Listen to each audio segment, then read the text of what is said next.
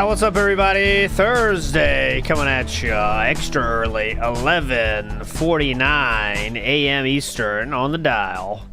And we got an epic show for you today, longest of the week. And you heard the song, right? We Are the Dreamers. That's your hint to know this is the last WPIG broadcast of the week. On the weekend, though, I'll see you again on Saturday. I'll show you the thumbnail. Don't worry. You know I got your best interests in mind. Come on, guys. You know it. You fucking know it. That being said, will be tomorrow, okay? That being said, will be tomorrow. And I'll see you again on Saturday night for the funeral for The Last of Us, which I finished the DLC last night. That is the first thing I did on, on the Kick's gaming streams that I did not like. So we're gonna go through the funeral on Saturday, watch his Hateful Truth, give ALT's Hateful Truth, watch his This Is How You Don't Play, watch some of Panda's This Is How You Don't Play. Should be a fun night. So that'll be on Saturday. I thought Last of Us was really good, but the DLC was not very good. I thought, okay, we're not going to get into the details here, but I thought the DLC was not good. I think they were trying to make you feel emotion about the Riley girl, but it's like this could have been done in a much more quicker fashion, I think. And some of those water gun game and shit, it felt like a really shitty impression of Life is Strange, right? And then Life is Strange already was cringe, but kind of the story kind of carried it. But anyways, moving on positively, I'll show you the thumbnail. Here it is, and that is, this is DSP's thumbnail, okay? So it has all your favorite characters here. We have Donkey Kong on the left, purple and red RoboCop, Chibi Ninja, Green Samus. I thought this was Doom Caveman. Very famous. Someone pointed out that it probably is actually the guy from Mortal Kombat, Johnny Cage. Okay, could be Johnny Cage. I thought it could be Duke Nukem too. I don't know, Johnny Cage. And then the right we have random schoolgirl. Maybe this is a Yandere Dev commentary, as Ludwig World Order said on Twitter. I don't think so. I think it's going to be Silent Hill F. But you think that this is not made by DSP? I promise you it is. I'll show you in the recap. He said he made this one himself, and it's a placeholder. So as you saw the thumbnail for this stream, I just told AI to make this stupider, which way more worse gaming characters in stupider outfits, and then you saw what you saw. So that's how I made my thumbnail today. I phoned it in and told AI to do it because DSP thought it was good, so there you go. So that's why this is why the poll today is, will he change this? Because everyone's making fun of it on Twitter, obviously. He said himself it was a placeholder. Just letting you know, it was a placeholder. So he said that. Will he change it before his stream starts? That's the poll. And that's only the pre-recap poll. We'll do a different poll for the games that disappointed because they didn't give enough money. That countdown's coming as well, okay? Recap, we will do a recap after the chess thing. Not much to last night. He was wailed out by the same FaZe clan guy in the night stream. He did not hit the goal in the day stream, but there still was not so much stuff. But we'll get there, all right? We'll get there, I promise. We got a lot of time, okay? We got a lot of time today. So, chess. We're going to start with DSP versus chess, and I will make a separate video with this. I don't want to make two streams anymore. I think it's dumb. I'll just separate this and make its own separate video, okay? But you can't complain when you see that video and then say, what? I already saw this. It's going to be a stream highlight, the chess portion, okay? But don't complain. You're agreeing to that contract right now when you see that video come up, okay? Moving on positively here. Let's get into the chess.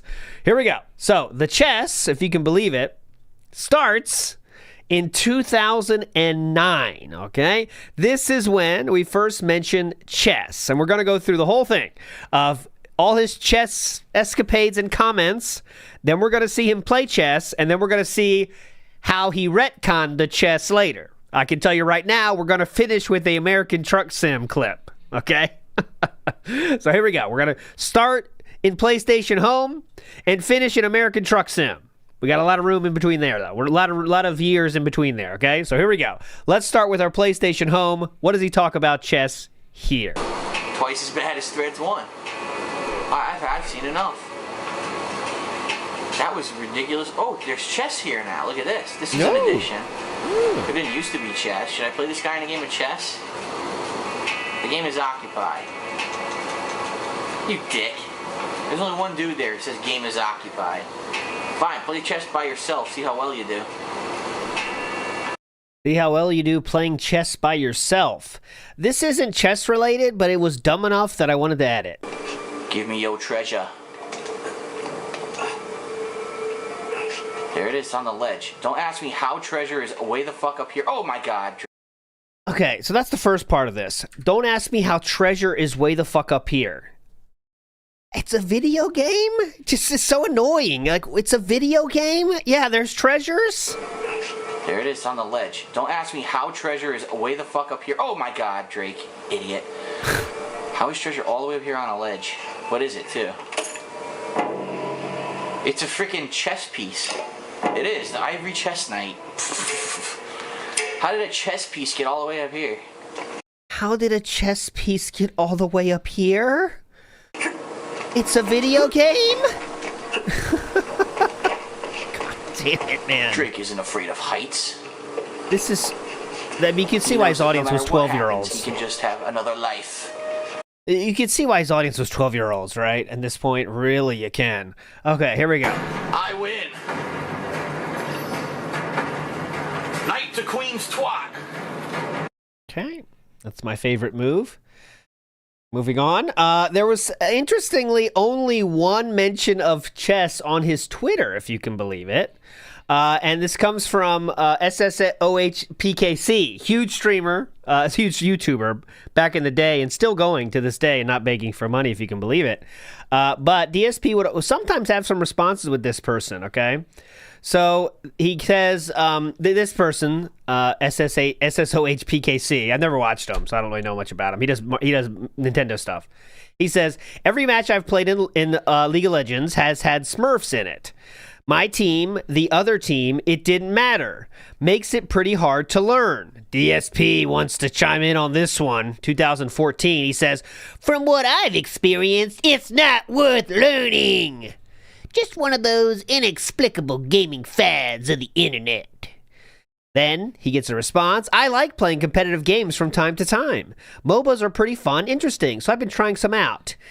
I played SC and Warcraft 3, is that Warcraft 3? And thought they were good. Don't get the insane following for modern MOBAs, though. I'd rather play Street Fighter, LOL. StarCraft and Warcraft, I think. I don't know. There you go. I suck at fighting games and with RTS games. So that's a no-go for me, unfortunately. DSP's not done. Ready? None of my viewers get LOL either. I don't know if I don't get the game or something, LOL. Fighters are hard to get into, honestly. He's already using none of my viewers get LOL in 2014. None of my viewers get it. You mean you don't get it? Okay. Then he says, I've never been good at fighters. I'm all right at picking up a game like League of Legends or Smite. Not done yet. He's been a talkative boy. I've got a knack for fighters because I grew up with them. But I could get into other stuff. Just never saw a reason to, really. What the fuck is this conversation so fucking dented? I've got a knack for fighters, but I could get into other stuff. Just never saw a reason to. Okay. Yeah, League of Legends, I almost made DSP's worst take. I have 3 videos in that series, and there could be a million, but it's like, I haven't done it yet. He also multiple times said League of Legends will die. That's one of his biggest monetary incorrect takes he's ever made. He said League of Legends would die out multiple times, and yeah, you know how that goes. But you know, it's since he said that, it's lasted, even though it might be dying out now, it's lasted. It not be as popular as it once was, I should say. It's not dying out, but not as popular as it once was. It still has made probably billions. But anyways, moving on positively here. May as well stick to what you're good at and keep improving on it. People just have different likes and dislikes as well. And did he respond to that? I don't think he did, but I will check. Yes, he did. Since YouTube is pretty done with competitive fighters, mostly because of the community. Too much fun just enjoying games. Too much drama there. What the fuck, man? He has to make everything about him. Like, this dude's just talking about how, hey, man, there's some Smurfs in it. DSP instantly makes it about himself. Great. Anyways, there you go. That was his Twitter interaction about that. We fast forward now to 2014. Well, actually, it's the same year as the tweet you just saw. Okay. What is this? City Games. Play full games of chess or test your skills at a variety of chess puzzles. I like chess, but I don't think I'm going to be playing a full game of chess tonight. Just saying. All right. He likes chess. You heard him say it there. Up here. At this point, he likes chess. I do like chess. I used to play chess as when I was much younger. Haven't played it in a while. But I do think it's an intellectual's game. It really keeps the mind thinking and stimulated. Maybe I will try it later on. I just don't feel like doing it tonight. Mm-hmm. It's an intellectual's game. All right, so he did not play chess, but he likes it. No mention of chess club here. Just want to give you the details. No mention of chess club. But he did play it when he was younger, but it's an intellectual's game, okay? You know that. It's an intellectual's game. He did end up playing it, though. Here we go. Care to try your hand? What is this? Avoid checkmate. Here we go. Go. Fuck.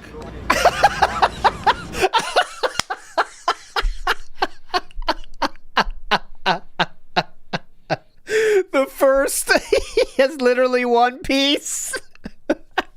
He has one piece, and he says, fuck.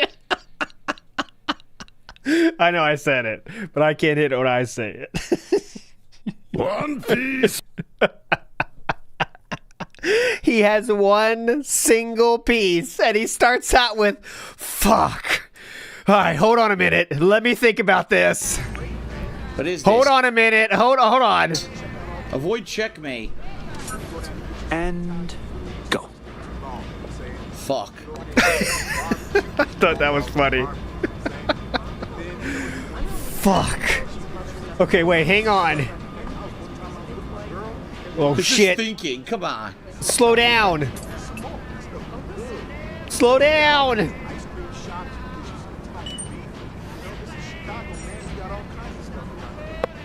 Yep. That would be check. All right, Philip. Let's see. Philip, why are you trying to move him over there? Okay.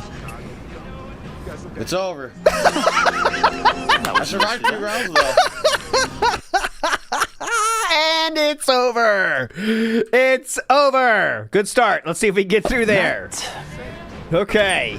He is good, though. Just trust him. He's good. We'll get there. That I was survived 3 rounds though. Oh, survived 3 rounds. The lowest possible After you. achievement you can get. What am I supposed to do? Survive 5 rounds? Oh God.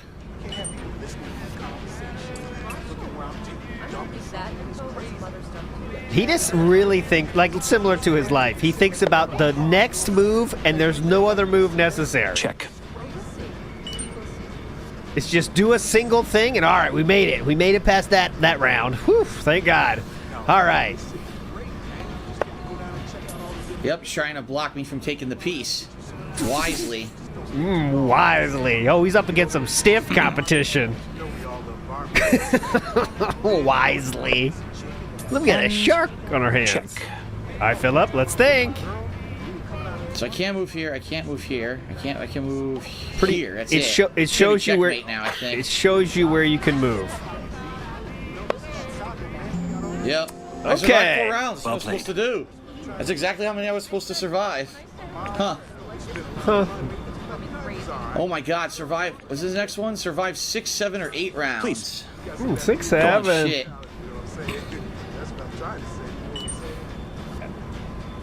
Let's see him this time. You know, I told you I had to get that little bit of money so I could get it. Well, I got that money. And I'm going down the street. You asked for I'm gonna this. get me like a 58-inch screen. You guys love the 6, 7. Bomb. I'm gonna be able to watch Here we go. sports, everything on there is clear as a bell. You know what I'm saying? So, Check. You know, it took me a little bit to get the money, and I really don't want to tell you how I got it, but I got it. So now I'm Mhm. gonna get what I've been looking to get. Thank you, Nice, Tech good Mage. defense. Good defense. Great defense. Nice. Good defense. About getting this shit myself, man. You think about it. You got to be a bad motherfucker. Right in the middle of traffic and just be like, hey, let's do it. I haven't seen this. This might not be interesting, but we'll see. You're in check. Shit. Hang on a minute. Hold on a minute. He keeps trying to do things that he can't do, and the game is very clear about what you can do. Good defense. This guy knows his stuff. Hang on a minute. Okay, hang on. Fuck it, move right back. Yeah, fuck it. Good move. Fuck it. The chess master. I said, well, it's nice to have a record. I'm like, this is eating. Okay, hang on. Hang on a minute. Oh, you get away with it. I go right back. I got all 8 Yay! rounds on that one. Yeah! Great job. This one's 5, 6, and 7. I wonder what you get if you do them all. 6, 7 again. I won't say it again though. I kind of want. We got to keep watching them though. We got to keep watching this. I feel like we have to in this series. Hang on a minute. What's going on? Okay. It's screwing up. Hang on a minute. And more That's what I pieces wanted to do. now. That was weird. All he has to do is move his castle. Yep. Yep. Wait a Goddamn minute. Coming out the store the other day, some spare change. I say, look, man, Okay. I got spare change, but you know, I got extra sandwich in there. Huh? I'm confused. Uh-oh. We're confused. I said, what? Why can't I take this? If I take this piece, they're not letting. This is weird. Oh my god. He thinks he... Oh, I just got it. He thinks that's the opponent's knight. He thinks that's the opponent's knight. Why can't I take this? If I take this piece, See? they're not letting. This is weird. Hold on a minute. This is weird. This is weird. Now we have the exact same color, but that can't matter, right? That's his piece. What? Why can't I take this piece? Oh my god. Are you serious? This Why thing- can't I take this You piece? can't move diagonally. That's a castle. Hang on a minute. Oh my god. Whoa. What? This thing can't move diagonally. That's a castle. Yeah. I don't know what's going on. They wouldn't Yeah, let me hang move on where a I wanted to go. minute. Yeah, it doesn't mean. What does that Well, it's mean? nice to have a record. I'm like, this is Hang on a minute. And that would be check. Okay, hold on. We'll figure it out. What you gonna do? That's the L, man. That's what they do. Hang on a minute. Oh, Oh, bullshit. I don't understand. bullshit. What are you gonna blame that on? Oh, because white is. I'm an idiot. White is mine. These are my pieces. Yes. Oh my god. Okay, this is the first game where you have multiple pieces to move. I didn't understand that. Mm-hmm. God damn it.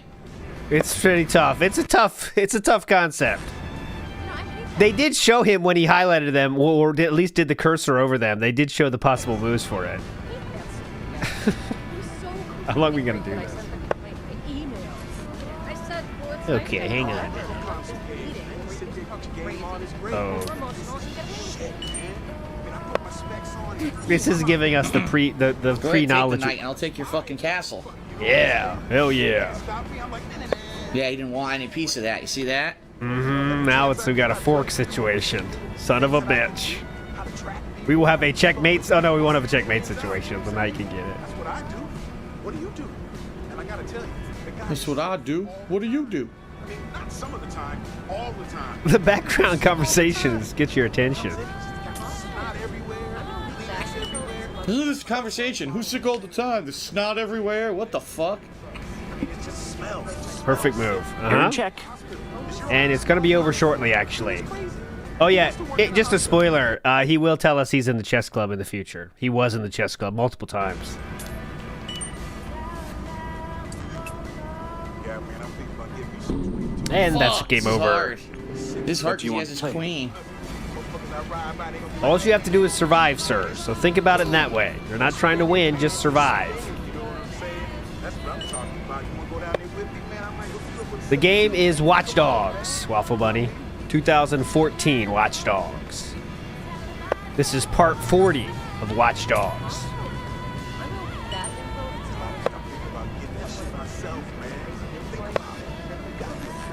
Oh my God! It's gonna good move. great move. You bastard. It's gonna be faster than the other move. one. Great move. This guy's a pro. Gotta Fuck, lose. I'm done. It's over. Yep, it's gonna be It's checkmate. It's over. It's over. Done. Checkmate. Oh. Take your pick. So that's why that guy's there, to be a human shield. I see. A human shield. Shield. This is a pre-hand-holding Cobalt. 100% pre-hand-holding. That's why we're seeing the real skills of DSP, right? Because, you know, once the chat shows up, it's all gone. Oh my God! Oh! The two move! Boom! The two mover! Damn! This guy's ruthless!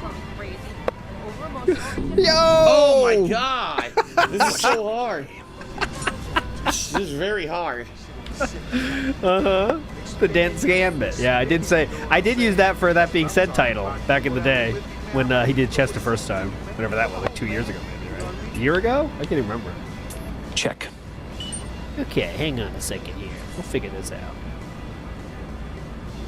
Oddly, there's only one other time he does play chess before he plays chess. I knew it. Really? I knew it. I knew it.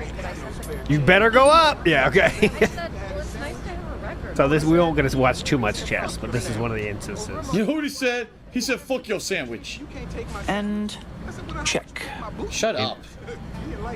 And check. Oh, he's getting Fucker. salty. He's getting saltier. Right, so I got on the L the other day, man, and I was like, I got 20 minutes to get to work. It should be fine. He's angry at the But they always patrons of the restaurant go talking express as on well. it. So they went express right past Check. my stop. I had to go all the way downtown, get off, switch, and come all the way back. Hmm, Yeah, I was okay. late. I don't like that. Probably gonna cost me Gotta last 2 more rounds. What you gonna do? That's the L, man. That's what they do. I knew he was gonna do that. I knew he was gonna do that. I knew he was gonna do that. Like you take all these parts and you mash It's gonna be over next move if he doesn't think about it. them. I get to make them. No, I love console games, man. And that would be check. He can survive. He wins. Did it! I survived. Yes. You know what I'm saying? You can't stop me. I'm like, Is he gonna do another Very one? well I don't played. All think right. so. Well, I just wanted to get a flavor for this. I'm not gonna play it the whole time. Maybe I'll come back later. I believe the phrase is you want to get a taste for this. Very well played. All right. Well, I just wanted to get a flavor for this. I'm not gonna play it the whole time. Maybe I'll come back later and do it. But right now, Just get a flavor. I described that whole segment as flavor. Big Ups Far says, funny how him and Wings pretended they were Brood War players in their youth, and we've seen DSP's video of StarCraft 2. He can't use KB and M at the same time. It's not his kind of game. The games that require thinking ahead are not really his thing. I've never seen Wings, though, play, so... I always consider Wings a better gamer, though, for sure. That's one thing I can say confidently, that anytime I've seen Wings playing, it just looks like he's better, but maybe because he doesn't complain as much. I don't know. I haven't seen enough. 666 Minion says he needed better wrist rest during chess. He didn't have 15 of them yet. And Green Pie says, remember, thus is red equals 3, 2, or 4. Yeah, again, that's true. Very important for the chess knowledge there. The knight is red, which means 1. Okay, next up, we fast forward to 2016. games are, but what are some of your favorite board games? Are you a checkers guy or more of a chess player? I was more of a chess player. I used to play chess from a very young age. I learned the game, and I used to play chess a lot, all throughout like high school. I used to play chess a lot all throughout high school. Chess. And when I was a kid, my favorite board games were not the traditional stuff. You know, Candyland and Chutes and Ladders. No, I was more of a... Everyone above the age of 3 knows Candyland is a shit game. Monopoly, the game of life. Oh, he was in the high-level games. You don't play those kiddie shit. Get over here, kid. You look like you got a good head on your shoulders. You want to play a serious game? The game of life. Whoa. You seem like you know some skills. How about Monopoly? Land and Shoots and Ladders. No, I was more of a Monopoly, the game of life, or Clue. I really liked Clue. Go Clue. Clue. Those kind of mystery style games or games where almost had ties to real life stuff. Those were Ties to real life stuff. Ties to real life stuff. The game of life. If you've played that game, it is not realistic in any way. Yep, graduated college. I got 14 jobs now. the games I that I win. liked. The games that made you think and you really had to plan out and do complicated stuff. Those were the games that I liked. And you know, I know a lot of people like more simple stuff. No, I was always the more complex kind of board game. Some games I never played, which you may be surprised. Yahtzee. Never played. I don't even know the rules of Yahtzee. No clue. So Oh, yeah, forget Felted trolls. that's one I've never done. You dumb as shit Yahtzee players. Dumb fucks. What's another one? Oh God, what were those weird games when you were a kid? There was one with bugs, like Bud Bugs or something. Some weird one with bugs. Never played that. Everyone who I knew had A weird game with bugs I've never played. played it. I never even heard of it or played it. Like I said, I like made the jump from like checkers and Shoots and Ladders, you know, simple Candyland. Oh my God, Candyland when I was really young. Immediately to like the adult-oriented board. I really would like to know how long he was playing Candyland. I really would like to know. And I bet we'd be shocked by the answer. Because he keeps saying that fucking Candyland.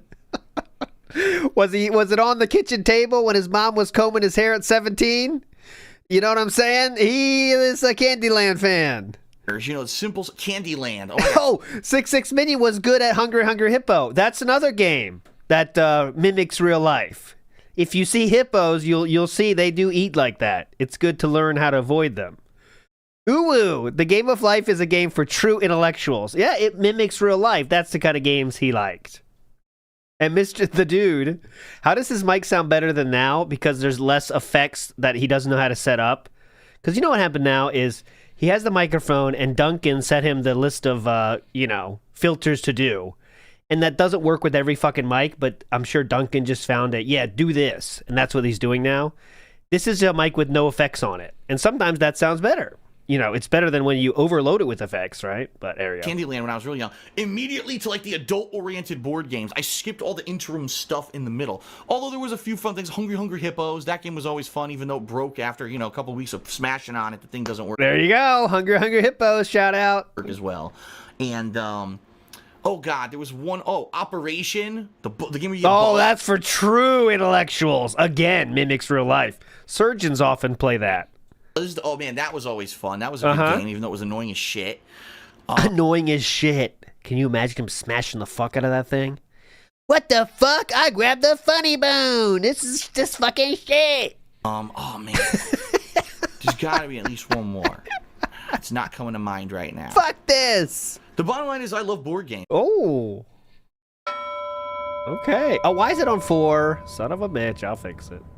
I actually do. I love playing board games, but I haven't played them in years. Like, I never really... Whenever I would get together with my friends, when I was in high school or the early, say, 2000s and stuff, when I was actively going out, we'd be playing video games like Street Fighter.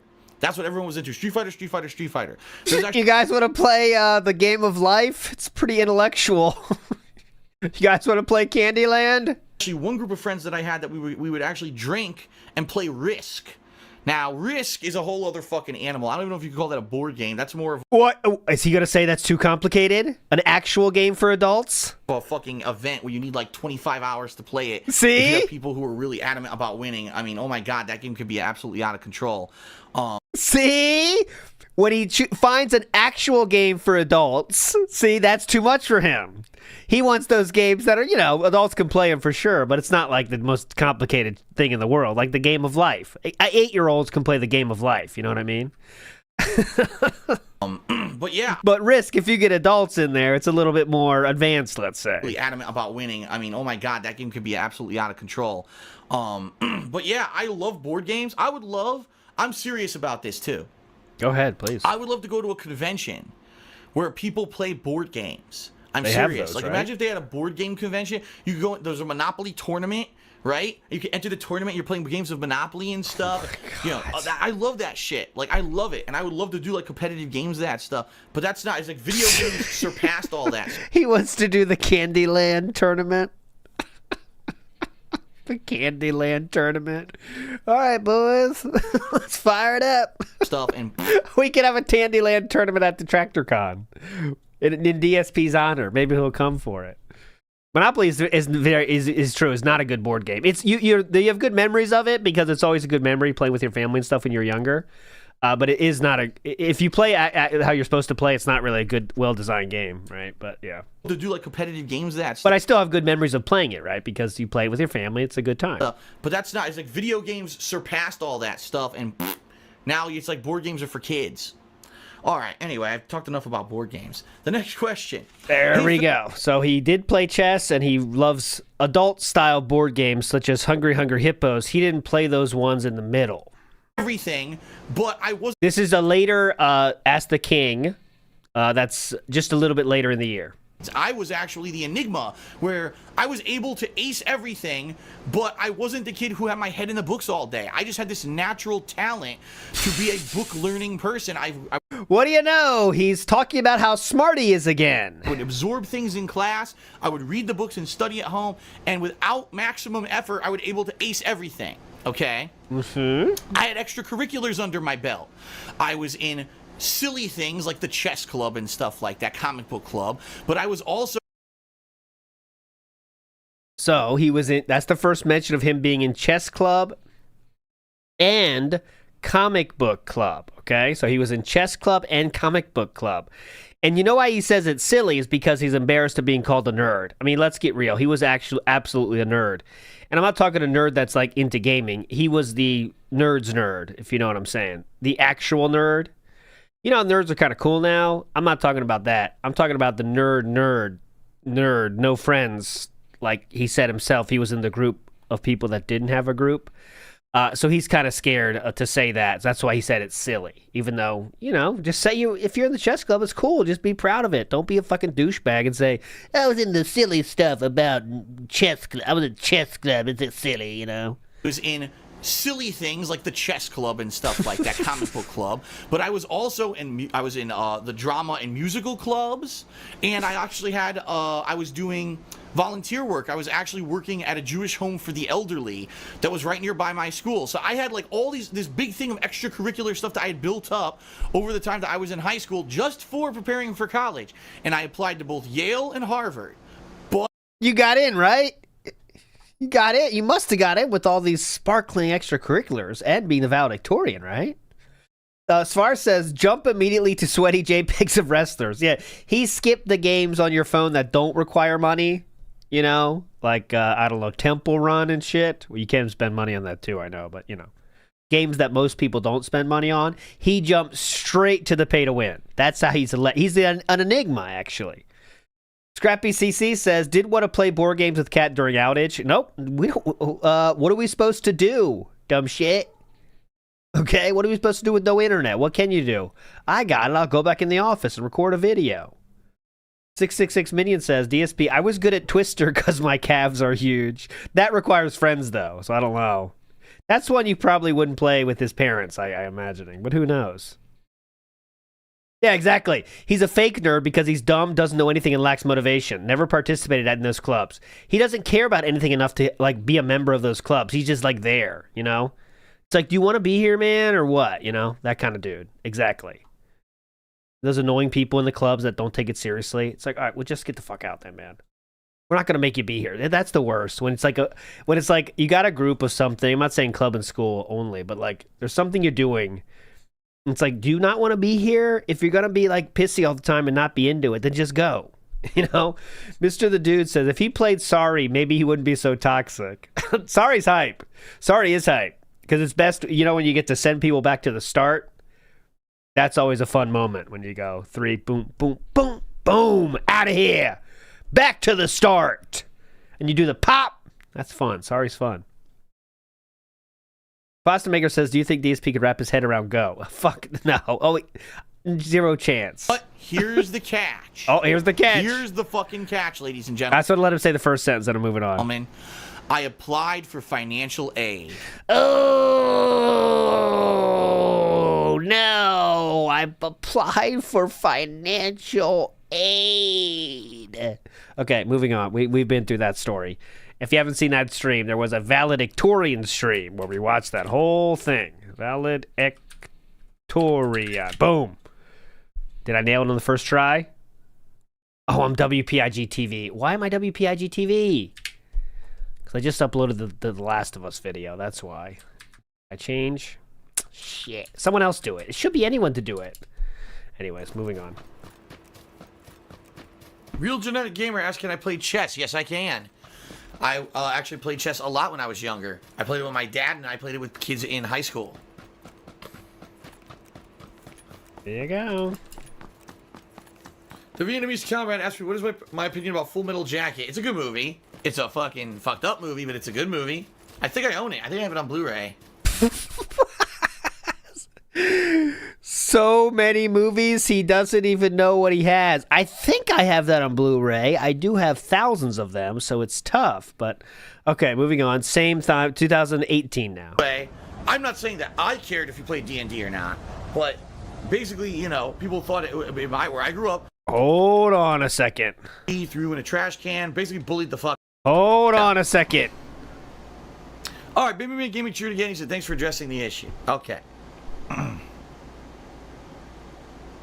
Go ahead. Actor Michael Merchant says, well, most of the people that I knew that played D&D lived in urban communities. Well, Actor Michael Merchant, most of the people who I knew, who I was friendly with and I hung out with to play Street Fighter, if you played D&D, they would have beaten the shit out of you, given you a wedgie, threw you in a trash can, basically. What episode of Full House was that?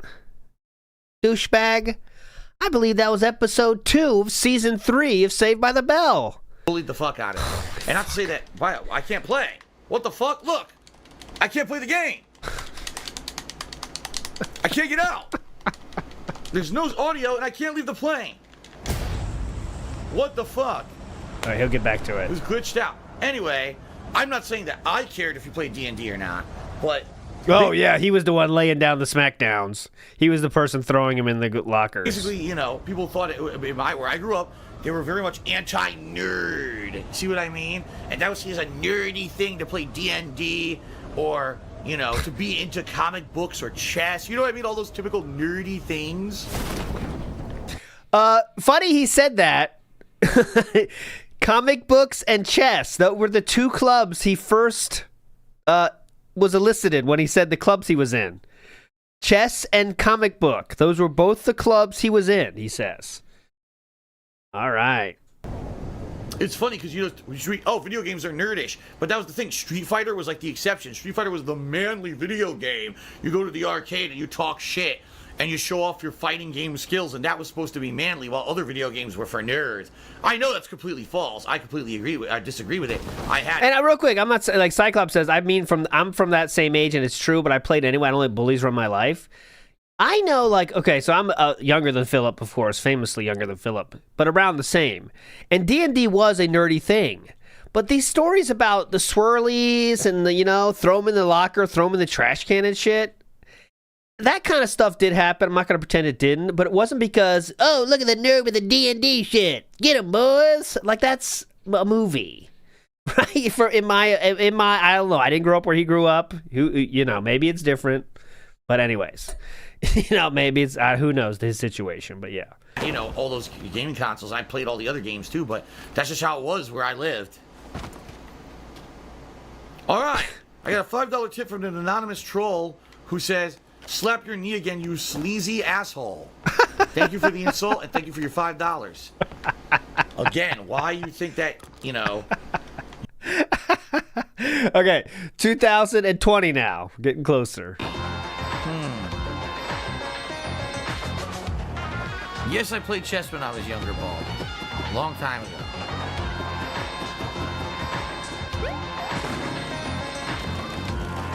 There you go. Yes, I played chess, but a long time ago. I think that's it. But it does come up again. Ninstar Rune cheered and said, this game retcons older Paper Mario's because Bobby the Bomb blows himself up saying it's a Bomb's destiny to blow up and he kills himself. In Paper Mario 1 and 2, you get partners that can blow. Oh, God. There was a big chess tournament today. My favorite player won. Would you ever consider playing chess on stream? You'd be my new favorite chess player. How would I play chess on stream exactly? Who would I play? How would that work? I'd probably lose. I haven't played chess in so long. How would you play? Why is that the first question? This is the classic move where he doesn't want to do something, so he has to come up with an excuse. Like, who would you play? I don't know. The computer? Online? There's a lot of options in 2020, sir. That's only 5 years ago. Who would I play? How would that work? Who would I play? How would that work? 2020, what options are there? I'd probably lose. I haven't played chess in so long.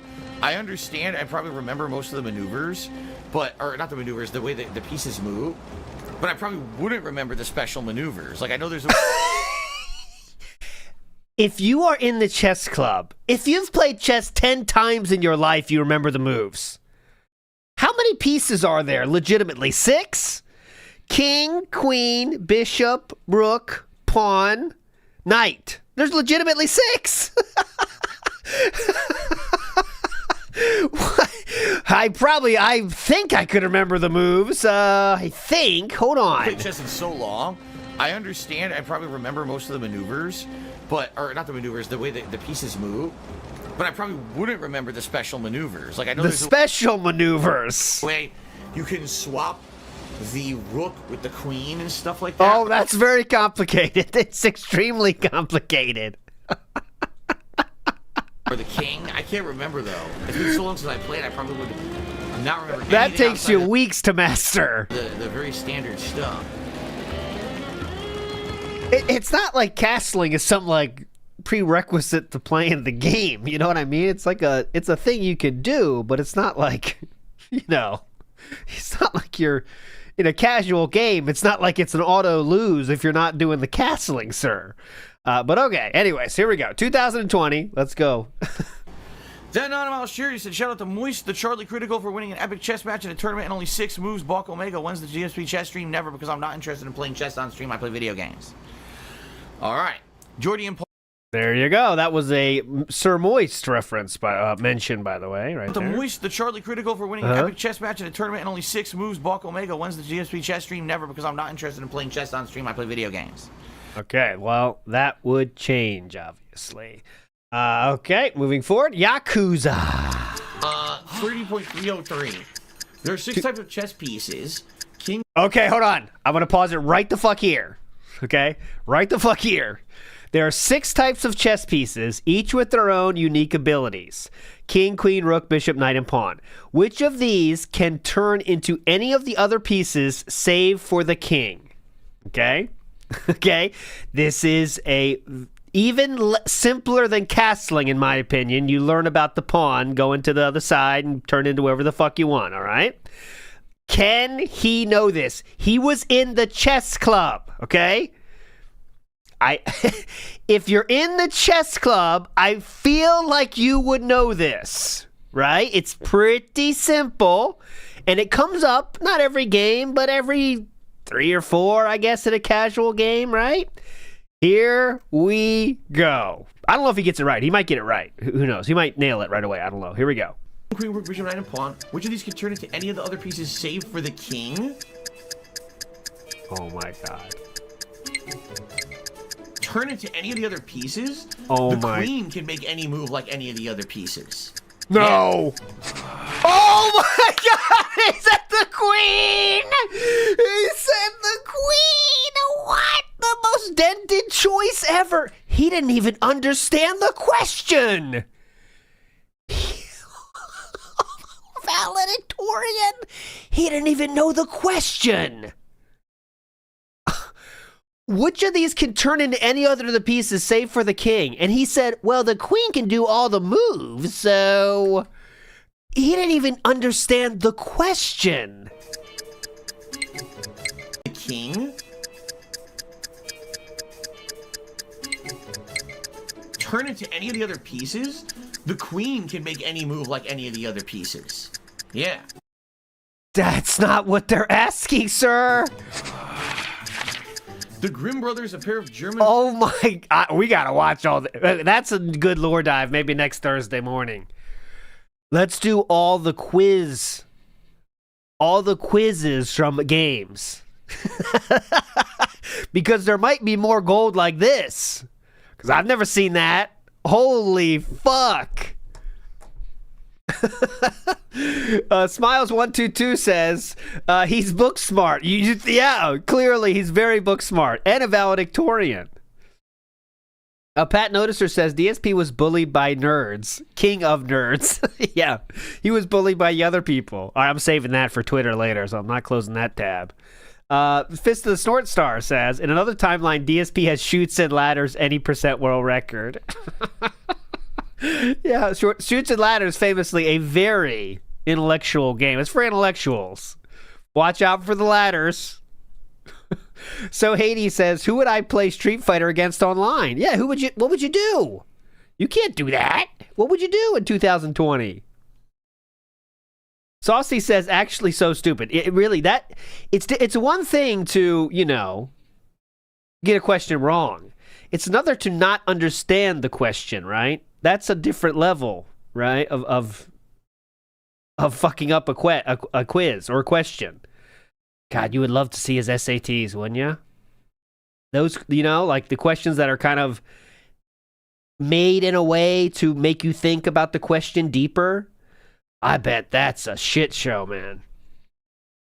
Oh, wait, don't watch out for the ladders. Watch out for the snakes. Iwamoto said, yeah, watch out for the king snakes. Iwamoto says, DS please say Shogi. Rage quit the tutorial. No, he's not playing Shogi. He's like, what is this Chinese shit? Who needs it? Nick says, that's what he would say. Nick says, the king snake's a chess piece, ALT, don't you remember? It is. Saucy says, what's worse, this or the bridge being faster?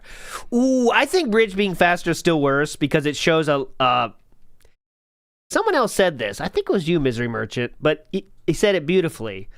1 + 3, DSP will not think a second. Even if it's even more complicated than that, like 6 × 3, right? Because it's just, there's nothing to think about, right? It's boom. Boom, you're in, right? It's just like if you know it or you don't. There's no extra brain power necessary. But if you say what's faster and you say animal, not animal, that throws him off because he's like, hold on a second, I got to think outside the box here. Now there's an animal and I know those move, okay? And there's something here that doesn't move. Now hold on a minute. Hold on. That kind of thing. He's really bad at that. Really bad at that. He can do basic math. We did see that in the we did see him do basic math in the bully videos, but it's bully math. It's not really difficult, right? It's like 3 × 2 or something, right? Brackman High Five says, bug brain mechanics. Yeah. Mr. Traffic says, hey, why do we not watch Memology videos during the pre-streams anymore? Do y'all have beef or something? There is zero beef with Memology. He's a legend. I have made the choice that I think is a successful one, Memology. So, I mean, not Memology, Mr. Extravagant. I think the recaps are a way better way to do things. It makes you everyone not watch the same video twice, because I know a lot of people watch the videos, right? And a lot of people watch the videos themselves, and they don't want to come on my stream and then watch the same exact video again, right? I think it's more fun when I find the clips that I think will be interesting. And I find a lot more stuff that they don't even include because it's not, it's not as... Memology's trying to make a hype 10, 15-minute video. I'm showing you all the stupid shit, right? But yeah, Memology is a legend. Fine Crisis says, thoughts on Kevin Bernstein. We'll get there, Fine Crisis. I know what you're talking about. And we have a little court here, okay? We'll have a little court here about Kevin later, okay? I promise, Fine Crisis. Okay, here we go. More Yakuza. 30.303. There are 6 types of... Oh, yeah, we don't need to see that again. Here we go. I love this clip so much, I put it in 3 times. Here we go. Next one. Papa Phil, he tipped me $1.30. He says, how much chess have you played and do you like the game? Big Papa Phil, was this really you who tipped? Because I didn't even realize you were in the chat today. Action Packed Action actually is asking, would I ever go back to Shadow of War and replay it because they got rid of Answer the chess question. No, I don't care about that game anymore. Duh. No, nice. I really don't care about that game anymore. Nice goat. Yes, I am doing a tip audit because I didn't see if Big Papa Phil was here. If Big Papa Phil's not here, how is he tipping me? He is doing a tip audit, Hanako. You're right. That was a tip audit. I am doing a tip audit, dumb shit. Okay, I didn't see you before. Well, anyway, so he had asked, how much chess have I played, and do I like the game? Do I like the game? Yes. Have I played a lot of chess? Not a lot. I used to play against my dad. He's the one who taught me how to play it. And then later on, I had a game called Battle Chess on PC that I used to play, where the chess pieces would actually transform. Yeah, he's right. He was absolutely right. Without having any allies knocked out. Okay. So I used to play Battle Chess on PC, and then later on there was another chess app that we had on the PC that I played. I didn't call them apps back then; they called them programs. And then Thanks, later DSP. on in high school, I joined the chess club, and I played against various different people. And in reality, I was much better. Get ready for this one, boys. Hang on to your fucking hats. In high school, I joined the chess club, and I played against various different people. And in reality, I was much better than everyone at school. The only person who could beat me was the teacher, who was the head of chess club. But he was very good. He was like crazy good. So the only person at his entire school that can beat him was the teacher. Very true and cool. Definitely not a lie.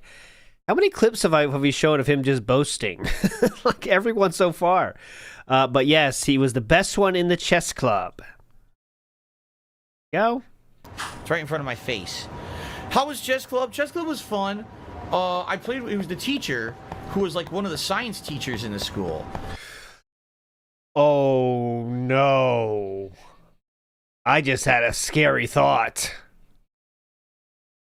Was he like only allowed to play the teacher, right? Like not even in the club, but like, yeah, come after class and we can play sometimes.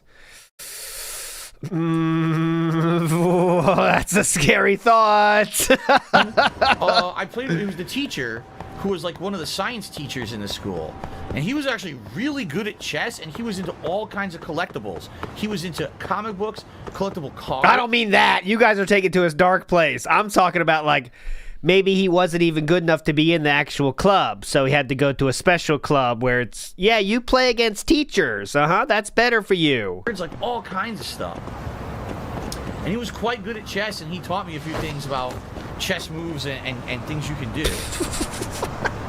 What is this movement? Taught me a few things about chess. Hello.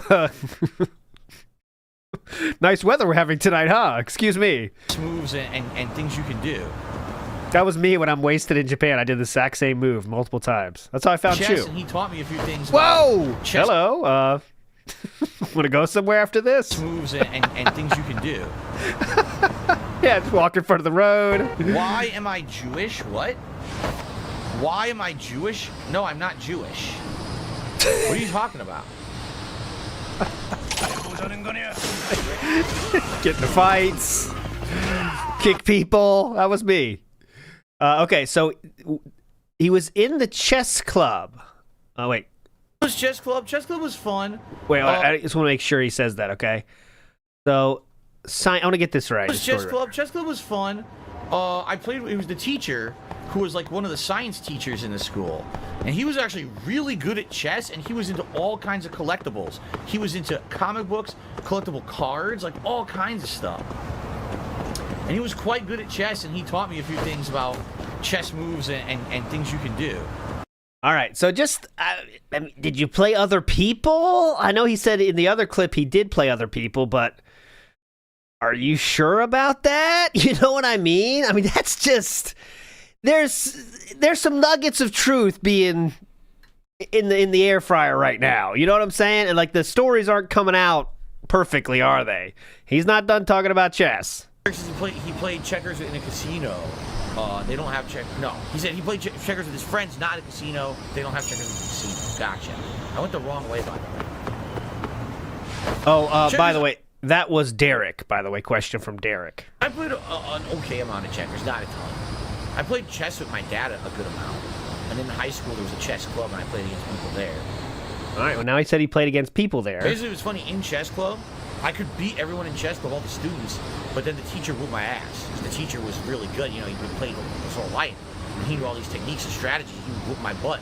Everyone else, all the kids, Taught their asses. It was funny because it was me and my dad. My dad taught me how to play. And yeah, I was kicking butt. Jamie, you have a good night. I'll see you tomorrow. Definitely all true and real. Derek says he wasn't much of a chess player himself.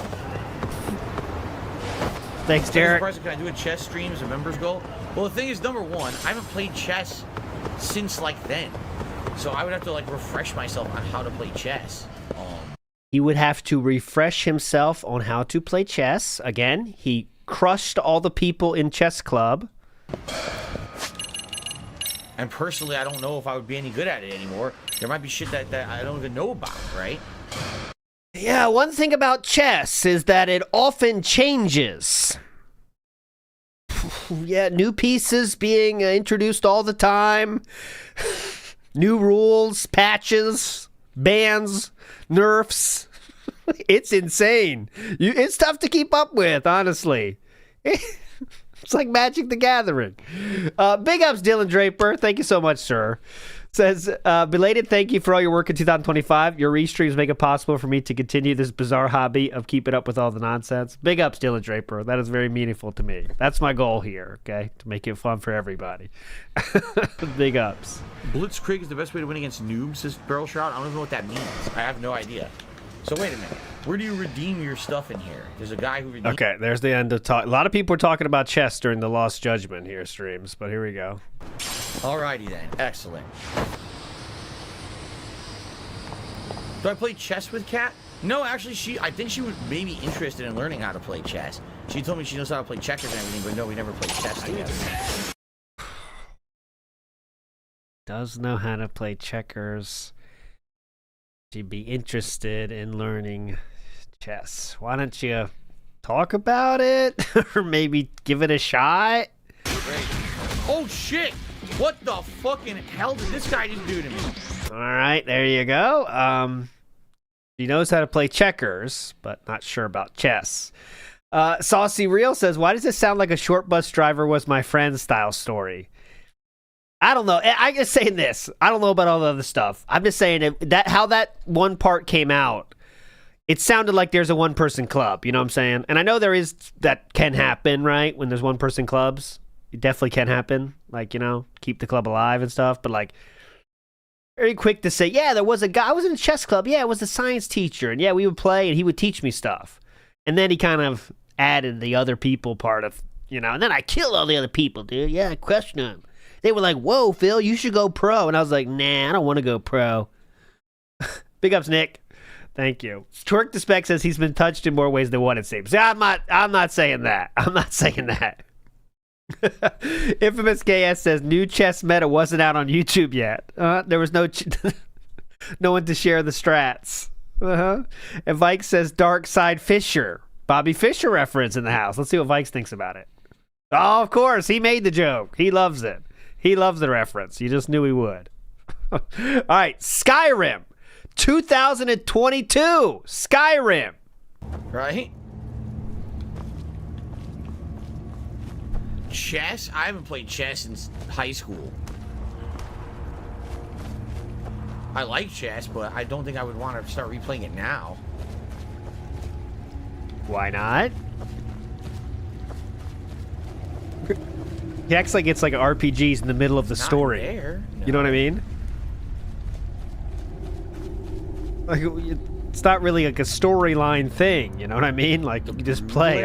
I'm not playing now. I don't even know where I am in the story. Huh? I'm so lost right now. Now that's clear. Why can't I find this thing? I kind of want to see where he's going with this.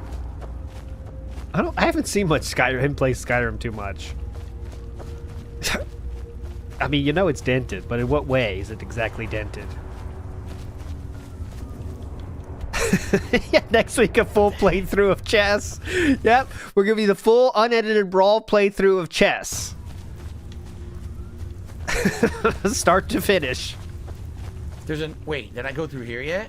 Yeah, this is where I came from, right? Oh my god, we gotta see him get out of this. Right? Fill up. Yes. So, where the hell is this? I'm very confused. Are you surprised that An addle-brained 40-year-old gamer is confused.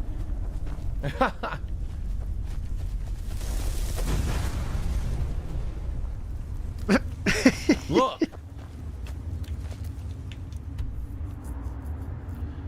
It's claiming there's a path against the wall. Dude, it's No, not this is where I really. came from. Look. It's Skyrim, man. Here we go. We'll get there.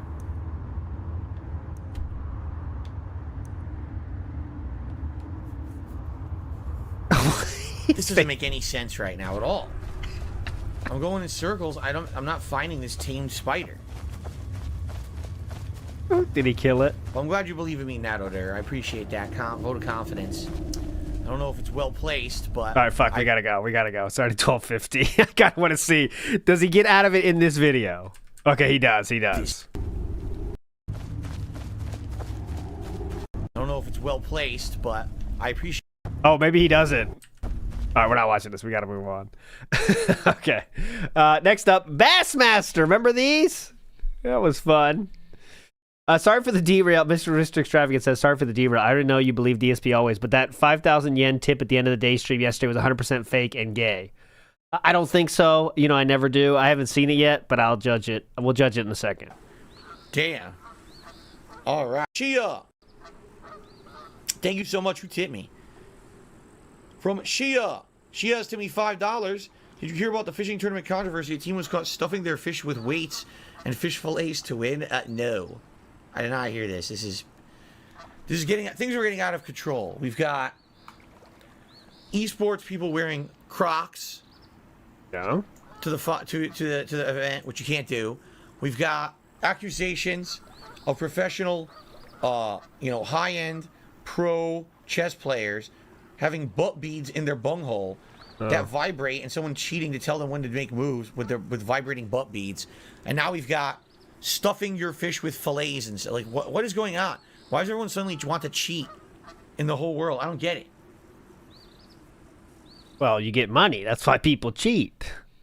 Similar to why you beg, you get money.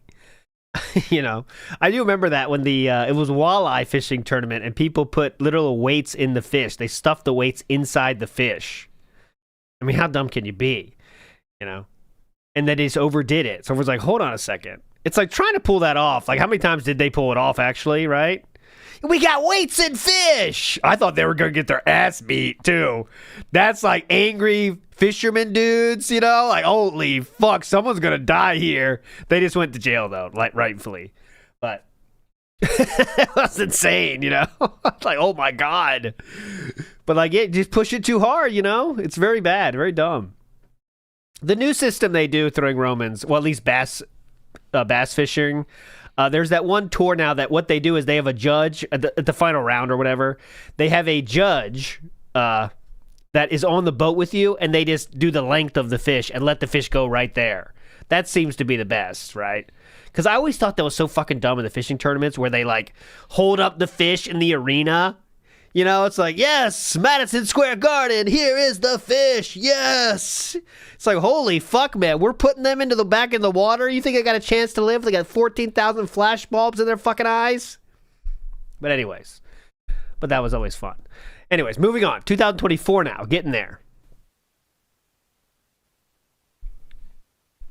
Would I play chess as part of the Rageathon?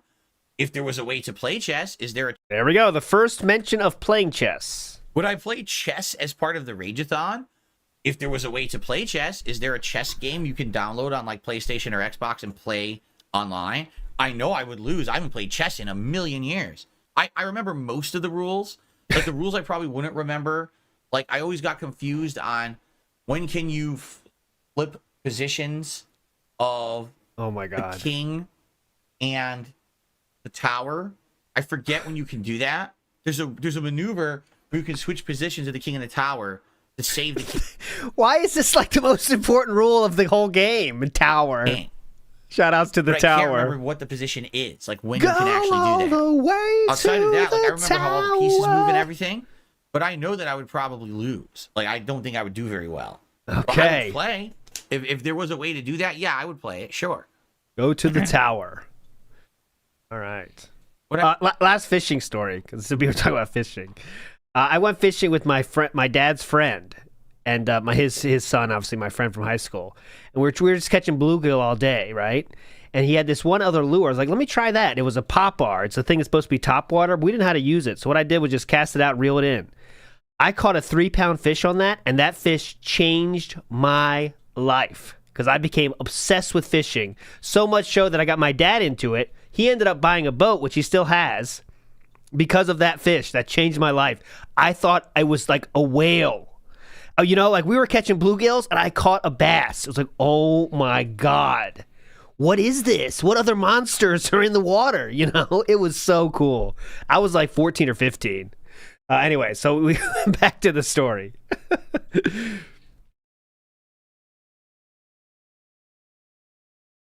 Would I consider playing online chess? Well, My dad doesn't send me random fish pics, but I do have a picture of that fish. I can find it somewhere. Maybe it's at my parents' house. We do have the real picture of that very fish that made me love fishing for a long time.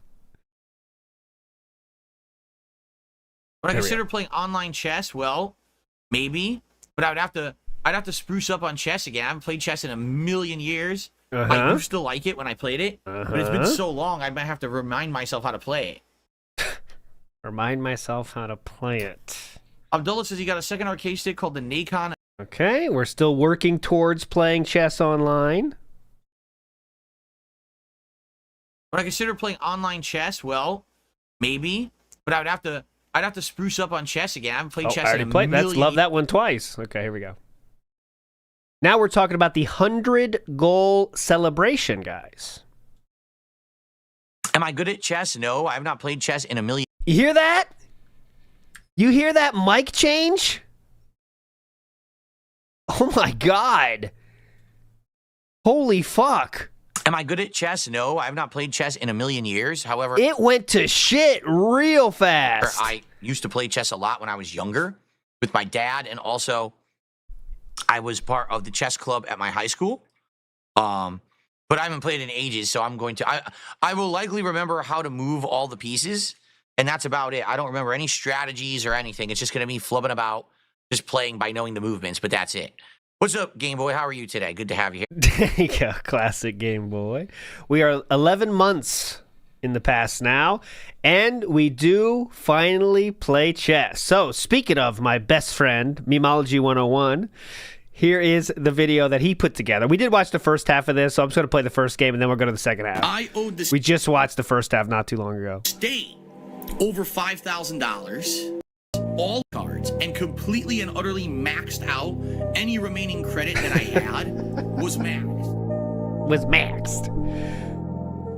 Hello, everyone, and welcome to something interesting for sure.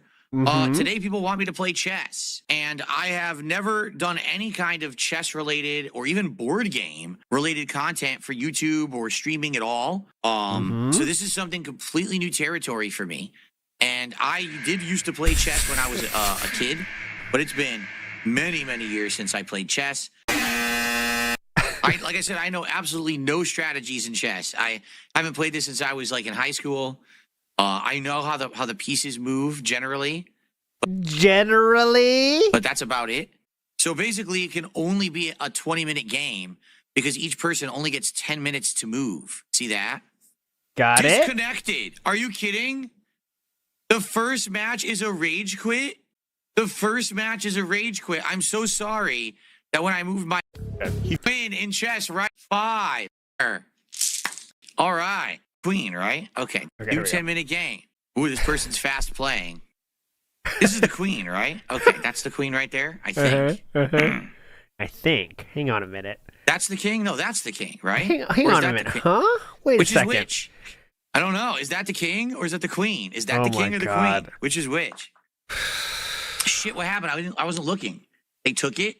Okay, they took the piece. I wasn't looking. Is this the king or the queen? I literally don't know. That's the king? That's the queen? I thought that was the king because it looks like he has the crown. They didn't teach that at chess club. I'm experienced. Oh, yeah. D is the king. Okay, that's the king. D. Wait, what? What did they took my bishop, but now I can just take their. Why did they do that? Oh, no. I'm very confused as to why they just did that. That's really confusing. Why did they do that? Because my science teacher let me win much easier than I could this. easily take that back, or I have a choice of pieces to take. Uh-huh. If I take that, they can't do anything. Wait a it might give second. their knight a chance to move away. I'm very confused as to why they just did that move. I want to take out their bishop. Well, not really. I'm running out of time here. The time is of the essence. I know I shouted out the ads last time, but I will do it again because I didn't see last time. Tylenol Precise. This is for back pain. He needs this. He needs that. Right now. Wait, that's the king? No, that's the queen? No, that's the king. Oh fuck, that's the queen. I'm so confused. I don't know who the king and the queen are. I'm so confused right now. Stupid people should be made fun of stupidly. Wasn't looking. Fuck, I'm not paying attention, and I don't know what just moved. I have no idea. We knew the queen was gonna move. Amazon. I bet he gets a fuck ton of Amazon ads. They know they got a real one. They got a lunker with him. Amazon loves feeding those fucking ads. That's what I wanted. I wanted the queen out of there. Smart move on the queen, though, because if I move there, he takes it, then I could take her. That's actually all safe. Yep, that's safe.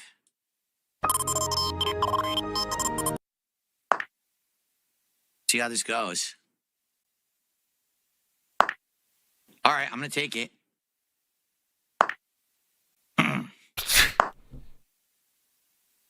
So we're going to sacrifice each other's queens here, basically. Sacrifice? So we're going to sacrifice each other's queens here, basically. It's time for a sacrifice.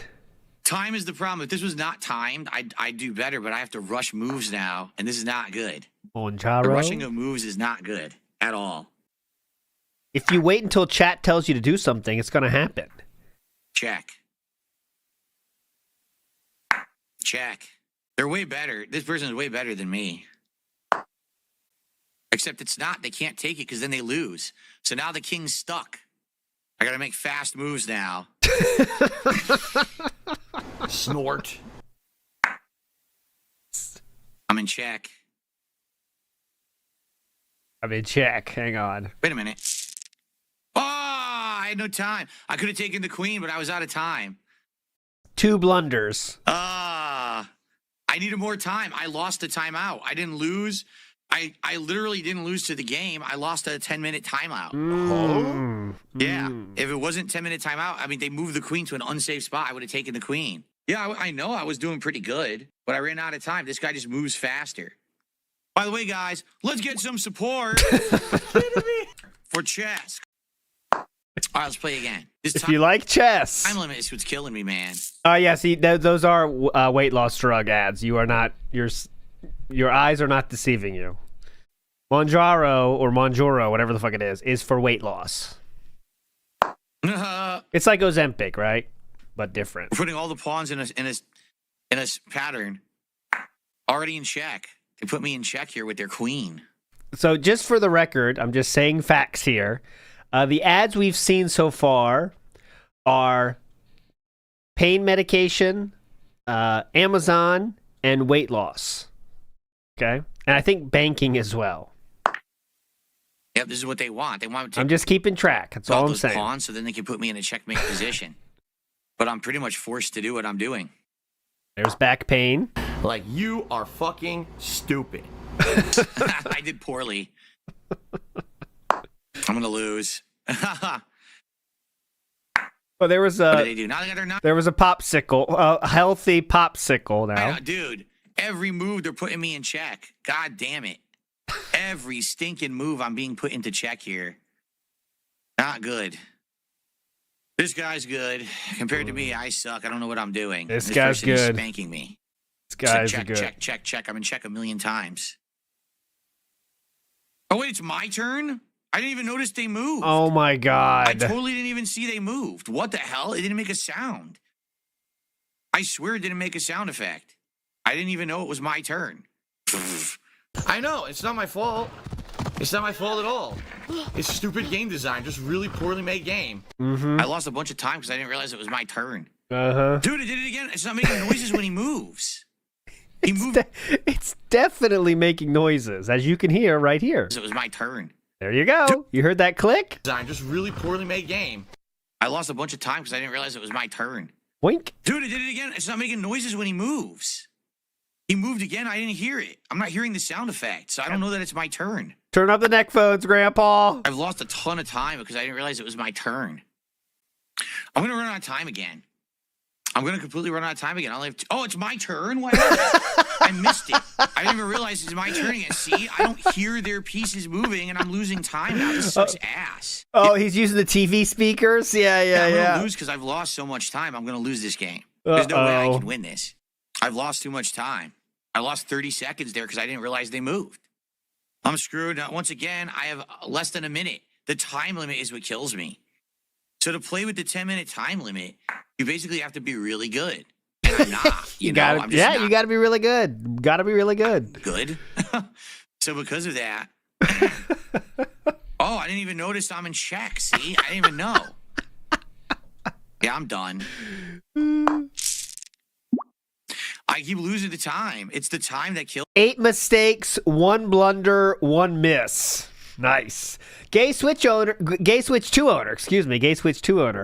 It's gay to wear Crocs. I love mine. I think it was they were using the Crocs to cheat. Now, I don't know as much about that story as the Walleye story, but I think that's what he was talking about. But it's not gay to wear Crocs, I don't think. I don't have any Crocs, though. I've never been a Croc enjoyer. Reno Ryan says, the final match of the 2026 tournament, and Phil makes his first move. Ooh, starting off with the lol cow gambit. Very bold opening. He's asking his opponent what castling means. Now, this has to be some sort of mind game. As far as says, still can't wrap my head around prescription drugs being advertised like they're no big deal. Well, they want to get money, basically. A lot of people want to get your money, and weight loss drugs were a huge thing. They still are over here in the States. Kills me. It's like a fight right now to who can produce them cheap enough, right? Because everyone wants them. It's the time that kills me, man. But I am not the Hitler of gaming. What a stupid question. All right, enough of this idiot. I'm in Wood. Monjaro targeted ads real. League. Oh boy, look. So I gotta turn off stupid message. Now no one can fuck with me. All right. The time. So I lost 2 games. Literally. The time. Here is a protein ad, even though this is way before the workout arc, but it is a protein in every bite. Right?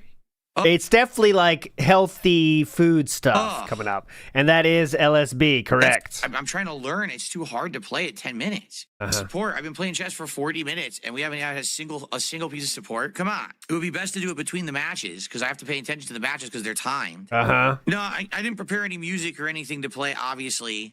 Can't do that. I had no idea what it was going to be. I didn't know if there was any sound or whatever. How would I know, right? I've never done this before. There's no plan B. I never had an opportunity to have a plan B. I'll play one more game, but I keep losing the time, and I feel like I'm going to continuously lose the time. Then pay attention. There's Lactaid, something he does buy. He's said himself and shown in his refrigerator.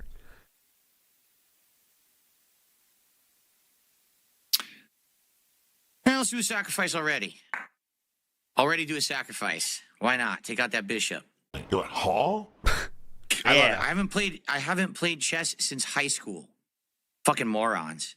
Oh. Like, I don't think you actually played chess. I haven't played chess since I was a teenager, you dunce. Literally the first time I've played it in ages. I'm surprised I can remember how the pieces move. Dunce. I'm just going to try to do fast moves because time is what keeps killing me. Cobra top G. I'm just going to keep trying to make fast moves and not think too hard about it. And I'm probably going to lose because of it, but it seems like that's the trade-off with this version of the game is you have to move fast. Who's this person from? India. This is an Indian player. You couldn't tell from that far away? Hang on a minute. What flag is that? Hold on a second. Let me see. Never seen this flag. Hold on. Holy crap. And why are people even offended at it? What about Apu is so negatively offensive about Indian people? I'd love to hear it. Great clip there. What is so offensive about Apu? Honestly, I'd love to hear it. And I end up doing a queen trade, too. Yeah, look, this might be a queen trade right now. Do we do the queen trade? I could take out his queen, then he takes out mine. Yeah, fuck it. Queen trade. Because you know if I kill, he has to take this out. He has to kill the queen because he's going to be in check. I believe that's a Netflix ad right there. Probably the wrong move. I think. I'm not sure. I knew it. Probably the wrong. Watch. Boom, bitch! Bam! Wait, hold on. Let's go back to this move real quick. I'm not going to stay on individual moves too much. But, like... End up doing a queen trade, too. Why would you do a queen trade? Yeah, look, this might be a queen trade right now. It's not going to be a queen trade if you move the fuck out of the... I mean, you could... Do we do the queen trade? I could take out his queen, then he takes out mine. Yeah, fuck it. Queen trade. Because you know if I kill, he has to take this out. He has to kill the queen because he's going to be in check. Okay. And then he doesn't do it? What? Probably the wrong... What was the... What? Huh? That had to be counted as a blunder, right? What does that move do? That might be the most meaningless move you could possibly do. At least take it. Take the queen then. If you want to do the trade, do the trade. That has to be a blunder. Yeah, instead of trading queens, I'll just let you take mine and keep the knight as well. Trading her off for profits. Fire up the chess trade.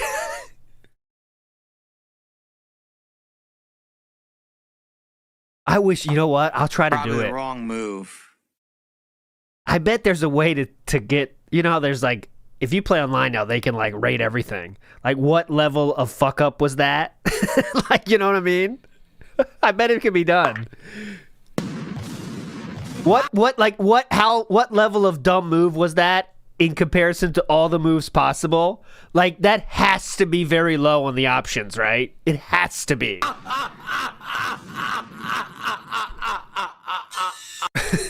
I knew it. I knew that was going to happen. Now I'm fucked. I knew it. I'm completely fucked. I knew it.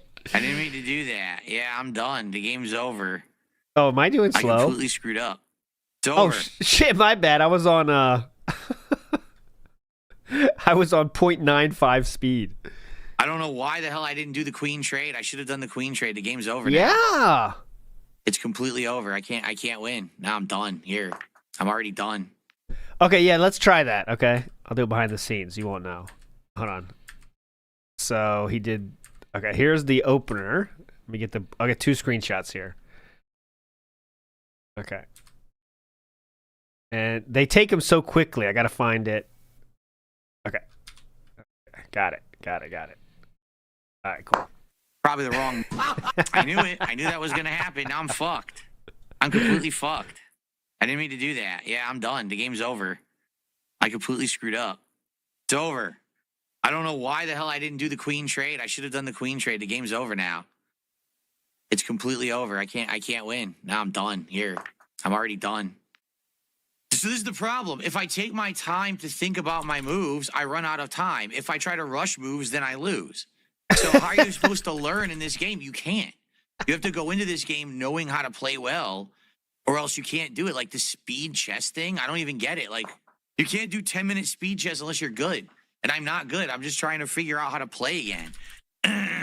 So this sucks. Why is the default a 10-minute time limit? Fuck it, I can't even play. Fuck this. Quit. Rage quit! He rage quit! Forfeit. Flip the board. I don't know if there's an option to play without the timer. If there was an option to play without the timer, I would definitely learn better, but the timer has completely screwed me. I'm in check again? Dude, I'm constantly in check.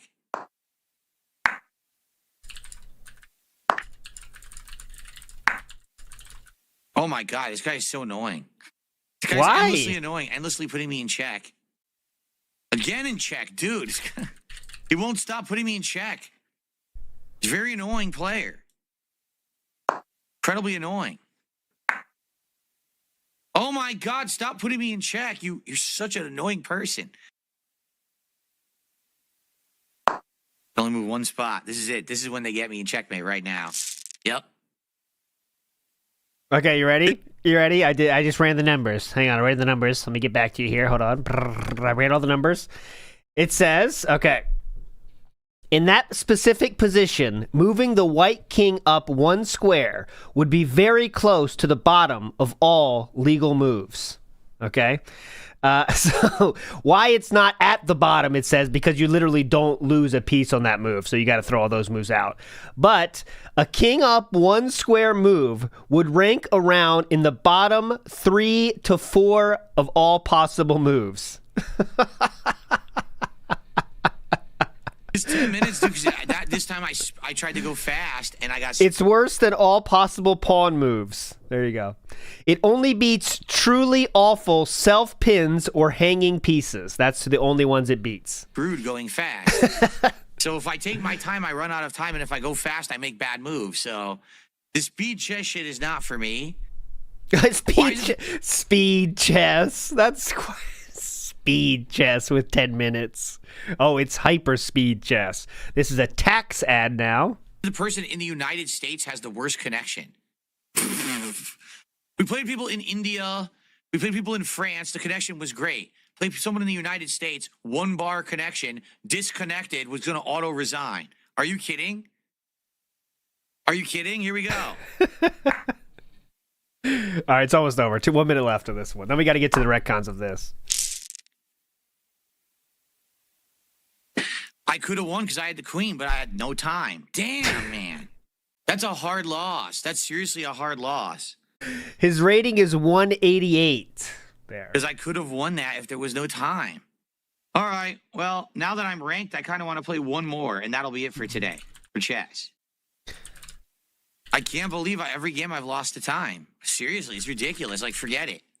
Every game. Do it. How do they play so fast?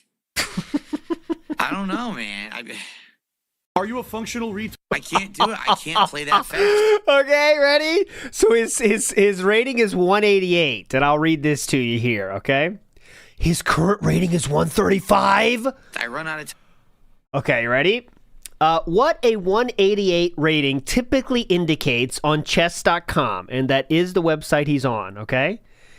188 is a very early beginner. This is someone that just learned how pieces move, misses basic threats, has little to no opening or endgame knowledge, and leaves lots of hanging pieces.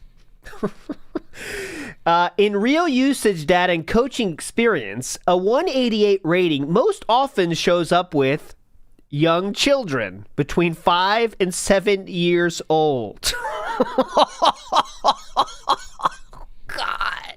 Oh my God. I'm not making it up. I'm not making it up. I'll show it to you. I could make that up and it'd be very funny. But I don't do that because truth is funnier than a lie. In real usage data and coaching experience, a 188 rating most often shows up with young children. Pretty cool. Time every time, and then I make dumb moves at the end.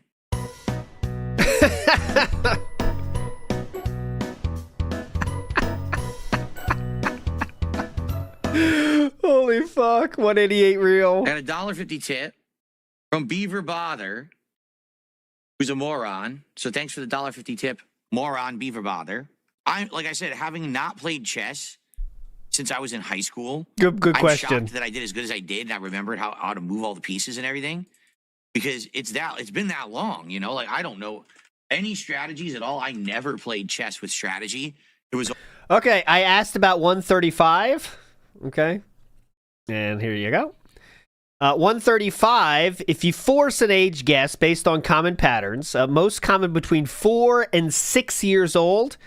And also common any adult in their first few days of play. This is someone that was in chess club. always just kind of like moving around and trying to take advantage of the situation or whatever. All right, a few more retcons about this, then we'll get into the recap. Obviously, Factorio didn't really work. So what else did I play? The first game that everyone voted on was chess. How'd that go? Here's the thing about chess. Uh-oh. I like chess. It's a game that makes you think. It's a game that makes you feel like, you know, you really have to put intelligent thought into it. It's not one of these games where you can really coast. But at the same time, number one, I hadn't played chess since I was a teenager. Oh. Okay. And number two, I've never played speed chess ever. I've never played any kind of timed version of chess. I've only played chess where people are playing against each other and there's infinite time limit. Yeah. So yeah, I got my ass handed to me because I was playing a game that not only was I rusty at, but they were forcing my hand to play. So either I took too long and I lost the timeout, or I had to rush and made bad moves. So to give you some perspective here, I think I played 6 games. The only games that I won because my opponents quit. Okay. Because they literally weren't there. So I won 2 games to forfeit. Yeah. Then 3 whopping games I lost to timeout because the time would run out. That's just wild to me. I lost 3 games to timeout. 1 game, a guy was really good and he kicked my ass. He checkmated me. I was like, okay, that guy was pretty good, darn good, admittedly. That guy was But pretty there was a darn game, good. no lie, I was winning. I still had my queen. The other guy had almost no pieces left, and I still had my queen. All I had to do was get his king into a checkmate position, and I ran out of time and lost. Let's say that's easier said than done for you, I imagine. To forfeit because the time ran out. I'm like, oh my God. So here's the thing about chess. I enjoyed it. I actually did. I had a good time playing it. The audience, not so much. I'm not even kidding. Shoot. A lot of the audience was complaining, saying this is boring. And I'm like, but you know what chess is, right? Like chess is a thinking man's game. You've got to focus on the game. You got to think moves ahead. And it was very difficult for me to do that. It was. Yeah, we could tell that. Because I was trying to do that while interacting with chat and maintaining things like shout outs for contributions. It was very difficult. So not only do I have to focus on the game and timed moves, but I also have to focus on being here with you guys and being entertaining to the audience. I was like, oh man, this is a lot. It's one thing to try to relearn chess at an accelerated rate, but then to also run a stream, it would kick my butt. Yeah, that's why he sucks. This is something that I feel like if we decided to actually keep going and maybe once in a while play chess, I feel like it's something I could get better at. It would be way more entertaining for the audience as well as I get better at juggling the two. Yeah. I know that I did very poorly. Yeah. Playing So don't even try to make fun of him, detractors. He knows he played poorly. Dumb shits. Don't even try to say he sucks. chess and juggling the chat. It's, you know, admittedly, that's something that's going to be some taking time to get better at. All right. Yeah. So I would say it's up to you guys. All right, it's up to you guys if we're going to play chess again, he says. Moving on. 0. That looks so boring to me. This is only 8 months ago now. We're deciding what to do for the Viewer's Choice Most Nominated Games, and chess was on the list, guys. Chess was again on the list. And quite frankly, again, we've played chess. I enjoyed playing it, but everyone told me it was the most boring part of the marathon. So I think I'm going to veto chess. And I'm also going to veto Bayonetta 3. Chess too difficult, Bayonetta too hot. Get her out of here. Okay? Because I'm just not interested in it. It's exactly the same as Stellar Blade kind of a deal. It's not going to be fun. It's going to be boring. Too hot. Too much ass. Get her out of here. All right, American Truck Sim. This is only 3 months ago now. Told you we'd end up with this. Here we go. Let me make sure I got my timer right. Okay. But I could do a chess stream. I did a chess stream. I did it twice. Once I did it during a marathon. It was a Viewer's Choice marathon. And then people wanted it back, and I tried it one more time. The thing about the chess streams are, like, I enjoy them because I haven't played chess in a very long time. And I enjoy the game. And, you know, there's a lot of strategies and things that I don't remember. And I was trying to, like, refresh myself on the rules and play. The problem is, basically, the chess that I was playing was, like, speed chess or whatever, which I've never played. So with speed chess, you got to hurry to make your moves. So I can't really think about what I want to do, and I always make stupid moves. So I feel like if I played it a lot more, I'd get better, and it would be interesting. But here's the problem. People didn't really care. Like, the streams didn't do that well.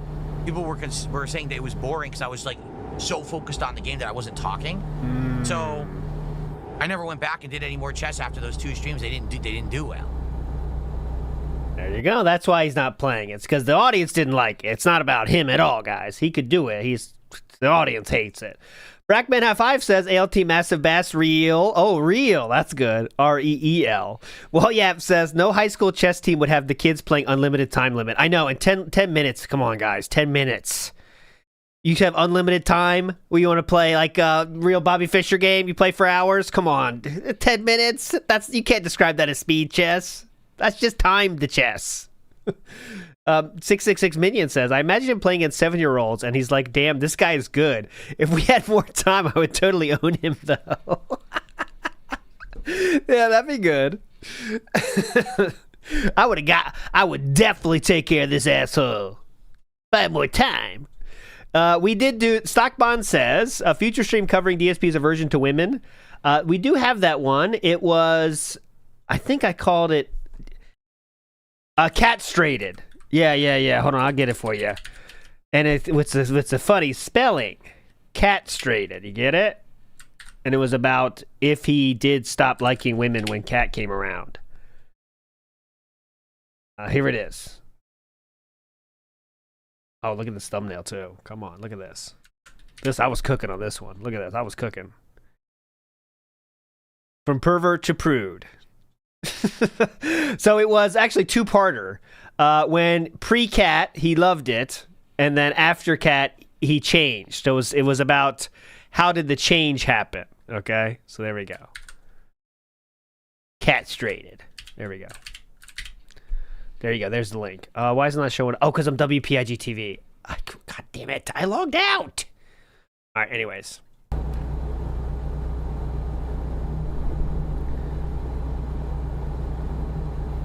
Whoa.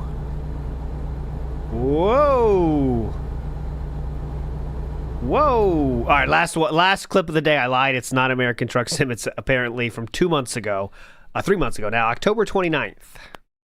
Halloween marathon, but I never said you could not nominate a non-horror game. That's not true at all. Last mention of chess. Okay, so in regards to some of the games that I'm not playing, because Stuart just says, are we skipping Outer Worlds 2? So there's 2 games that just came out. Outer Worlds 2 comes out today. Dispatch apparently just came out.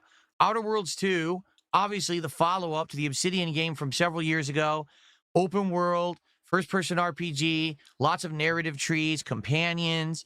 Why did I put this in here? Lots of gunplay. Think Fallout / Elder Scroll hybrid style of game, but in space. It's right here. I'm going to add these messages back because people are saying they want them back. Do people reciprocate? No. No, not at all. Dominic just did a $10 super chat and says, do you follow chess? I'm heartbroken about Naroditsky. I do not follow chess. Let me put it this way. Do I know how to play chess? Kind of. I used to play it when I was young. Mm-hmm. I haven't played it regularly in 100 years. I don't follow anything about a chess community or anything that you're talking about. So I actually have no idea what you're even referencing. Mm-hmm. I think I did casually see a news article recently saying that someone who had been like a high-level chess player had passed away. And if that's what you're referencing, I get it. And that's sad, obviously. It really is. But I'm not in the know about chess to do a shout-out about that or anything. Shout out about that. Shout outs to the dude who died. Ben Reviews Things says, Yarford or Hale, I don't give a fuck. I would have gotten a chess scholarship in either, but I am white. Big ups, yes. NW News says, I like the chess. He does love it, as you can see. And Some Gator says, he gambles in games the same way he plays chess. Oh, what do you mean by that, Some Gator? In a dumb way? He's very risk averse usually, though, but not when gambling, though. Like, if he's not going to lose anything outside of like what it costs to put in a slot pull, then he's fine with that losing money. But he is risk averse for sure. But I think you mean poorly, just okay. Let's get to it now. So let's get to the recap. Okay, that was the chess. I'll make this a edited clip of just the chess. I think that was very meaningful. And I do have to put that clip on Twitter later. The one about, don't let me forget to do that. The Yakuza, this one. I got to put this on Twitter later right here. That's going on Twitter later. But let's get to the day stream, okay? Day stream was more eventful than night stream. Night stream has barely anything at all. But let's get into the day stream here. And we're going to start with this. And I labeled this sad, okay? The name of the song. We saw this yesterday, by the way, but I think it's worth showing again. Okay. In case you weren't here. All right, let's go. Let's get some hype going here for Expedition 33, for goodness sake. Game of the year, amazing RPG, revolutionary graphics, amazing groundbreaking gameplay. Let's go. Come on. Guys, can we get hyped, please? All right, so I want you to remember that when we go to the night stream, there's a big difference. In the night stream, he didn't beg at all, even when he didn't have a lot of money. And that's why I think that the night stream was, he knew something was going to happen then, because I'm going to show it to you. I got it ready. So this is like right when the game's about to start, you have that dead air. He always takes this opportunity to beg. At the night stream, you'll see he didn't. And I'll spoil it now because it'll be fresher in your mind here. So this is that same exact moment in the night stream, okay? So you can contrast and compare. Watch. Software had an update. That happens sometimes. Here we go. Okay, are we ready to go? Let's get the mic moved here, and then we will jump in to Arc Raiders tonight. Have a nice chill stream. It's Nike's whaled out yet either. He's only at like 30 or something. In to Arc Raiders tonight. Have a nice chill stream. Hopefully we can do some good drops. We can get some good loot, or goop, as I guess some people call it, goop, in the game. All right. Okay, this is the time. Satan, how are you tonight? Good to see you, Satan. Yes, there's actually someone named Satan who's a regular. Here we go. Good chance to beg right now, huh? Chance to beg. Good chance to beg. Okay. Any begging going to happen before YouTube mode? Alrighty then, everybody. Good evening. Just letting you know, there's multiple ways to support. You can do super chat, super thanks. All right, but remember, the number one rule of Arc Raiders is hands off my loot, man. Get your hands off my... Clown mode. Skipped. It's goop when you get it from a play killed in PvP. Nah, it's bullshit. Another chance here. Can I say hi to Satan for you? No, you are. I don't need to be your go-between. Where's the game? Alrighty, guys. Not even a single message. So good evening, everyone. And right into YouTube mode like that. I think he knew something was coming that night. See that? It was just, it's like odd when he doesn't do it, right? It's like just odd when there's no mention. So we'll see if we get that today. Here's still back to the day stream, though. Then, is there anything over here? Just a few silly things. Everyone's dead. Everyone died. So definitely I'm seeing a little bit of screen tearing. But I have frame generation on, so that's why I didn't have VSync on. Oh, looks like we have to go this way. Seeing a little bit of screen tearing. Seeing just a very little bit of screen tearing. See, right in the center of the screen, there's a little bit. So, I mean, if I turn this off... This is the problem. Like, oh, I want to use frame generation. Great, then you can't use VSync. So then you get screen tearing. Right? It's like, what the hell? I want my cake and... I want my cake and ice cream. But AI generation, just turn it off? I want my fake frames and VSync, dumb shit. So how are you supposed to... here's an honest question for everyone. Oh, please, yeah. Right? Go ahead. How are you ever supposed to use frame generation if you end up getting screen tearing? Just don't use it? Right? Because I always get screen tearing. So I always turn VSync on. How on earth are you not supposed to get screen tearing if you don't have VSync on? Mm-hmm. You have to enable VRR in NVIDIA control panel. I have VRR. Yeah, dumb shit. I have VRR. It is on. So I don't know what you mean. Like, it's VRR is enabled. You know, all this is on, yet I still get screen tearing. So then I have to turn on... Then I have to turn on stupid, whatchamacallit? VSync. I'm still using HDMI. In this case, I am. Only because that was the high-end cables that I bought. I could use a DisplayPort.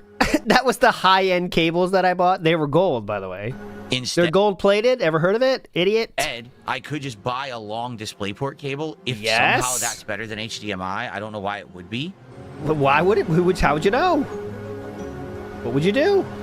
How could you know? Yeah, I don't know. So no one has an answer. This is Literally day. no one has an answer No one has an answer, at dumb all shits. about how to get rid of the screen tearing without using VSync.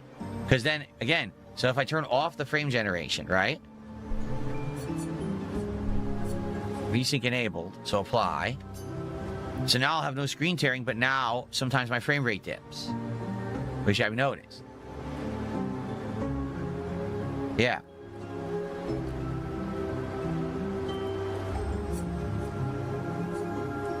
Maybe I'll do balanced.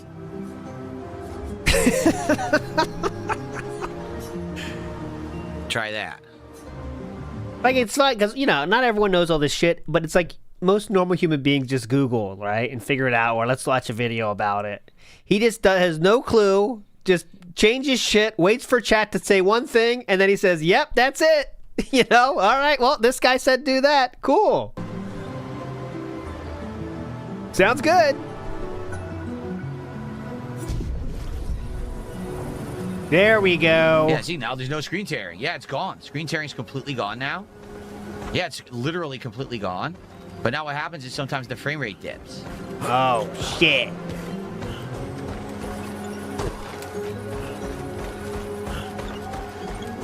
Anyways, there you go. Go. Canon just did a $5 super chat saying, please help homeless veterans. There's over 250,000 veterans on the streets. Tax-deductible donations help a lot. Thank you. Here you go. Canon appealing to help veterans, and I'm all for helping the veterans and those who have served. So, thanks for $5 there, Canon. Are you? Maybe some people will look into that. Uh-huh. Although, quite frankly, you should probably give the $5 to the veterans. I'm just saying. Uh-huh. That's how you feel. All right, we did it. But anyways, guys, looking for more support. We're at $44, as you can see. Debo has just gifted a sub. Thank you, Debo, for the gifted sub on Kick. Who got the sub? I appreciate that. Isn't that only our second sub of the day, I think, on Kick? Oh my god, second? Dead end, there's nothing here.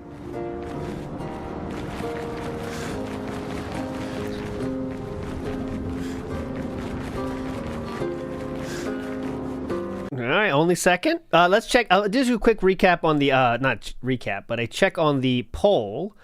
I will see if DSP has changed the thumbnail. Let's see. DSP Gaming live. Remember, that's your last chance to vote on the poll. It is not changed yet. It is not changed. It is the same. Maybe he won't.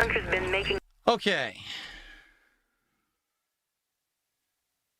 Oh, Wings of Redemption is about to unfriend some people? Oh, how exciting. I can't wait to check that out later. Notice how that was his top recommended video? How much Lumix is he fucking watching? Let's see if Lumix... Did DSP comment on that? I bet people would already know if he did or not. But I will check now. DSP... Wings of Redemption is about to unfriend some people. And I'll check it. Here we go. Wings of Redemption is about to unfriend some people? Oh, how exciting. I can't wait to check that out later. All right, anyway. Anyway. Here we go. I haven't talked to him in a bit, Dark Man. I hope he's doing well. Very exciting stuff. All right, I'm back. All right, no more... Okay, I did find something interesting, though. That's a name you'll... I'm looking at Lumix video just in the chat. There's Vassild. Can I see anybody else I recognize?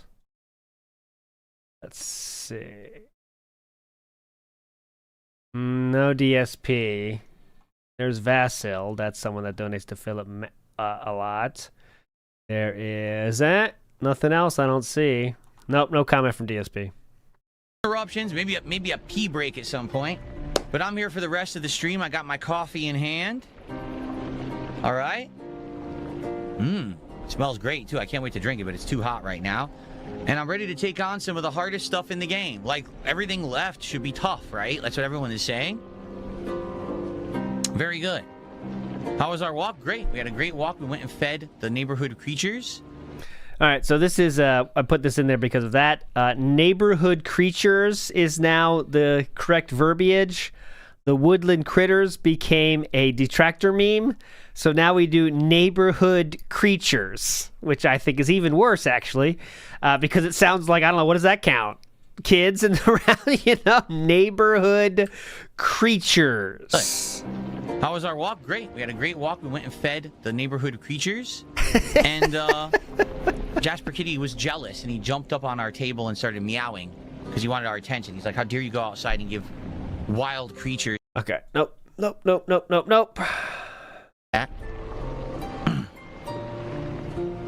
Okay. Nope.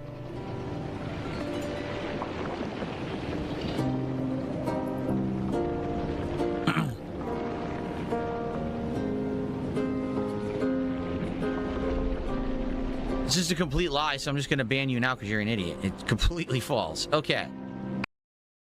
What was banned here was Wow Wow Waffle, who says, but you were live on WWE Champions, and now it says you're offline. That's what he got banned for.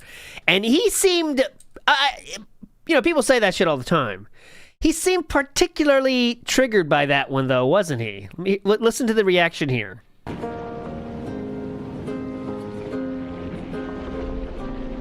This is a complete lie, so I'm just going to ban you now because you're an idiot. It's completely false. Okay. Yeah, completely false.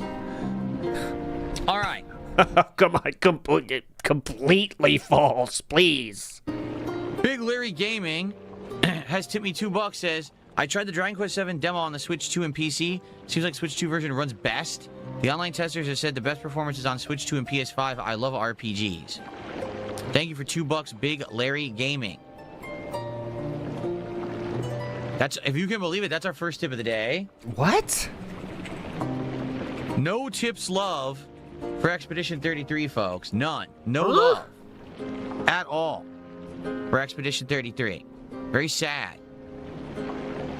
We're at $51 of support. Let's go. Let's rally and get some more support for Expedition 33 right now.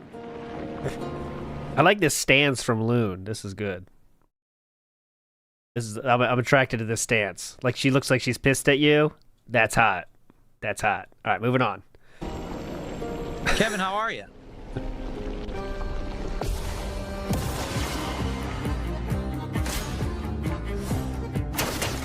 Oh, there you go. So I put Kevin in there because Kevin is the new detractor thing that people are thinking, and I want to let you decide what you think about Kevin. So Kevin Bernstein here is...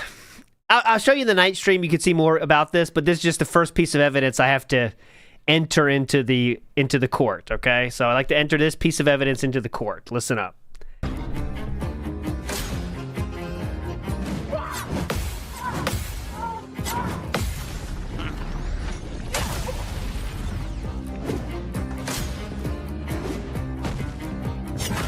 All right, so he said something else about it after this gameplay. Hold on. Where is it? Okay, I'm gonna rewind it. So it turns out that was an imposter Kevin, if you can believe it. Kevin, how are you?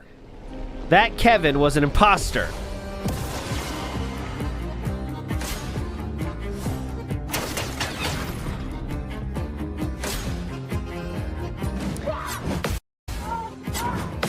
And he's not talking at all, so it's not gonna say something. DSP, please. This is 1319. That was our choice.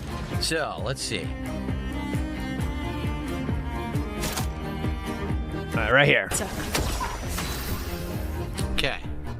Oh, it's not really Kevin, it's a fake one? Okay. What's up, King Michael? How are you today? So that was a fake All right, Kevin, we can break okay? it right now. That was a fake Kevin, okay? That was a fake Kevin. Just remember there was a fake Kevin. Moving on. Better. Kevin Bernstein then says to DSP, why do you use your Kevin Bernstein sock account when you're on break to talk to yourself like a 220? That's what the question from this fake Kevin. Okay. Oh, it's not really Kevin, it's a fake one? Okay. Oh, that's I had it ready already. Next. I heard it down.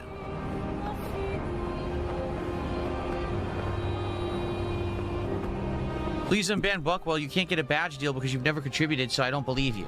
So you get no badge deal whatsoever, ever, under any circumstance. Hang on tight.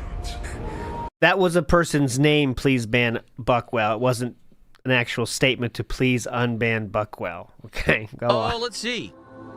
I received an anonymous $3.36 tip.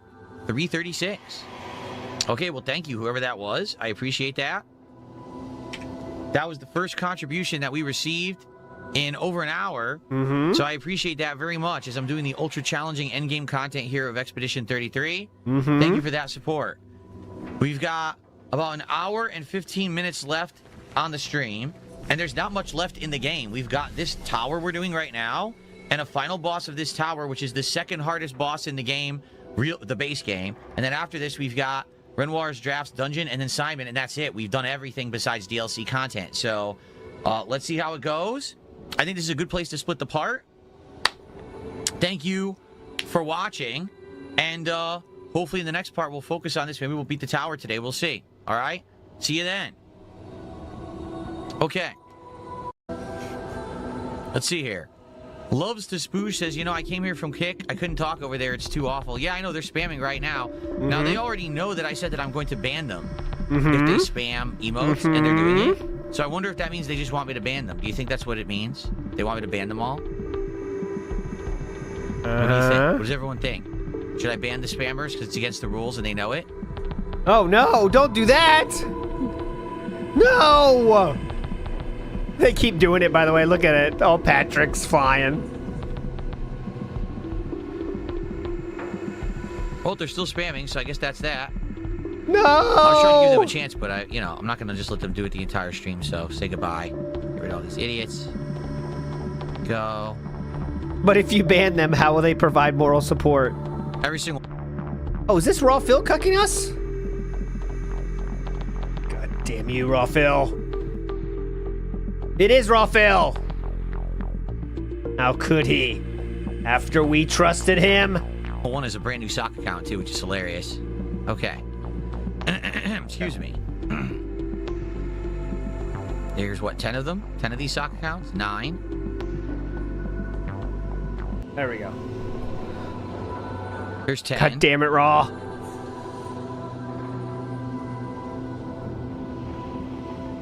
$11. Okay, 11 socks. 11 socks dead. Now they can stop spamming. Sweet Anja... 11 socks dead. Let's look at DSP's hype chat right now. This person has been in there for the last 3 hours because I had it open when I started the stream. 3 hours left. Can't wait.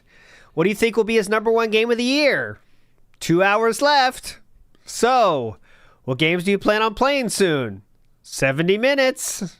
It's almost here. Can't wait for his response. Let's see here. Loves to Spoosh says, you know, I came here from Kick. I couldn't... Doing everything, right? All right. I'll be right back. I'm just going to leave it here.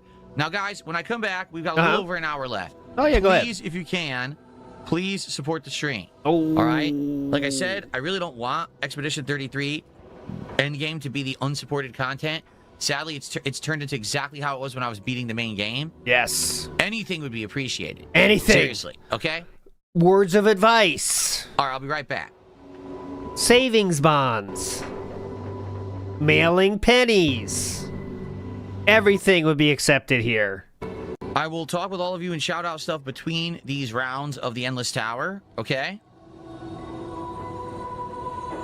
That is if anything even, you know, comes in to be shouted out, because again, it's been a dead stream. All the support, like no lie, $40 of support came in before I started playing. Colorful shells. Let's go. Bottle caps. Alrighty, folks. Let's continue. We're in the Endless Tower. Let's keep going. We're now in stage 2. So you guys said there was 11 stages with 3 challenges each. Okay. Uh-huh. All right, Zen, you want to do a mini tip audit here? We can do that. It is right here. This is the tip audit section. Here we go. Okay. Sheesh. All right, so we're going to do the boss of stage 7. Mm-hmm. Which will leave 4 more Come to up go with your own next time. conclusions. Oh, I got an anonymous tip. What is this? Hold on. Yeah, it's not fake. Come on. He can't act that well, guys. What is this, huh? This looks like magical money. Huh? Hold on. Let's see. Wait a minute. He made everyone bald, by the way. Whoa, really? Whoa. I got an anonymous tip. All right. Whoa. Japanese yen.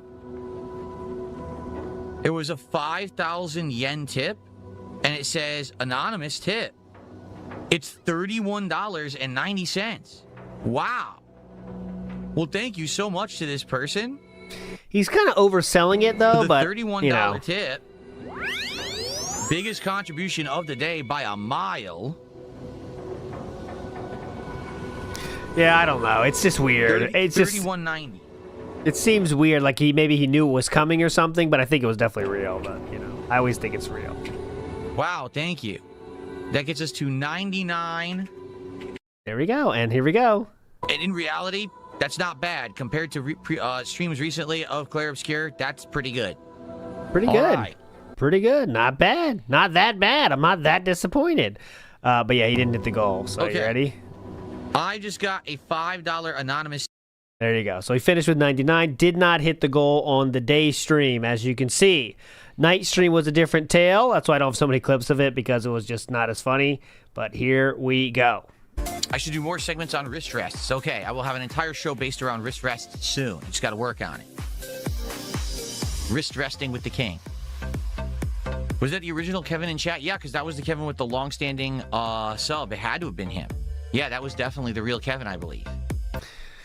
Okay, so there's more Kevin discourse, okay? So as you can see, was that the real Kevin? Yeah, it had to be him. So this is how Kevin talks, okay? So let's get into it here. This is how Kevin talks. I'm not saying anything. I'm just showing you what he says. So this is how Kevin talks. He says, I agree, one of the best in my opinion, top 3 streamer. I just feel like Phil is one of the only streamer that been in the game for over a decade and still somehow manages to maintain. Yen says things such as,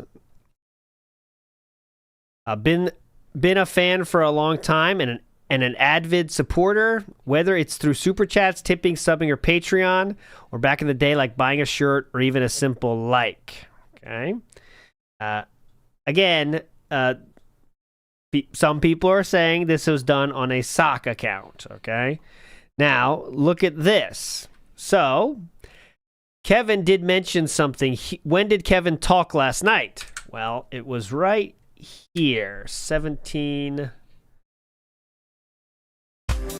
Right here. To add to the stupidity, if you can believe it. Stick. Fully back. Lever. Okay. Your future stepdad says, what's up? So when did Kevin talk in chat? Okay, watch this. When was the only time that Kevin actually talked in chat last night? Okay, watch this. Hello back.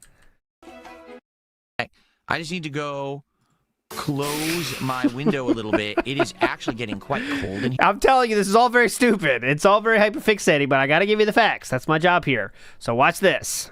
Here tonight, I think the temperature is dropping outside pretty sharply. So give me 1 sec just to close the window some. I'm not gonna close it all the way. 1 sec. He's just gotten up.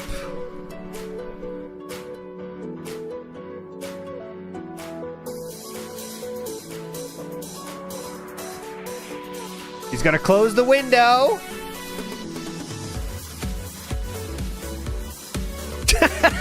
Come on! Get it up!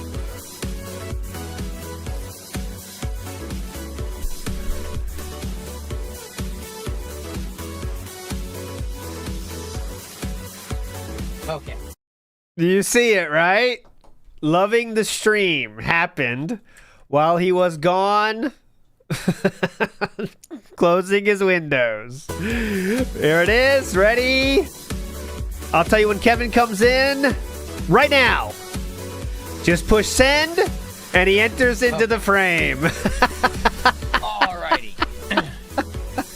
All right, more people are joining. How's everyone going? How's everyone going and doing?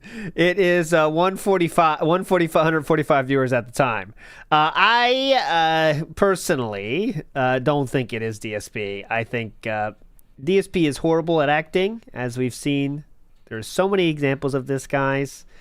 He can't act well, and he's also misspelling things, which is something that I think DSP would be scared to do, almost, to be afraid to be seen as stupid. I know it's not being him, but again, he's very, I don't know, he can't act. We all know that. Here's more Kevin from a different night. I'm excited for this stream. I love watching this stream while I play Everlasting Life in the background. Again, a misspelling.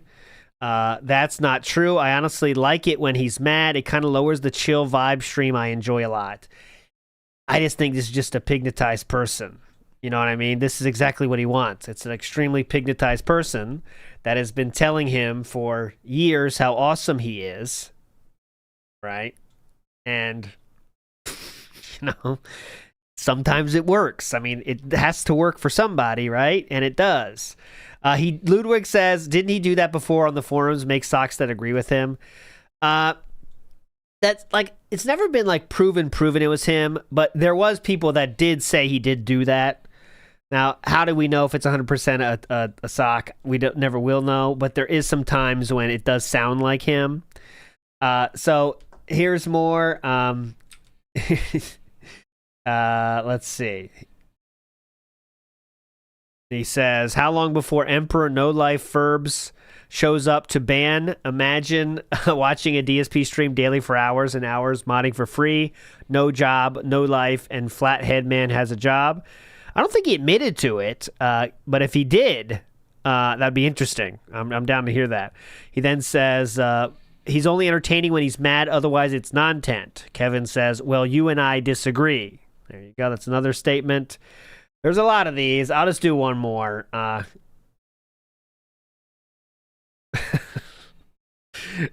He says, if one whale doesn't come and drop 100, the game gets dropped. Kevin then says, that's not true, and you're clearly making false statements. You're just being a detractor and a bad one at it. You're lucky there's no mods to get rid of your Well, now that one was the most DSP of the bunch, isn't it? The misspellings didn't come up.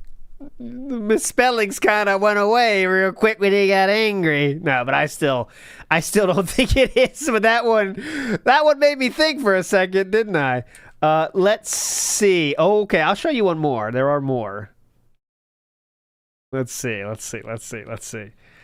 Masala Lunch does a lot of stuff negative. Phil is too dumb to realize business internet doesn't mean the best connection.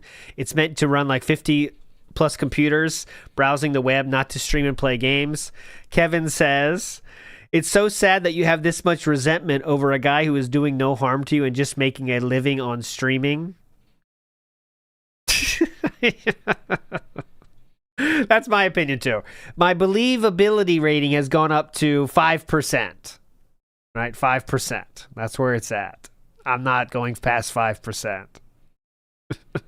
Yeah, that's the thing. So people did say SRK sucks. He was accused of that for sure. I just don't think it was ever proven that's the case. I can go back into it. We do need to do a Density Scroll stream again. It's been a long time. But here we go. If you didn't like this stream, then just don't watch. Simple. You're not saving anyone from making pointless comments on his stream. Why don't you just get out of your mom's basement? He did say mom's basement as recently as yesterday, guys. Why don't you just get out of your mom's basement and get a job and then contribute to the stream, and finally you'll have a reason to complain. I will keep going. I was ready to say bye to this segment, but now we got more. I'll keep going. What are your thoughts on Phil constantly saying mouth droolers when his biggest fan Jade is in a wheelchair? Why isn't he more sensitive to insults knowing his fan base? Kevin says, and this is your way to cope. Oh no, that's him. If we make a typo, Phil immediately acts like an idiot to ignore what we said, but somehow can translate Jade's broken English just fine. Can you answer why that is? Let's see. And I'm not done yet. Okay, ready?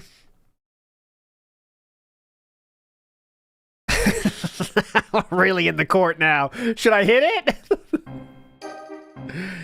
Okay. I never seen him talk like that, and by the off chance he did, it does not mean it's how he actually means any of it. A streamer can accidentally say stuff they don't mean.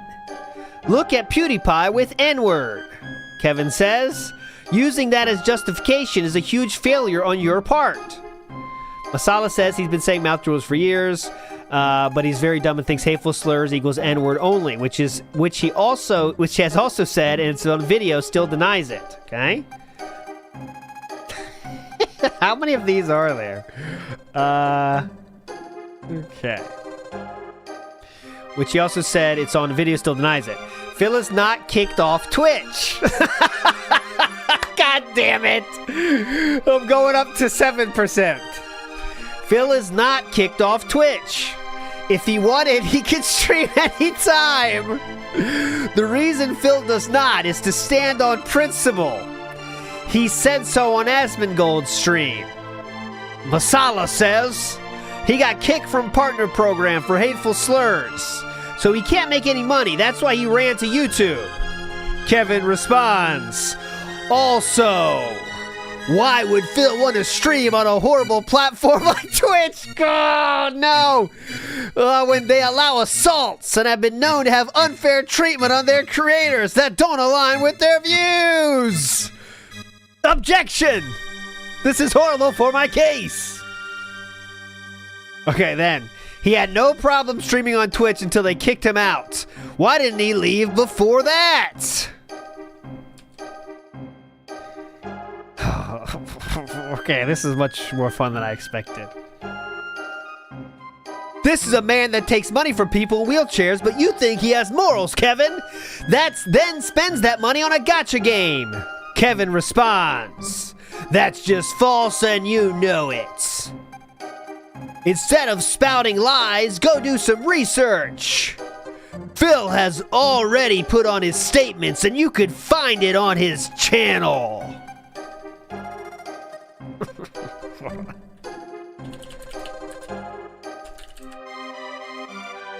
This is gonna make this part muted, I'm sure.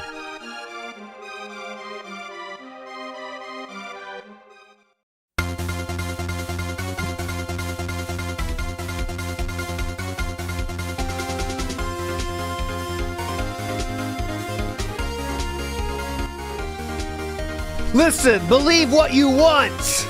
I'd rather take what's truth from the actual streams and not some half-baked cut clip channel that focuses on lies and bad narratives. Kevin, it's literally from his own words. Why do you think Phil asks for money and then turns on the YouTube recording or pauses it, then asks for money? He doesn't want his on-demand viewers to see the real him, how much he asks for money.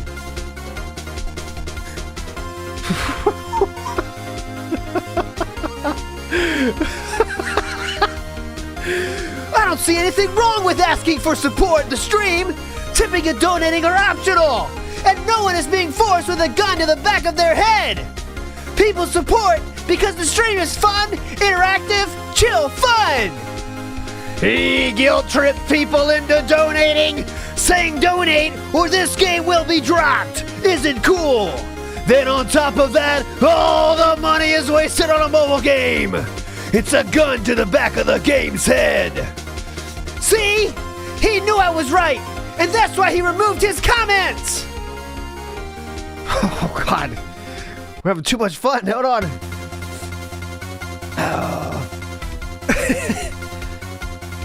Maybe next time come here with a brighter attitude, or just don't say anything at all.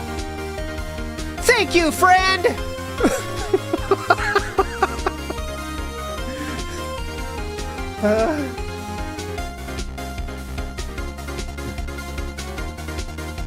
Same here. I think it's a good game for the night chill stream. Whoa, Joel Gazaway comes out of nowhere. Kevin, I just got here and scrolled up to your last 100 messages. Looks like you were talking to yourself, but I assume the negative guy's comments got removed. You're doing the Lord's work. With your positivity, keep it up. Pledging to my Patreon is a great way to support the channel if you don't want live stream interaction. Check it out here, and thank you. Oh, we're not done yet.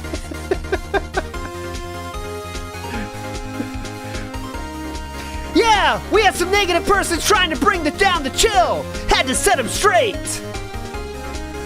Your facts are all spot on. No one is forced to contribute, and this guy has to eat. Thank you, friend. Shout out Raw the GOAT, and shout out all the cool people here. Phil, you should be a better person and not demand support. You should also give better rewards. See you, Ton. All right, I'm stopping.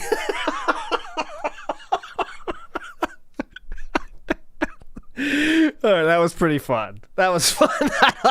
I wasn't processing what was actually being written about halfway through. So I don't actually know what it was. I don't actually know what I was reading at some point, but that was a lot of fun. Good segment. My believability. I'll play this more chill one. I do think my believability has gone up a few percent from the after actually reading the messages. Okay, after reading the messages, I did feel a little bit more that it could be. But I still don't think it's him, actually, guys. I think it's just a very pignatized person. We have to remember that Kevin Bernstein has been there for years, right? Years. So, you know, I mean, some people have to, some people fucking fall for the pignatization. You know what I mean?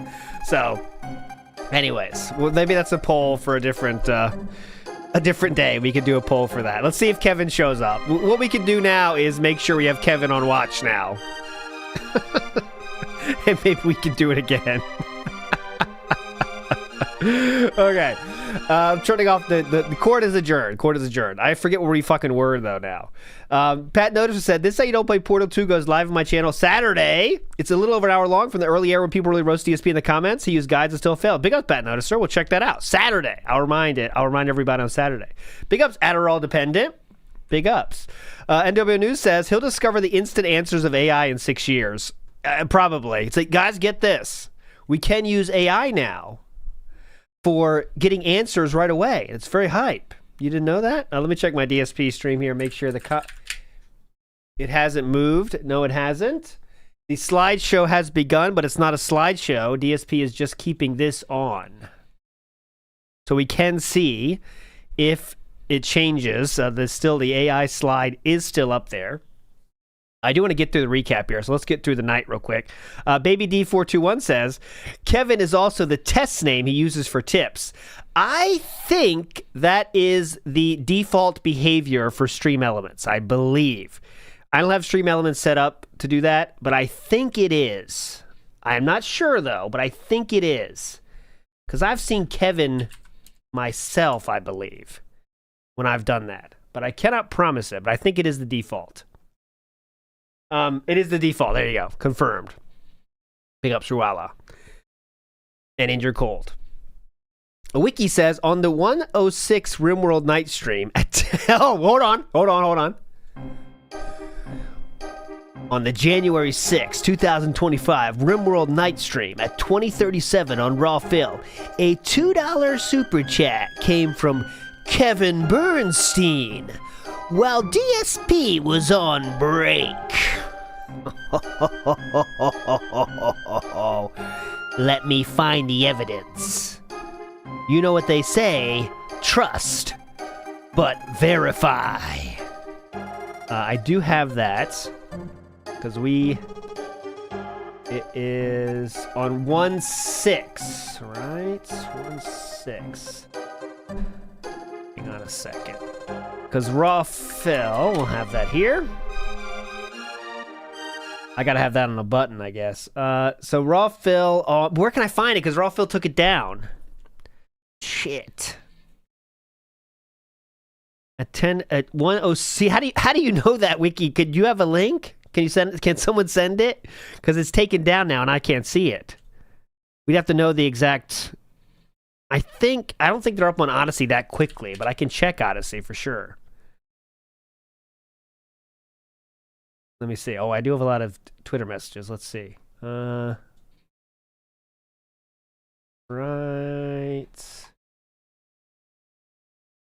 here.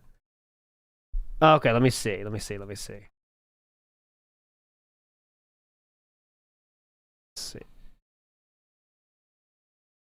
Nope, doesn't look like it's there yet. I trust you, though. That's interesting. It is interesting. I'll say that. If we can find it, I'll play it, but I can't find it at the moment. The dude says, that's so Phil.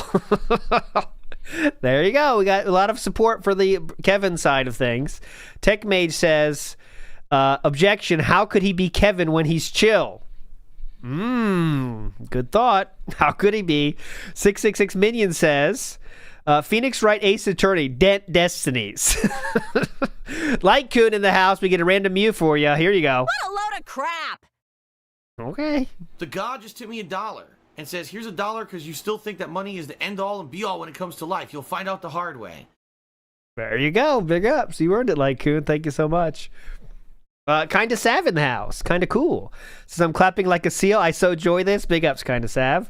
And Nerd Brew Gaming says, release the Bernstein files. We need to. Anti-distortion gets a Mew. Bitch! Oh, don't say that. Be nice. Oh, you want to do the opposite way, Ninja Tech? I can do that. Bullshit. I call bullshit. Got it. Silas Sama, we'll test it out with you. Here we go. I guess if you worked as much as she does, you could eat whatever you want, huh? You're clearly out of your element. Yeah, you're right. That's funnier because she's responding to DSP in that case. I like that idea. Dark Wolf says, Phoenix Wright will be a fun stream, ALT, if you don't mind all the reading. Oh, yeah. I never played those games, actually. I never got into them. Where is that Mew lady from? It's from Persona. Right? No, not Persona. What's the game? What's the game that he played that plays that? And he hates her so much because she's a very sexual person, let's say, and DSP hates her a lot. He hates her a Danganronpa, yeah, and he hates her because she is overly sexual, right? Release the banana savils. Banana savils. All right, here we go. Back to the night stream. Let's go. Well, I played GTA 6 launch day or midnight launch. I mean, we don't know anything about GTA 6. We don't know when it's coming out, how it's coming out. I wouldn't worry too much about that right now. Am I playing it? Of course I am. 1,000,000% I'm playing it. I couldn't tell you exactly when I'll be playing it, though. We have to find. Okay, so why I put this in here is because this is a very different answer than you might have expected. I do want to say that divorce coin holders I think the price should raise a little bit after that answer, don't you think? Usually when you ask about a midnight release, he's like, what? What are you talking about, midnight release? What's wrong with you? I got a family. And he's kind of like, I don't even know when it's coming out. It might be in the cards. You never know. I just thought that was strange. Next. I'm so glad I have this drop button now.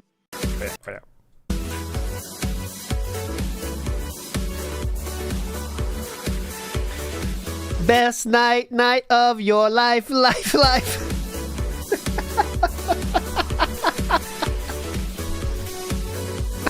I'm so glad I have this drop button now.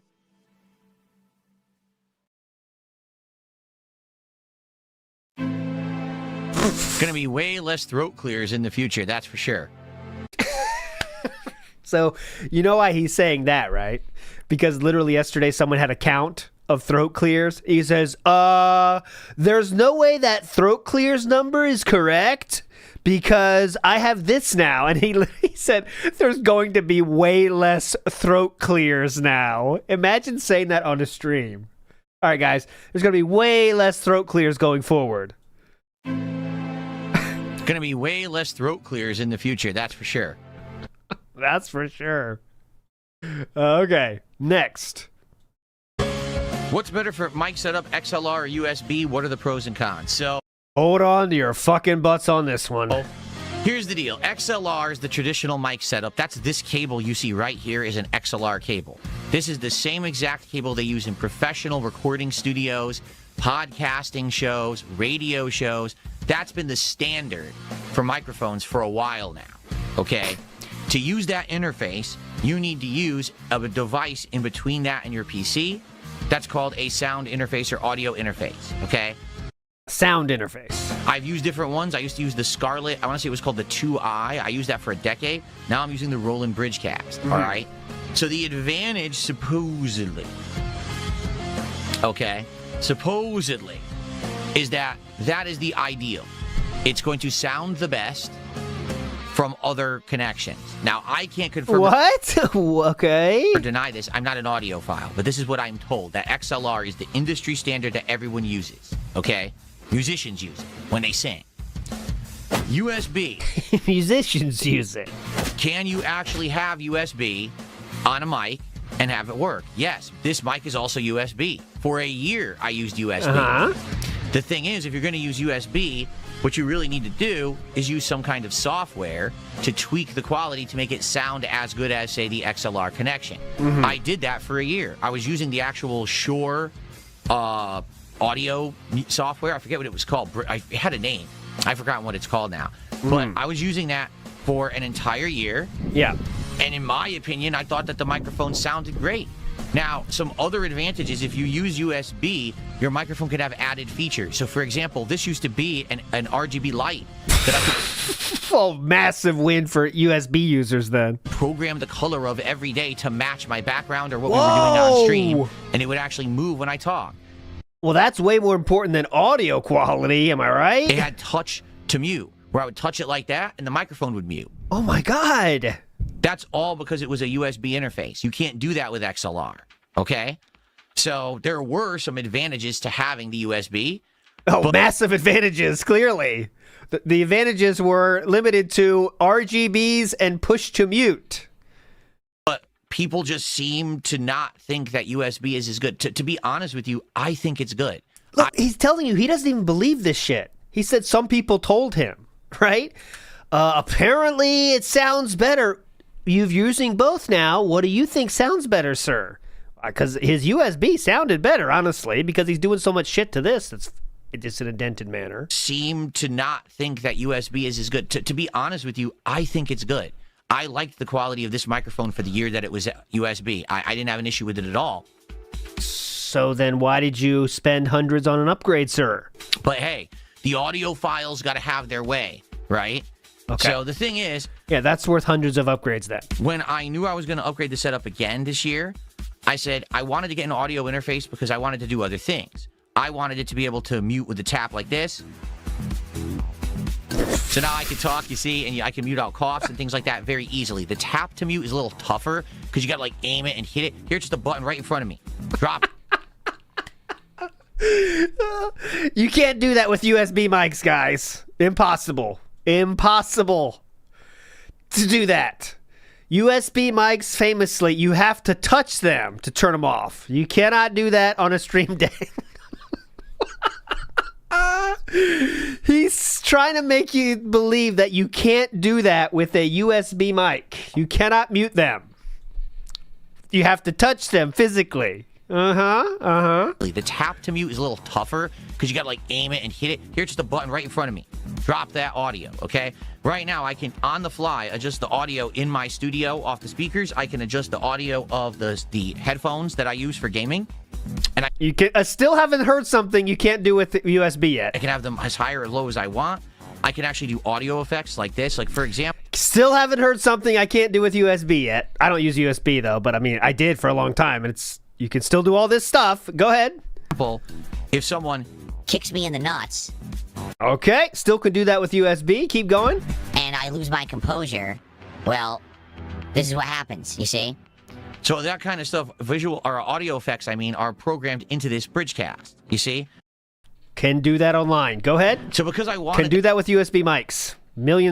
Hundreds of thousands of programs available for you. Go ahead. All of these features. Yeah.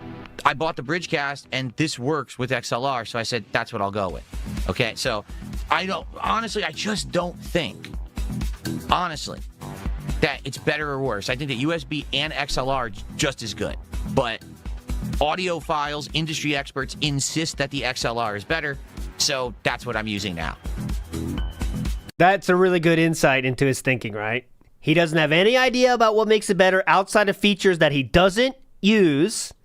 When the only thing that should matter, theoretically, if you have infinite money, which, remember, he thinks he does, right? Because he got all the Asmongold money and was going to spend as much as it took, you should be caring about the sound quality, not about all these random features that you can do with the USB mic. But All right. Good thing you used all those new features, though.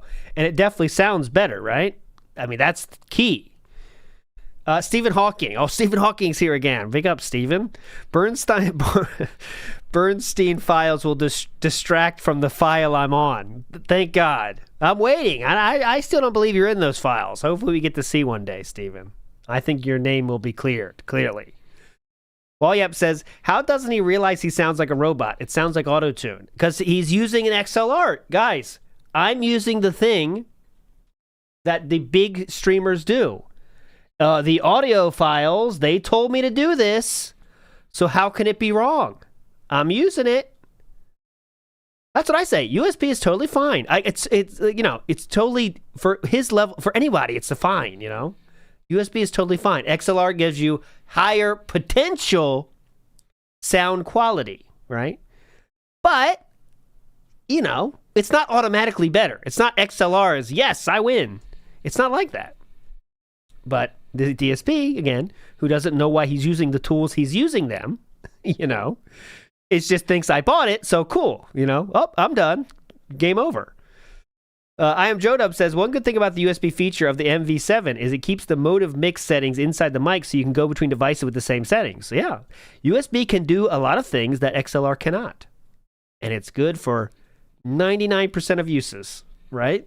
If you, don't get a cheap as shit one. Okay, moving on. There you go. Okay, tax evading giraffe. Tax evading giraffe. Almost done.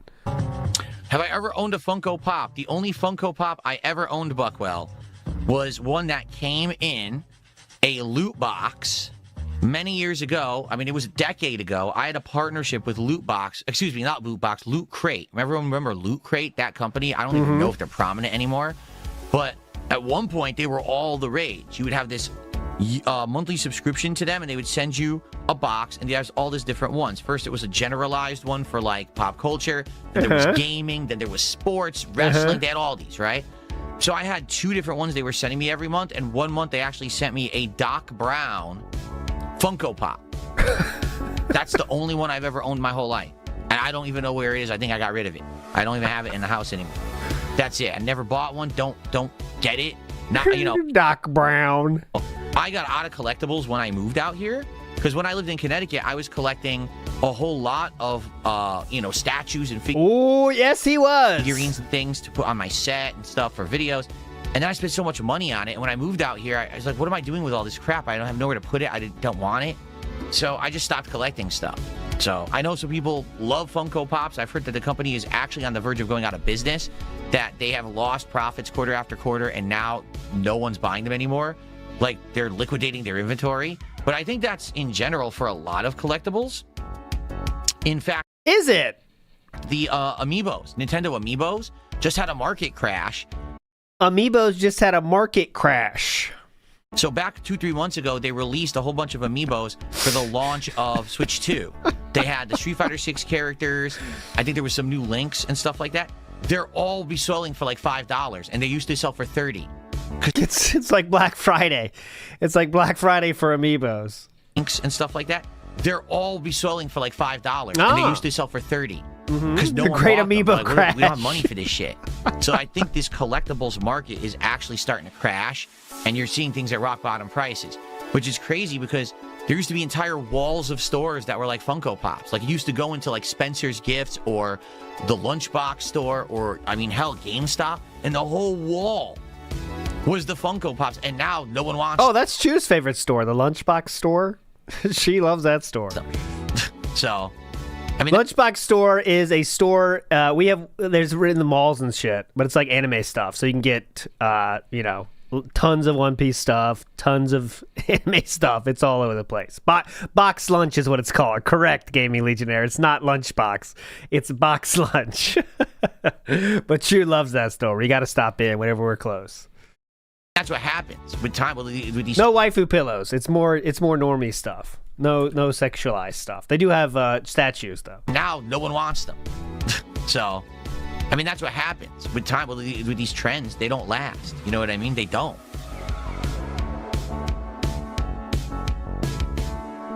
Do I listen to this music when off stream? Only when I'm in the studio. When I'm in the studio doing work, like when I'm making the thumbnails, when I was working on the year-end series for tomorrow, yeah, I had this playing in the background. I find it relaxing. Oh my God. I didn't even hear this part. I didn't even know this was here. He listens to the AI shit music while working? The AI shit? That is a sign of low intelligence, I feel. I'm not trying to be offensive here. I feel like that's a sign of low intelligence.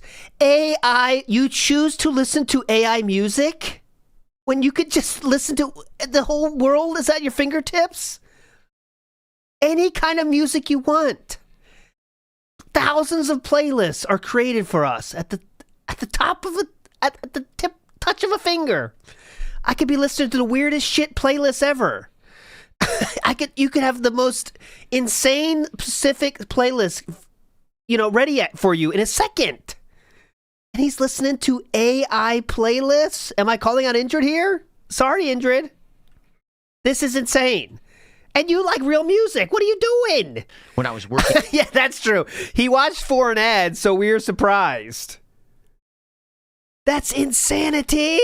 On the year-end series for tomorrow, yeah, I had this playing in the background. I find it relaxing. I actually really do like this music. At least have a theme. Okay? Maybe if you had a theme of AI. He's going from, all the shit he's in here. It's not even good. Do I have a favorite Sonic character? Yes. There's some exceptions. Okay, not to offend anybody. There's some exceptions, The top songs from Suno.com are hype, okay? There just are. But I'm talking about this shit specifically, which is trying to copy real songs, and it does it poorly. You know what I mean? This is not even good AI music. This is like AI music trying to be other shit. Sonic. He's my favorite Sonic character. Okay, anyways. What can you do? Captain DCW says, what did Kat and I get for Christmas, if it's okay to ask? Okay. Now, this is very sad. I put on Twitter earlier, if you might have seen it already. This is very sad. Captain DCW says, what did Kat and I get for Christmas, if it's okay to ask? I had got Kat some stuff when we were out, like, weeks before Christmas. Like, we were out shopping early December.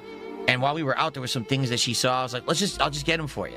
That'll be like your Christmas present. So she already had stuff. It wasn't like I bought her something that I gave her on Christmas, or anything like that. And for me, I didn't want anything. Like, I don't need anything. I'm good. Like, right now, I'm super good. I just wanted the time with my wife, and I got it. I got 2.5 days to spend with Kat, and that was more important than anything. So it was really special to be able to have those days. We had some fun together. As I told you, when I came back from Christmas, I did that recap show, right?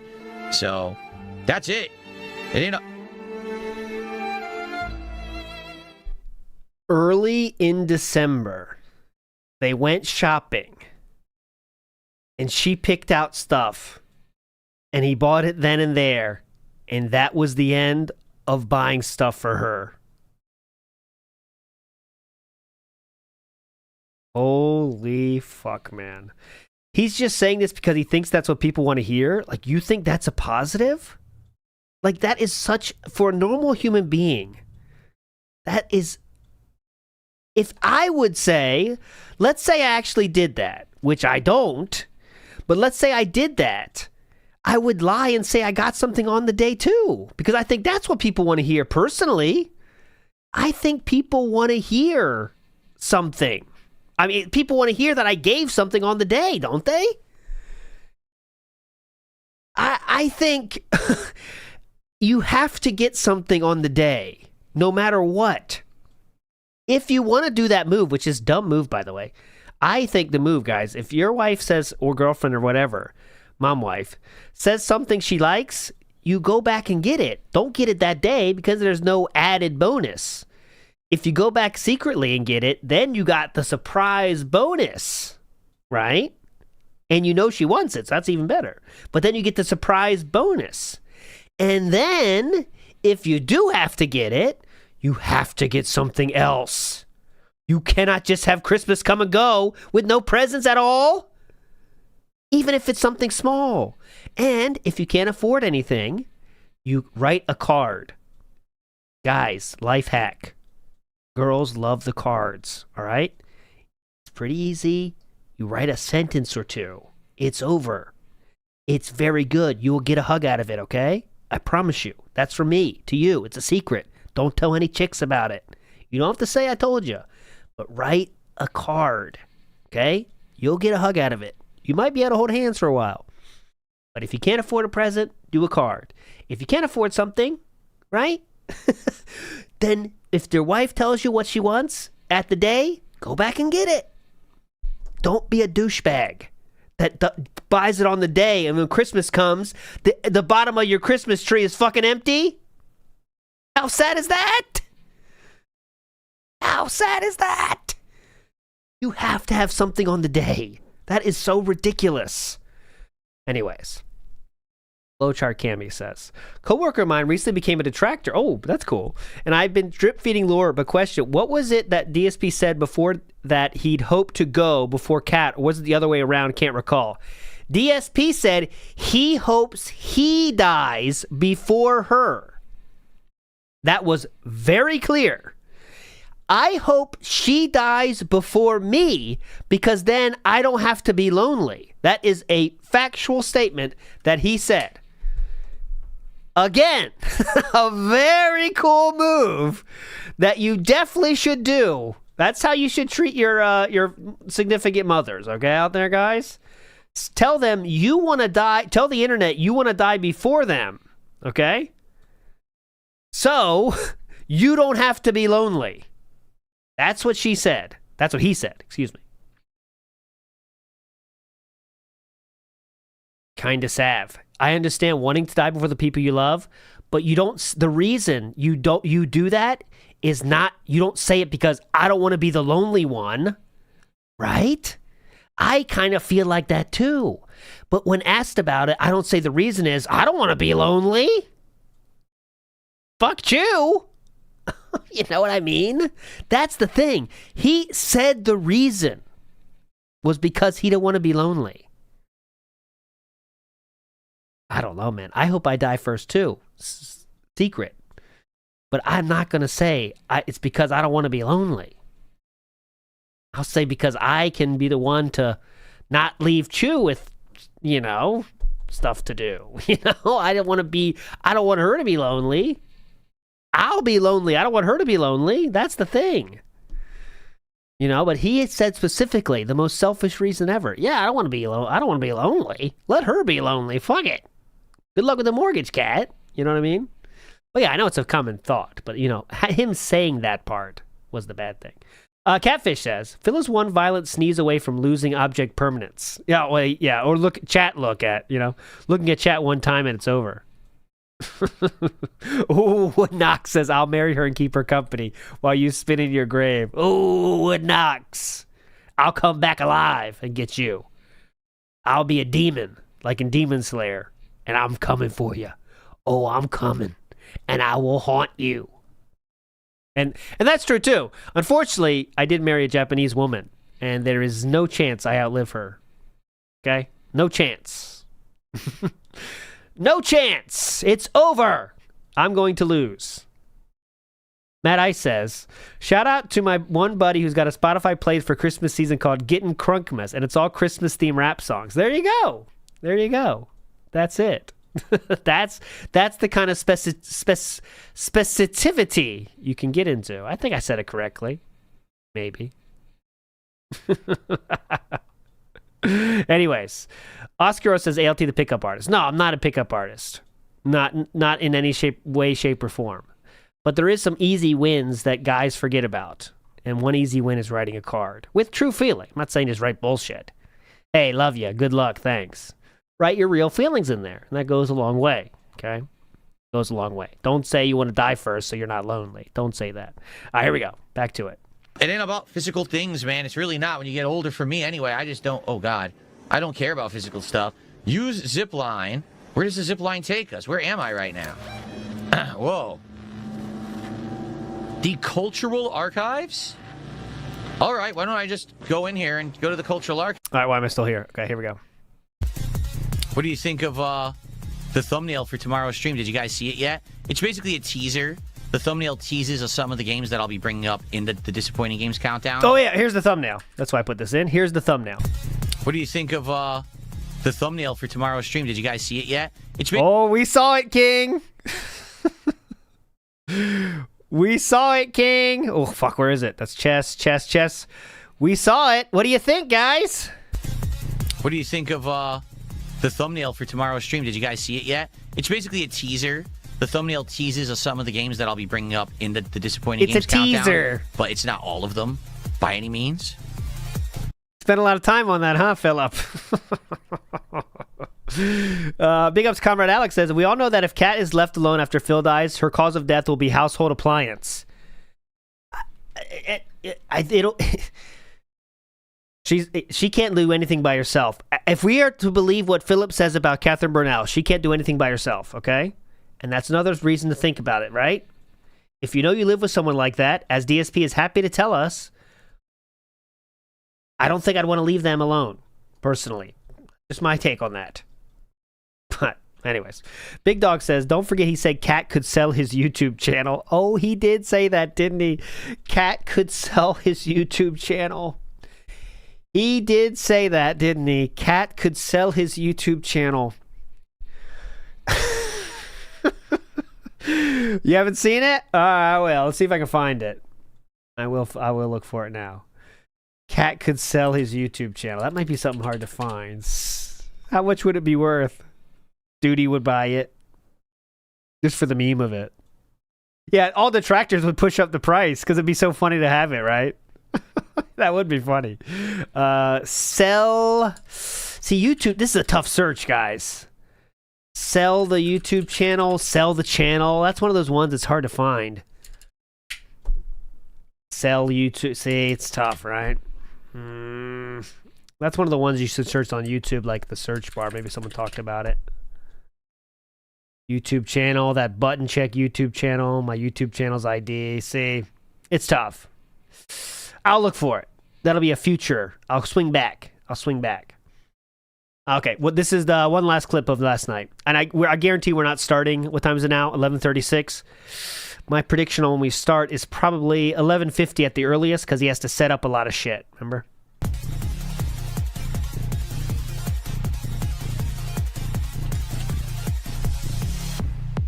Mad TV is always grinding. He wants to be the #1 ranked player in the world. Wow.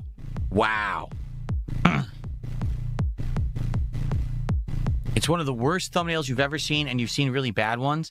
I'm sorry that you lost your eyesight, normal effing guy. Maybe one day you'll get it back. You know, sometimes they have those miracle stories. We'll see.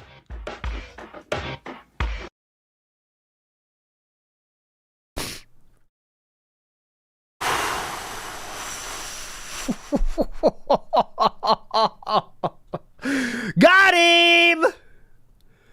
Nailed it. He is felted. You're fucking felted, bitch.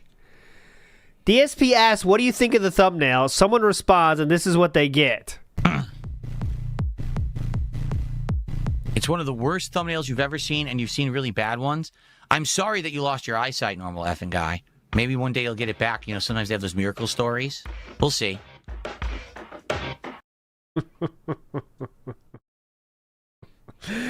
Let's see. I'm trying to find the lonely clip. I mean, the lonely thing still. One last clip. Let's finish it up. Then we got some small stuff to get to. It's one of the worst thumbnails. Oh, yeah, I already played that. That's the last one for the night. I tried to find it here, but I did find this one, unfortunately, for you guys. BP is very lonely. He doesn't have many or any real-life friends. He wanted to hang out with me because basically he felt like we were friends. Which, you know, I get it. Totally, I get it. He's very sad and lonely, and he's probably depressed, and he wishes that he had people that he could hang out with in real life and shit. Mm-hmm. But, you know, now look what happened. Now look what happened. As he can't move his truck. Why am I stuck?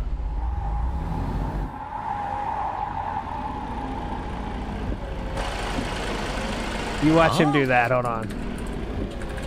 Why am I stuck?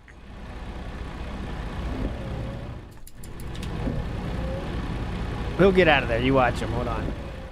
How do I see the views? I forgot to do this. There's a way to see different views, and I can't remember what it is.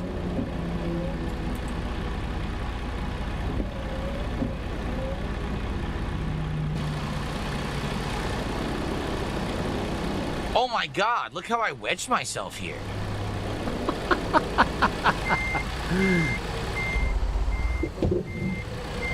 I somehow, the new truck, it's a little bit different shape than my last one. I wedged myself on that thing. Okay, so how do I get out of this now? Two. Now how do I get to the cab view again? Fuck, can't find it. Now I want my old view. There it is, okay. All right, it's time to sleep. Okay, you could not find it yet. I'll still looking. I'll still keep looking. This one is. We are going back. Jatu found the clip. Notice who does a super chat and the timing of said super chat. DSP is not there. Watch what happens.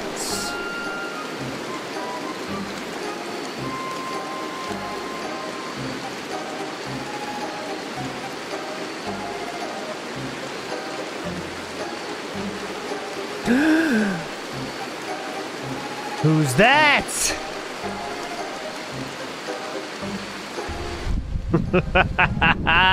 Kevin Bernstein appears when DSP is not there.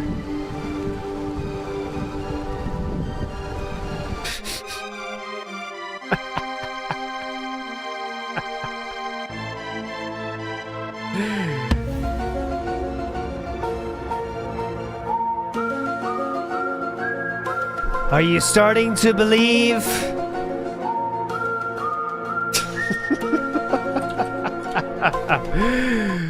You better start believing in Kevin Bernstein. I don't know where to finish it.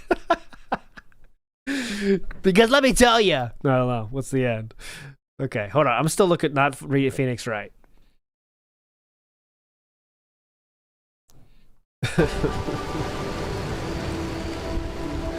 Okay, there's live. I'll keep it there. We'll get out of here, Rimworld. Alright. Move to main. 1 second here. Switch. It will be a while, I'm sure, until we get there. But anyways. Big ups too. Mr. Gorehouse says, Dear Chew, I'm sorry for the loss of your elderly husband. I'm here for you and the kids. If you need anything, I'm here. Love, Mr. G. Thank you, Mr. G. I'll send that, pass that along. Add this to the Chew Butter Fund. All right, we can do that. And he is here. What time is it? Fun 42. Over. Time for the pre-stream. I was off by 3 minutes. Because we're going to be doing a very special stream today. It's going to be the most disappointing Games of 2025 countdown. That's going to be exciting. And then we're going to follow that with some Pokemon Chill. We got Call of Duty coming up tonight. It's going to be good. Good stuff, okay? Ending the poll now. The thumbnail remains, and that means that how many of you are winners? 75% of you are winners, 25% of you are losers. I'm in the losers in this case because I also thought he would change it, so I'll take it. Sadly, I think that qualifies as an extremely rare ALTL. I'm sure that won't happen again anytime soon. Go! Big ups, John F. You're a legend. Here we go. So that you will hold on here and stick around and join me. We're going to chat for just a little bit. We'll have the stream build up a bit, and then we'll begin with the Disappointing Games Countdown, which I know many of you were here for. Some of you may stay for Pokemon, some of you may not, but the Disappointing Games Countdown obviously is the feature of this stream. And I'm actually going to be recording it as a separate video, and then the Pokemon stuff will be part of its own playthrough as usual. So, how y'all doing today? Who do we got? On the YouTube side, who do we got? We got Hank Pills, Pepe, Jade is here this morning. Good morning. That's we one. got Tolhurst, Trials 95, The Waller, Chris, Bane of Dagon, Space Jam fan. Who else do we got? Raz Udis, Rainbow Death Jam. Big Mac is here. You're Not Funny's here. Vasil, good morning. Buzzawizzy, hello. Matthew, hello. Sammy, what's up? I know I saw Mark here earlier, too. Grandmaster Scrub, how you doing this morning? All right, who cares about the dent roll call? Good stuff. On the kicks. Real quick, what should I put for the poll? I need 4 games to put on the poll, and that will be like what's going to be the lowest on the list, okay? So my 3 right now, I think, are Mario Kart World, Silent Hill F, and Mortal Kombat. Is there any one you disagree that should be on there that's not there, that has a chance to be on the worst, right? That's the thing. Expedition 33, I don't think. I mean, it could be. That'd be kind of a mean choice, though. I'm looking. I'll choose one. Momentum Appreciator, Piano-ish. You get it. See, Assassin's Creed, I think, is what I had before. I think I like that. Most tasteless, robust content. Username already taken. Garce is here. Save us GTA. Debo.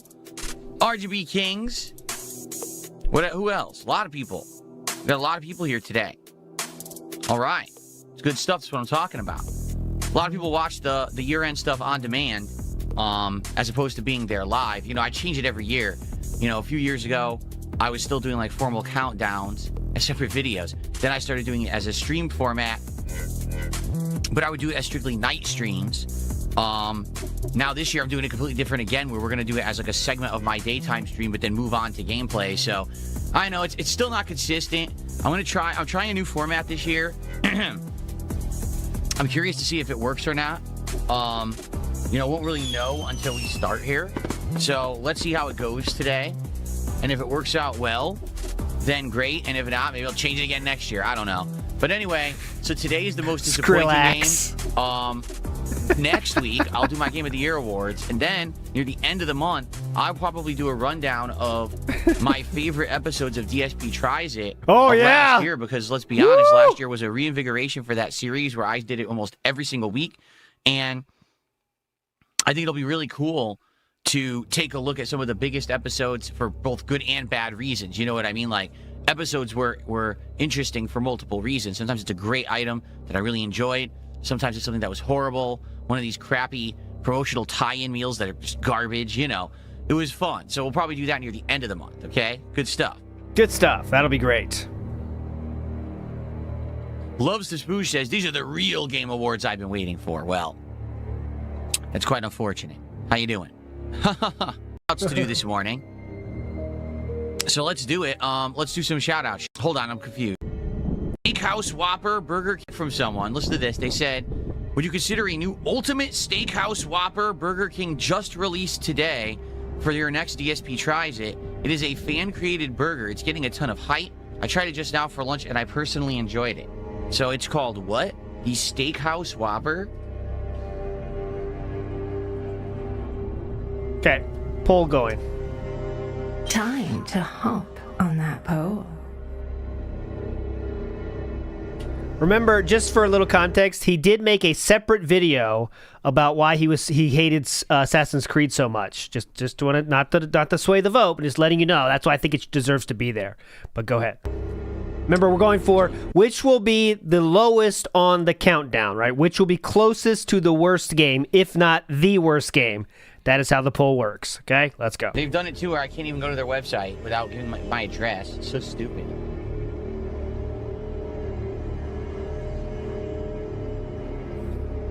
What is this music now? Horror music? Whopper by You. That's what it's called. Whopper by You. So here it is. Ultimate Steakhouse Whopper. It's just a Whopper with bacon. It looks like Swiss, mushrooms, and onion rings. Is that really it? So it's... Oh, come on. What's come on about that? Yeah, look. Swiss, Whopper patty, bacon, mushrooms, and a peppercorn aioli. I mean, it's ingredients they already had. Besides the peppercorn aioli, they've had all that other stuff already. What do you want them to do? I mean, if you really want me to do that for the next DSP Tries It, I'll do it. Here's the preview. Oh, it tastes like a Whopper with onion rings on it. Okay, the peppercorn aioli's interesting. Either it's good or bad. That's it. There's nothing to say. Like, this is the problem with these places. They're not... Why do a food review show then, if that's your take? Not trying anymore. Like, that's not a new item. by any means. That's a Whopper with the onion rings on it and other things they already have on the same fucking sandwich with a new sauce. They don't actually invent new items anymore. And that's the problem. Like, I know exactly what I'm going to say. What are you going to do? Say, oh, wow, well, look at this chicken nuggets from McDonald's. I mean, are they good? Are they bad? I mean, what else can you say? Do they taste good? Do they taste bad? What else you got to say? It's not interesting to me because He said there's shit. nothing actually new on that sandwich. If they actually tried and put effort in, then it would be more interesting. But they don't anymore. Like Taco Bell, Burger King, Wendy's, they're all doing this. They just take existing things they have and smash them together. It's new. No, it's not. I could have literally ordered that right now if I wanted to.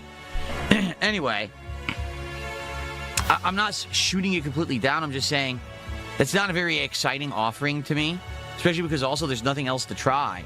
Like if I were to order that, what else would I get with it? You're not going to get onion rings. There's onion rings on the damn thing.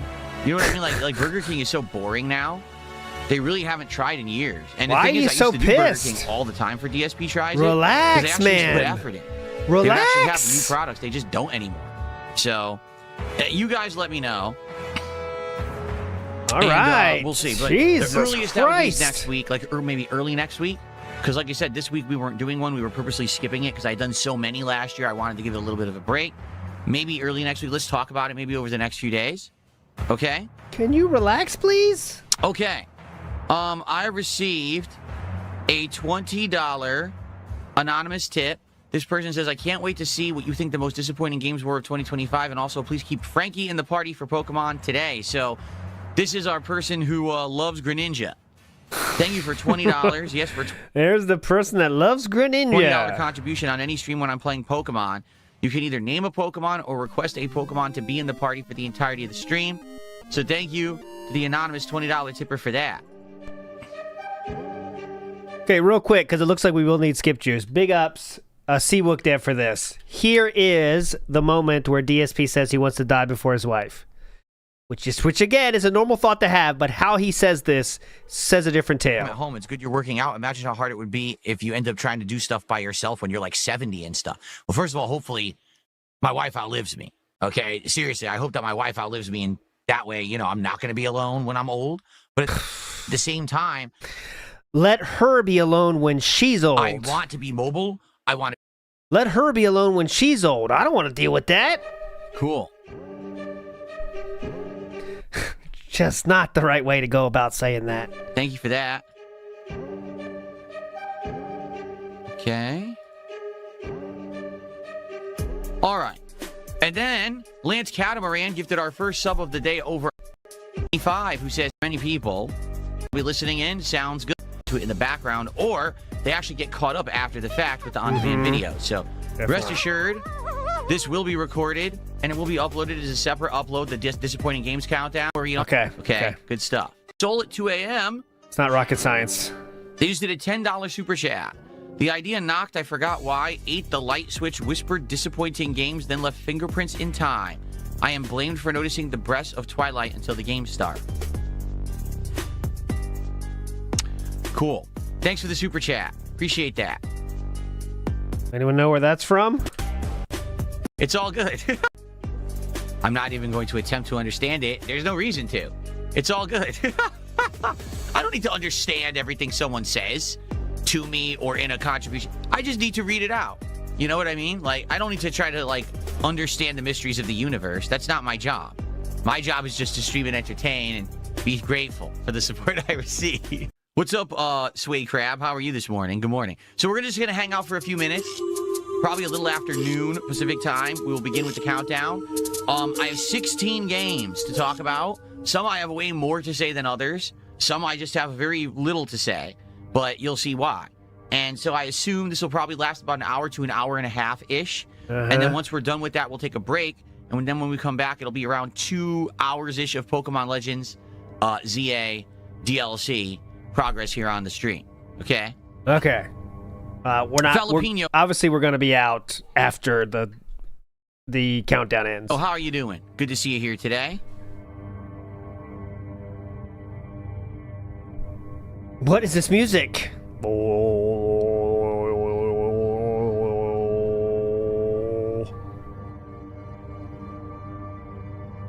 Oh yeah, remember that guy? That's true. Bookworm says, sounds like something that the guy who used to super chat magic card descriptions. You're right. There used to be a guy, actually I think it was Tips.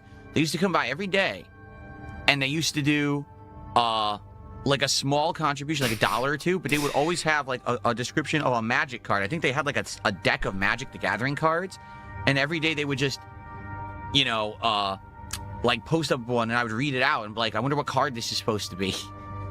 That was fun, actually. It lasted like a year. Hope he comes back someday. How am I today? I'm doing good. I got a little bit of the stupid sinus problem today, which sucks, so I'm gonna have to be doing this, where I push the button and I drop the audio. It's bothering me today. I got the stupid drip. I hate it. Oh yeah, but I get it. I got the drip going. I got the drip going. It's bothering me today. I got the stupid drip. I hate it. But I get it seasonally, and I get it with different kinds of conditions. I think the heat was on all night, so I woke up this morning and I was like, oh, sucks. But what can you do? Stop smacking your lips. I can hear it from downstairs. It's disgusting. Jade, I appreciate your enthusiasm, but I'm not going to spoil anything on the list. You guys already know some of the things that are going to be on this list if you saw the thumbnail. The thumbnail of the stream gave away. Yeah, fuck off, Jade. It's a little bit of a show going on here. Jesus, Jade. Just ask Sonic Racing Worlds in this list. A few Jesus, entries Jade. in this list, but certainly not all of them. God, can you be patient? Damn. Getting ahead of ourselves. What's wrong with you, Jade? No, Flonase and Zyrtec do not work, Pepe. Those are for allergies, and those are for congestion. I don't have either. This is not congestion, nor is it allergies. It's postnasal drip, which it flares up with certain kinds of conditions in the air or weather. And like I said, because the heat was like blasting all night, I woke up this morning, I was like, oh, first my throat was dry. I was like, oh, and then the drip started. I was like, oh. They don't actually work for me. They don't do anything. What AI did I use for the thumbnail? Grok. X is Grok, because I have the monthly low-end premium sub on X. I don't get paid. It's doing you a lot of good. For the expensive one, that one's ridiculous. It's like insanely expensive. What are you paying for Twitter for then? On X, I don't get paid for the expensive one. That one's ridiculous. It's like, oh yeah, I don't get the expensive one. What are you still giving it money for then? Like insanely expensive. Well, I think I pay like $5 or $6 a month or something. I don't know what it is, but I pay for that, and then I get Grok, and I use that to make some thumbnails for special events and things. And that's how I made this one. And to be honest, it's better now than when last time I used it. The last time that I used Grok for a thumbnail was for, well, I did use it for a couple of times for the Christmas stuff that I did. But the time when I wanted to use characters and things was way back earlier last year when I did the Worst Games Marathon. Anyone remember the Worst Games Marathon? So when I did that marathon, I made a thumbnail that was like Gollum and King Kong, and who else was in that? I'm trying to remember. There was like 5 here. Oh, Bruce Lee, because I was going to do a martial arts fighting game, which I ended up not playing, and a few others. And the problem then, Grok was so dumb. You'd be like, so give me a picture of, Gollum, Bruce Lee, and King Kong standing in an alleyway. And it would generate the picture, and there would be 3 Gollums. And you'd be like, what the fuck happened? Why are there 3 Gollums? Like, I didn't tell it to do that. Or it would fuse them together. It would be like Gollum in like a kung fu outfit looking like Bruce Lee with a Bruce Lee hairdo. Like it fused the characters together. That's what happens when you tell AI to make pictures for you instead of you make them yourself. Like, I didn't tell you to do that. Uh-huh. Like, I didn't tell it to even do that, stupid AI. So you'd have to like do 10, 20 iterations to get it to even look remotely like what you were going for.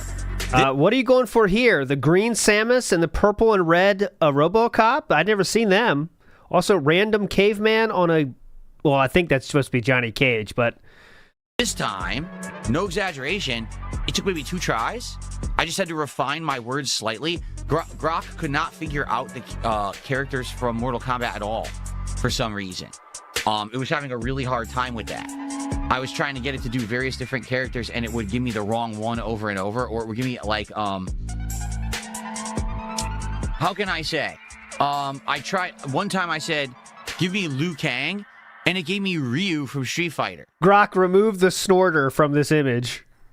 So I think what happens is, it tries to find something that's more popular or similar to what you're asking for, but there's more examples of. Remove the e-beggar from this stream. So, you know, I want Liu Kang. Well, there's not a ton of examples of Liu Kang as opposed to Ryu, who's way more prominent. So they gave me like a variation of Ryu instead. And I was like, I'm not going to see. Marty says, well, who's this particular character on that thumbnail? I'm not going to spoil. You're going to find out in this countdown. All right? Don't worry. You spoiled it in this thumbnail. You will find out. Grok, make his head round. Grok, make his head not as flat. Grok, remove my moves.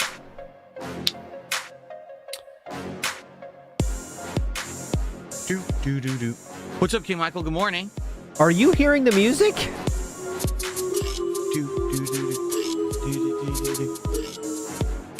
Are you hearing the same music we are hearing?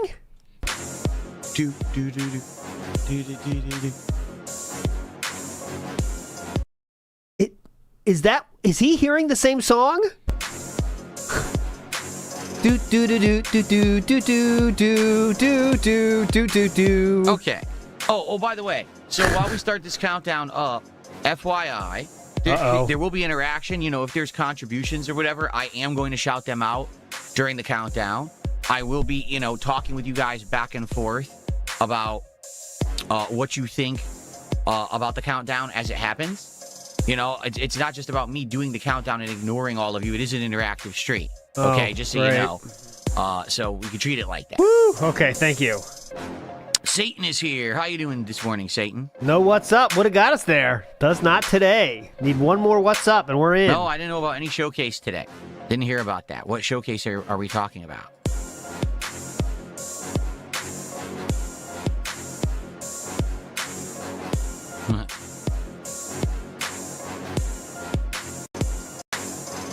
Weather today, cool. How's the weather today? Cool. Thank you, Bane of Dagon. I look good in this shirt. Thanks. Appreciate it. What kind of water do I drink? Filtered water. Filtered through a pure water filter in my refrigerator. And it tastes good. Oh, it tastes great. Tastes like water. Have you ever tried Lord of the Rings Online?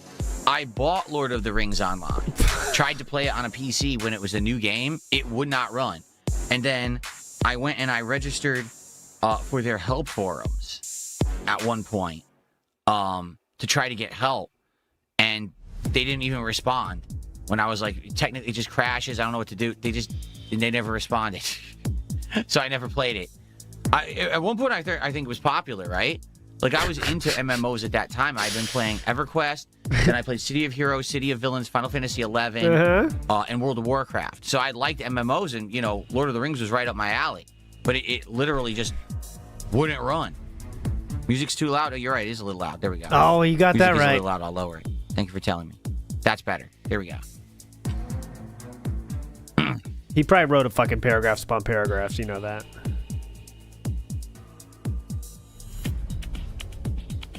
Ooh. Oh, that's interesting. What's up, Game Boy? Good morning. How's life treating me? Pretty good, except for the nasal drip I got this morning. But outside of that, everything's good. Want to listen to some tunes? Huh! Twice in 1 week. Can you believe it? Wake up already!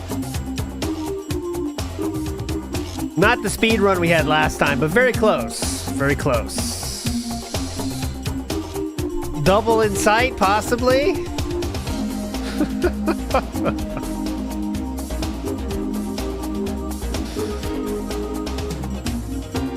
I think I heard Amberlynn will not be on LOLCal Bus tonight, I believe. Not feeling well after her big weigh-in fiasco. Don't have any updates on anyone else. Betrayed me!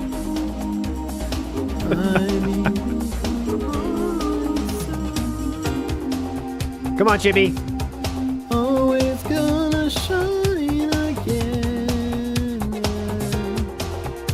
I believe a part of gold. Go. Indrid, step on me.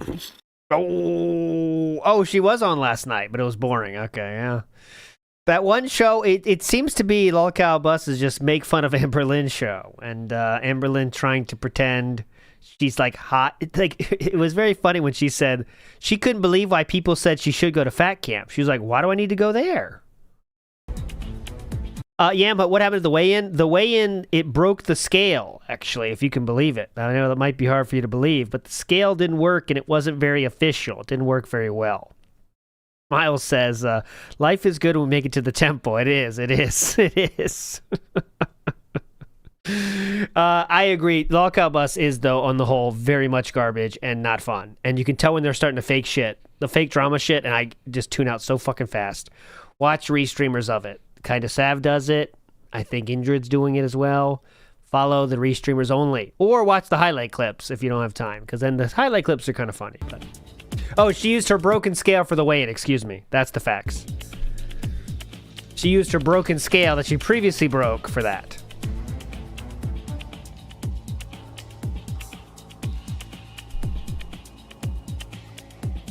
Sorry, my facts weren't correct. You said 12 o'clock we start. 220 people in here. Come on. Master Scrub, you could just check out my series from last year if you want those answers. He says, what was your personal game of the year and worst for 2024? Go check them out. The series are live. Do you want interaction or not, sir? Live on the channel. Answer the fucking question. Alan the Baller, how are you this morning? Game plus the event. Oh, yeah, I never heard about it. Would you smash Amber? No. Super Bonchan, you know well what was for breakfast, what I have for breakfast every single day when I'm streaming. Same exact breakfast. It hasn't changed. What about the bonus cheese? That's legit creepy music. That's like a horror movie soundtrack playing right now. Like, what the? Last year, and you can find it. I'm not rewinding, by the way. I'm fast forwarding each time. I am fast forwarding each time. He's doing the same bit 3 times now.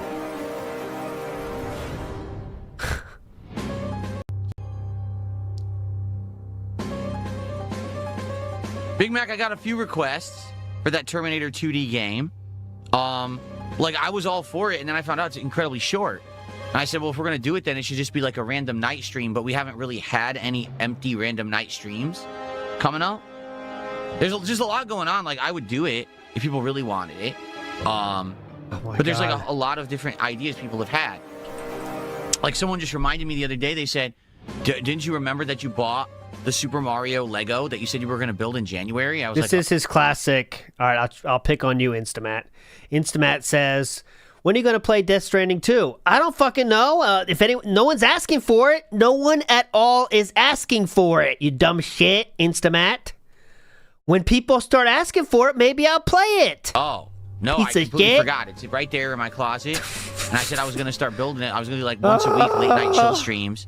With my new setup, I now have these Rode mics. So I was going to use the Rode mic. So when I'm building it, the mic is still at me. So because the problem was the mic didn't pick up my voice well when I was doing it previously, so I was going to do it differently with the Rode mic now and everything. And I was like, oh, we'll do a poll. So maybe I should start doing that. I don't know. Saturday night we'll do a poll for the next game. A lot of ideas of things to do this month. Just like, are you aware? We're 8 days into January. We haven't even talked about a marathon at all. Oh my God! Which I guess is a good thing. You know what I mean? Like previously, again, when everything was based around goals and hitting milestones and support. We basically were always like, oh, God, what's the next thing that we have to plan, that we have to do? And now it's not like that anymore. Now we just enjoy whatever I'm doing every day. And it's a lot of gaming recently. Like, we've been playing a heck of a lot of fun games. It's always the same amount of gaming, actually. And that's obviously a good thing. But now it's like, well, when are we going to do the next marathon? I don't know, when we feel like it. Like, have we had an idea for one yet? Not really. So maybe we don't rush it. Maybe we wait and we do one when we feel like doing one. What we have to do is we have to now change the marathon timing again because we've been doing it late. No one asked for it, But remember that my birthday is the first week of April, and we always do a marathon on my birthday or right around my birthday. Yes, need to collect the birthday money. So we need to reposition the marathons to be like the first week of the month again. Yeah. So maybe we do a marathon first week of February. That's good to me, dude. I don't know. We got to think about what we want to do. Not enough people are asking. Garmanides, no one's asking for Uma Musume, okay? Let's confirm. But it's all nonsense. It's all the same. Here's what's going on with gaming news today. They like to report the obvious and act like it's breaking news. Like just last week, there was this article on every gaming website and all game journalists. Did you know that the next version of the PlayStation and Xbox may be delayed because hardware now, the pricing has gone up? Yes, because idiots like you endlessly search for that news and click it endlessly, so they get more and more ads, especially without your ad blocker on. Well, think about this logically, okay? Okay, I'll agree to that right here. Plebe says, if Expedition 33 wins most disappointing, I say you owe us a Umamusume stream. I will agree to that right now, because that would be the most dented thing of all time if that happens. So yes, I agree to that. I am agreeing to that right now. Well, yeah. Most disappointing. Most disappointing is key there. True. It could be delayed because the pricing has gone up. Maybe. But what are we talking about? What evidence do we have of this? Has a single person making those consoles even talked about them yet? Do we know anything about the specs of the PS6 or the new Xbox? Do we know when they're coming out? Do we have any information at all? No. Literally, someone said, I'm bored today. I need to write an article. And they sat down and said, what's common sense? Oh, if the price of hardware goes up, maybe that would affect the development of the next consoles. Let me just type that out in a paragraph. Everyone knows this, sir. Okay. And then they published it, and everyone picked up on it and said, oh, that's a news story. Yes. No, it's not. Okay. It's not, idiot. No one, that's actually is a news story, though, people want to hear about. That's a hypothetical common sense thing doesn't mean it's a news story. Okay. So, for example, this whole GTA 6 thing, right? This is all based on Jason Schreier, the industry journalist, who has written some really good articles before. In fact, I actually recommend he did an audio book, a book that was turned into an audio book about game development.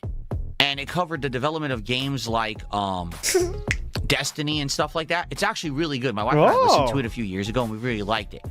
But he's one of the guys who when things are slow, he'll just like do some boring ass shit. Opinion pieces. And present it like it's a big event or a big article. So he's the one. He published this article. Well, GTA 6 may not be ready because some of the quests may not be done and the testing hasn't been done yet. It's like, well, yeah. Well, let's think about it. We haven't seen any gameplay yet. We haven't actually seen any real advertisement for the game whatsoever. We're not getting any information from Rockstar. This is called common sense. If it was ready to be presented because the game was done, we'd know about it already. So all you're doing is you're relaying matter-of-fact, easy-to-figure out information if someone has a logical thinking brain. It's not a news story. It literally doesn't need to be reported for the news because it's not news. A game's in development, so it's not done yet. No shit, it's in development. No shit, idiot. That's the fucking point. That's what it means to be in development. It's not complete yet. So it's not an article. It's not news. That's why recently I haven't been actually covering game news at all because there's none. Like, this is what game news has become. Oh, there's nothing to talk about today? Just fucking publish anything and act like it's news. There's no news. You didn't say anything. You wrote a giant thing that had no actual information in it. And you presented it like it was some kind of thing that everyone needs to talk about. And then every single YouTuber, every fucking streamer, every person on X, every person on the gaming journalism, all report on it like it's news. It's not fucking news. There's nothing to talk about. So what caused this? Infamous KS asks, what caused this is he's having trouble doing the podcast because there's not enough news. So he's getting salty about that because he has to rely on other people writing news to cover news, right? Because he knows nothing. So he's not been able to do that, and I think he's salty about that. This is him lashing out at that, you know. He can't do a podcast every day now, so he's kind of like, why can't they do it to help me fill my time?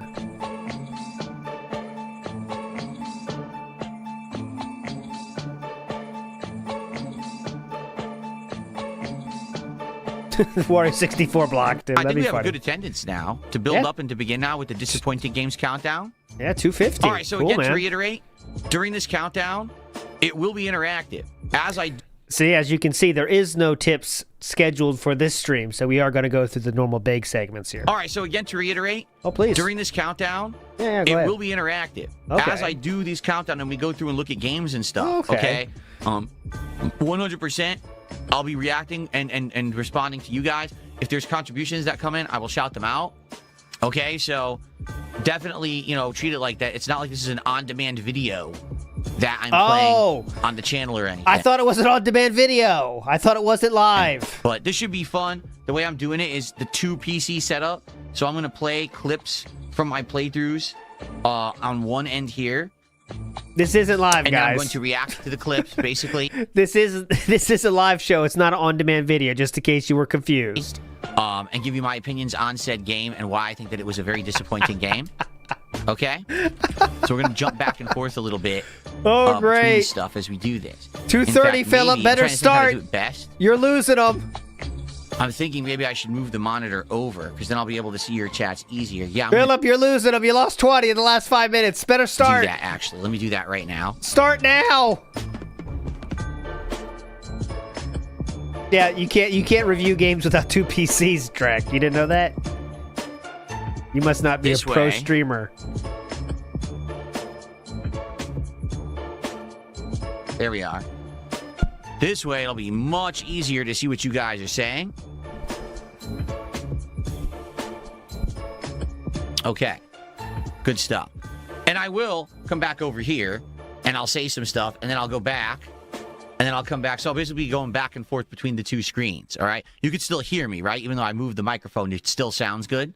Because this is like a neutral place for the mic where I can do commentary here. It's neutral. But then I can also be here, right? I like how the mic is very maneuverable now. Sounds good? Sounds horrible. Go! You're losing viewers, sir. You had 250 a while ago. It's gone now. The mic sounds good here. Horrible. But the mic also sounds good here, right? Because I'm looking at the camera. I'm not using this frame, but it sounds good this way too, right? Sounds good? Okay. Good. It's my first time I'm testing this on the fly. A lot of creators do this. They jump between 2 scenes, and I wanted to test this. Usually they do it off screen, though. See how it works, in fact.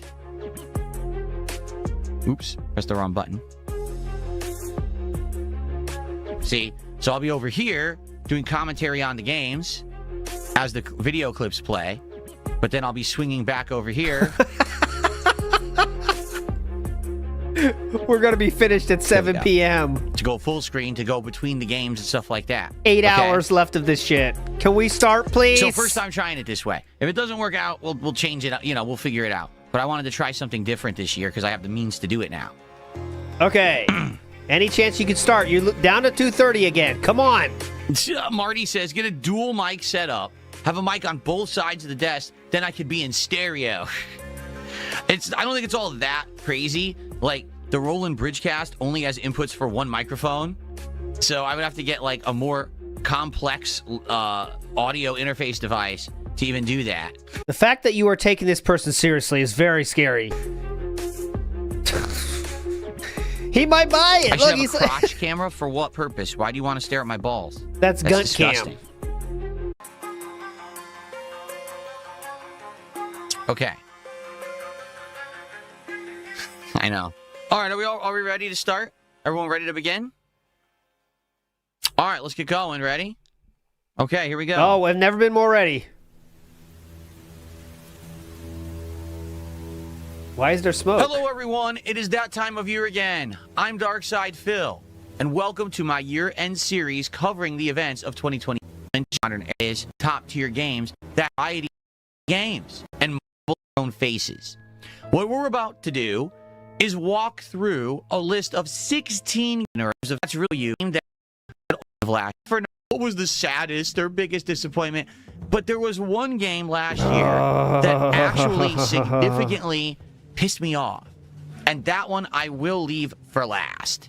Okay, so that's the game. Oh, so wait. Okay. But there was one that sucked. So we're going to take a look at all these different situations and my personal rundown of the most disappointing games of last year. Yeah. However, I just want you to know they're not in any particular order. Oh, shit. They're not in any particular order. So if number 1 is not on this list, we all lose, by the way. Just letting you know. If anyone is not on this list, we all lose. If it is Expedition 33, you will have a locked-in Uma Musume stream, okay? That is confirmed and locked in now. Except for number 1, at least worth to talk about, is a game Phil has this one on his list. This game, interestingly enough... Please don't tell me the fog is going to be the whole show. ...was made by a former game developer who used to work Why is the fog going? That's right, ladies and gentlemen. The game that we're about to talk about Okay, is turned it off. Okay. Mind's Eye. And for those who don't remember, and by the No, way, it's pay not no my attention to fault. the man standing behind me. For those who don't remember, Mind's Eye was a game that was actually heavily hyped that it may be the new game to take over for Grand Theft Auto. It's going to be an open He has his own head behind him right now. world adventure featuring technology and mystery and all kinds of fun gameplay elements. And then the game actually came out. And when it did, what we all found out is that Mind's Eye was an atrocious mess. The game itself was not polished in any way whatsoever.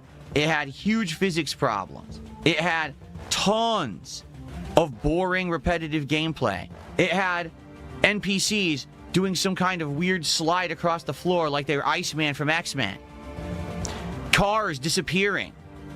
Things exploding, launching into the air. The game was obviously completely and utterly unfinished. It made no sense that they even released it. And by the way, this is a full retail release game.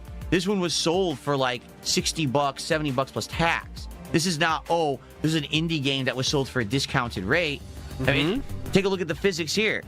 Just clobbering a giant truck and the thing flies like it's made of paper mache. And then it disappears from the game world entirely. Okay. And this game was rife with these problems. But not only was that one bad for those reasons, the game itself was just a pathetic mess. Like, there was nothing really interesting about it. The writing itself was bad. The plot was very generic and not interesting. And, probably to make matters even worse, a game that is supposed to kind of be like GTA, but basically this game didn't have anything going on in the world at all. Like, what's one of the things that you would say about Grand Theft Auto is very interesting? Well, the world. It's vibrant, it's alive, it feels like there's stuff going on at any moment. That makes you, look at that. That makes you interesting, right? There's all side quests, there's gang activity that can happen. In this game, as you drive around, there's literally nothing happening in the game at all at any time. Like, the world is so boring. Okay. People fusing into cars like that. Next. There's just nothing actually happening. It's just a very empty, broken, unfinished game with a world that's not engaging at all. And the fact that they tried to charge full price for it, most people saw right through it. Now, I bought it just on curiosity's sake, and man, we only got like maybe 4 or 5 hours in, and it was just, I've had enough. Like, there's no point to even play this. There was actually an entire stealth mission based on sneaking into like a prison, getting an item and getting out. It was one of the most boring things I'd ever done in my life, and I gave up. So, Mind's Eye, a very, very good example of a game that really didn't live up at all to any of the hyper expectations that have been played out. More coming soon. If anything, what this proves is that just because someone who Whoa. Is that, he put that on there? worked on a game actually worked at a game studio that was prominent does not mean in any way, shape, or form that the game is going to be good. What? Yeah, they had the idea of what More coming soon. an open world sandbox game should be, but it doesn't mean that the one that they make is going to be a good one. And yeah, it was a huge, huge waste of money and a ripoff. What was the more, what do you mean more coming soon? So, that's our first entry in the most disappointing games countdown. Good entry. Moving on to the next. More coming soon. Was a game actually made by a well-respected game developer. This is a developer that actually in the past had made quite a lot of great games and was kind of like resting on those laurels, looking down memory lane and saying, hey, look at what we did in the past. Here's our next new offering. Come out and check it out. So I did. Looking down memory lane. And when I did, there was actually a lot of things about the game that I enjoyed. But at the same time, there was one glaring, really huge flaw. Ladies and gentlemen, next on my list, the most disappointing games of 2025 countdown. So, Avowed. You guessed it. Avowed. So, Avowed is made by Obsidian. Obsidian is the studio that made Fallout New Vegas. One of the most highly respected games that has ever, come out. And we still wish that there would be another one, right? Sadly, Bethesda's doing pretty much nothing with Fallout besides making a TV series right now, which is great, by the way, but we want more Fallout. Well, Obsidian needs something else to do, so they decided to make their own open world fantasy game in the style of, say, the Elder Scrolls. And as you can see, at face value, the game doesn't look half bad, does it? The graphics are pretty good. The movement, the gameplay elements, the leveling system. In fact, I would argue that if you just play Avowed and explore, you're actually going to have quite a lot of fun, because I did. Just kind of messing around in the world. I played this game for, I think I want to say around 12 hours, and I pretty much ignored the story, and I just ran around the open world and messed around with exploration and the like. And every time that I did that, I actually had quite a lot of fun. The open See that? He had to change it because it was menu. He was in the menu so long he had to go either manually move it. Great clips you prepared, King. Perfect. You're doing great. How many smacks out of 10? world itself is well designed, looks really good, and just in general is a great time to kind of mess around in. So it's All fun right? then. So then wherein lies the problem? Well, the problem with Avowed It doesn't get enough tips. that there's a story. And every time that you try to delve into the story of Avowed, you'll find out that basically this studio probably doesn't employ the people who wrote Fallout New Vegas anymore. In fact, they probably don't employ anyone who knows how to write. Oh. Because the story of Avowed is one of the most boring, uninteresting, confusing, and just not special things that I've ever seen in an open world RPG. Every time that there's dialogue, every time that there's a development in the story, it's like, what is going on? There's this ethereal voice talking to you, and make a choice. Does the choice even matter? Doesn't really matter. And then you got to do a lot of menial tasks in order to advance to the next part of the story. And so the sad part about this game is that it's not a bad game. Like I said, not every game that I'm going to have in this countdown is a terrible game. The world design itself is actually quite good. There's some good things about Avowed by playing that I enjoyed. But the story itself is so dang boring that you don't really want to go back to it when you're forced to do it. And that's the thing about any open world RPG, right? You got to do the story at some point. You can't just ignore and put off the story endlessly. You got to get back to it. Well, there's something you can for a long Every time you time. do, you're but like, look oh my God, I wish I could just explore the world some more. So I like the double tips trackers at the top here. After about maybe 12, 13 hours of the game, I was like, I just don't want to play this. I'm bored. The story is not good. And I wish that basically they employed better writers, but they don't. So sadly, that's the story of Avowed. It's just a game that doesn't live up to the hype or expectations of anything that Obsidian has ever put out. Mm-hmm. It's boring to play once you have to get into any kind of dialogue or story. It's just completely uninspired. I wish maybe it was kind of just, Elder Scrolls. In fact, rumor has it, this actually was supposed to be an Elder Scrolls game, but they were outright told by their parent company, Bethesda, no, this can't actually have the Elder Scrolls stuff in it. We're not going to give you the IP. So they just turned it into its own thing. And that's basically why it sucked. Now, if you like exploration and side questing, I actually recommend it. But I'm just going to warn you, whenever you get to the story, you're going to be terribly bored. I was, and pretty much everyone who played this game was. That's the major problem with the game. All right. That one was a sad one. The good news... Off to a blistering start here. Man, we are engaged. About Avowed is that it's a Game Pass game. And like some of the games this year that really stunk, at least if a game is going to be bad... This fucking sucks. If it's a Game Pass game, then at least you're not like dropping money on it, right? How many smacks? And I think... Maybe how many smacks out of 10? In 2025, this was the year when Game Pass, for some people, was a big, big advantage. Because if you don't have to buy the game outright and it sucks, you didn't really lose anything, right? So a lot of these games I tried were Game Pass things that, I didn't really, invest too much. So it's not a big deal that it sucked. But at the same time, yeah, it's disappointing when you get a game company like Obsidian that's done good things before and they just don't know what they're doing anymore. Like, it seems like they've lost their way, and the people who used to be good at the company don't work there anymore. Lost their way counter, now at 1. Iwamoto says, will he give total money made per game? No, that's an internal metric.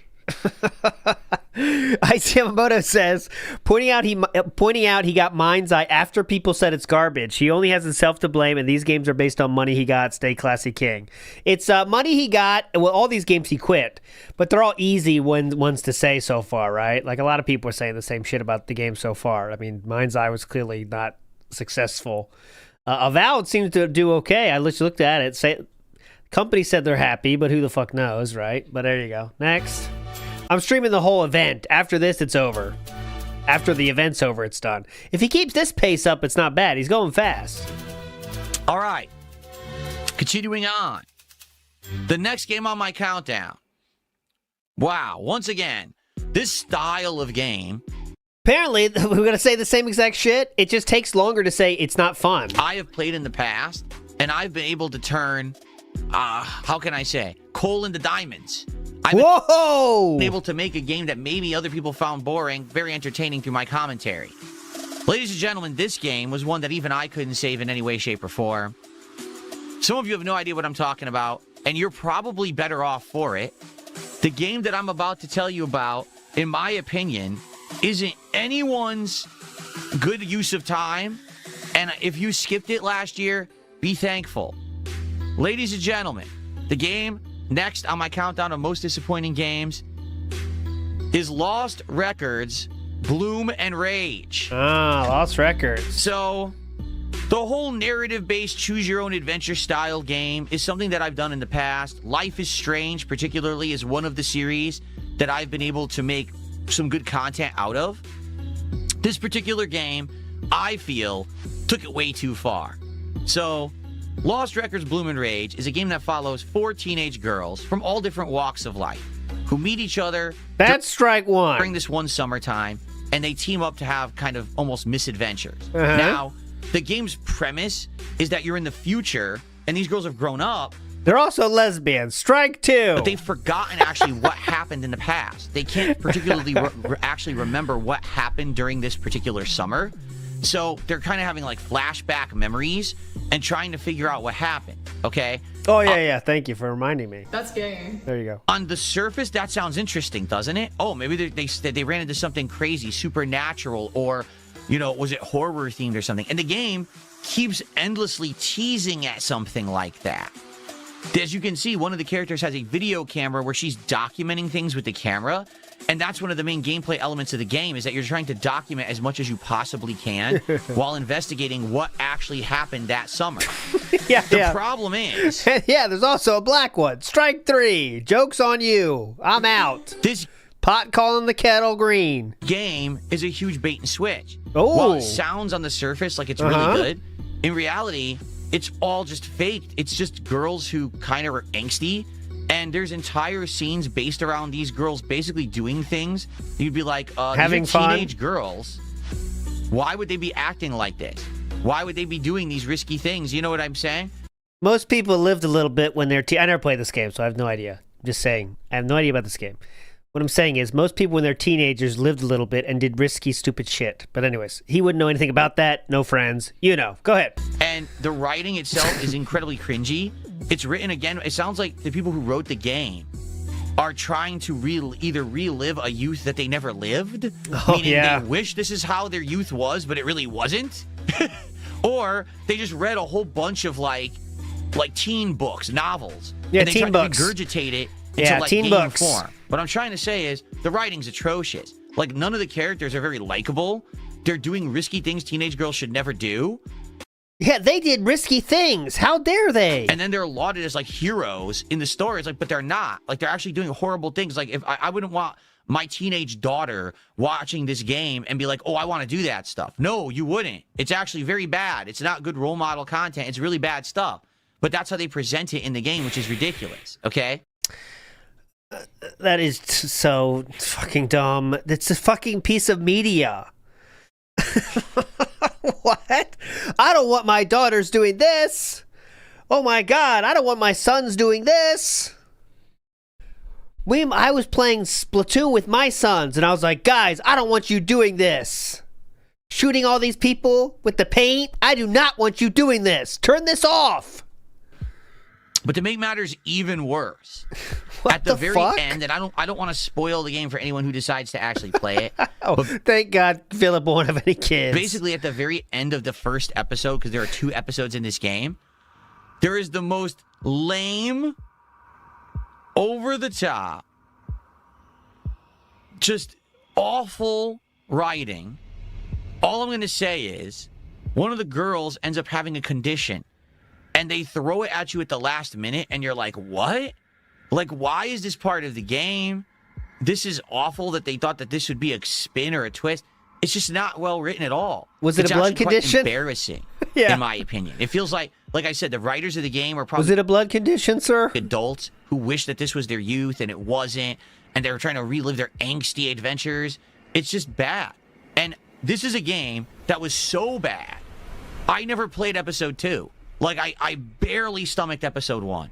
I could barely get through it. And then when episode 2 released, I was like, I'm not playing this. I can't stand it. It's so poorly made and so poorly written. I cannot stomach another 10 hours of this garbage slop that really shouldn't exist. You know, that's probably the best way to explain it. Like, there are some games that are made for entertainment, and there's some games that are made and they tell an interesting story. This is a game that does neither. There are some games that are made for entertainment, and there's some games that are made to tell a story. So you're saying there are some games that are made to tell a story that's not interesting? Is that what you're saying here? And it's just so badly made that Oh yeah, I don't I'm think making a game, guys. It tells a story. It's not interesting. I mean, it is very boring, but it's telling a story. So I hope you can enjoy that. it should exist. Like, probably gaming would have been better if it was never made. But of course, you're going to have people who are going to be like, oh, well, don't you know that this is important because it's a game for teen girls? No, it's not. Like I said, the girls in this game are not role models at all. They actually make horrible decisions. They take risks they shouldn't take. I wouldn't want anyone, you know, playing this game and thinking this is how teens should act. It's actually the opposite. This is like an instruction manual of what not to do. Yeah, I said the same thing with I saw Stranger Things, and those teenagers, they were doing stuff like going around fighting aliens and stuff. I was like, guys, do not do this. Teenagers shouldn't be taking these risks. So, yeah, the game sucks. I couldn't even play the second half because I couldn't stomach it. And if you even give it a look, I'm just going to warn you, you're going to feel like you wasted a whole lot of your time. All right. All right, so far we're off to a blazing start. Amazing gaming takes here from this gaming journalist. Joshua Clan says, major school presentation vibes, 1 smacks out of 10, 1 smack out of 10, or 1 ack out of... Big ups, Joshua Clan. He's trying to sound as important as he can, but he's not even saying anything at this point. Velvet says, reviewing Avowed without mentioning Pillars of Eternity once is crazy work, King. He doesn't remember that part of it. You know that. He basically is doing this whole thing based on, it didn't get a lot of support, so that means it goes on the list, and then he's doing it all off memory. And you know how his memory goes, you know? So, we're only 3 in. I know it feels like we're like 10 in. No. But we're only 3 games in. Uh-huh. Okay. Are you still doing the shtick like everyone hates these? It's a review. Like, you're supposed to make the review entertaining, King? Just a reminder. Sadly. Okay. We have a game that, sadly... Oh, yeah, exactly. Hold on. Logan K is right. Leanna did a risky thing in her teens by moving across the country with a man who was 9 years older. Phil would never allow that. And she didn't even graduate from school yet. Correct? Iwamoto says, I don't want my kids to jump on turtles or climb down pipes. Yeah, that's a game of what not to do. Big example of a company that completely fell off. And when I say that, you might say, I don't Nintendo? know what you mean. Because these AAA game companies are coming out with great games, and they keep reporting that they're doing well. The game I'm about to show you in the countdown for the most disappointing games of 2025 is a game that right now the actual publisher is insisting did well, even though it definitely didn't. Okay? It sold 4.3 million units. It won't report actual sales numbers. Oh, okay. But they keep saying the franchise is healthy and alive. They keep saying that this is one of our big poster child kind of things, our big IPs, and every time we're proud of the game. And the actual CEO of the company who made this game actually said, well, we just made a game for gamers, and I don't think that's what people are looking for anymore. Excuse me? You're the CEO of a gaming company, and you think that gamers aren't looking for games for gamers? Then what are they looking for? Yeah, it's Assassin's Creed, you know that. Anyway, let's just get into it. Ladies and gentlemen, I present to you a game that I don't think anyone is going to be shocked is on this listing whatsoever. From early 2025. Oops. It's Assassin's Creed Shadows. All right, there goes. So 11% just got felted right there. It's not the final. Assassin's Creed Shadows, right from the get-go, already had massive controversy around it because it stars a female ninja, out of which there were probably one ever in history, if ever there was one. And that is factually not true. Stars a African samurai. That's correct. Someone of darker skin who is apparently a samurai. He's of darker skin? He's actually black, sir. Immediately, people called this out before the game even came. He wasn't a dark-skinned Japanese person, was he, Philip? Darker skin, who is apparently a samurai. And immediately, people called this out before the game even came out and said, if you're going to finally have an Assassin's Creed set in Japan, why do you have two protagonists that aren't even stereotypical people from Japan? Like, they're the outliers. They're the exception to the rule. We've been waiting so long for Assassin's Creed to be in Japan. Why not actually have a game that's representative of what would happen in Japan? So, right from the get-go, there was a huge misstep when they made the game. But for me, to be honest with all of you, when I actually bought and played the game, I never even got that far. You might say, well, what do you mean? Yeah, well, it didn't hit my goals in the first stream, so I stopped. What you're seeing here is representative of the first 12 hours of Assassin's Creed Shadows. Because in the intro, you only play as Yasuke, the Black Samurai, for about 20 minutes. It goes a little bit of his intro cutscenes, but you never actually really play as him in his story. It just goes right to the female ninja. You're then forced to play her story almost tirelessly and endlessly for about 15 plus hours before the game goes back to Yasuke. And as you can see, this is the gameplay of Assassin's Creed Shadows. Essentially, you go through towns, killing endless amounts of enemies. All you do is sneak around and murder people, grab resources, and take over bases. Is this something new to Assassin's Creed? That's the game. All right. Okay, so correct me if I'm wrong. I really think that's what you do in all Assassin's Creed games. Right. Assassin's Creed used to be, hey, I think it's called Assassin's Creed. Hey, you're an assassin. Sneak into town. Be very stealthy. Go in like a shadow and kill someone and get out undetected. Bonus points if you're undetected and if you don't actually kill anyone along the way besides your target, right? Now, the game is literally infiltrate a base, become a one-man army, murder as many people as possible, in fact, get rewarded for the more murders you commit, and loot and get out. What? How is that Assassin's Creed? Like, it's not at all. In any way is that anything to do with Assassin's Creed. Okay. So I think we're going to see some gaming journalist takes on Twitter later. Did is they almost double and triple down on the formula of games like Assassin's Creed Odyssey and Assassin's Creed Valhalla and said, open.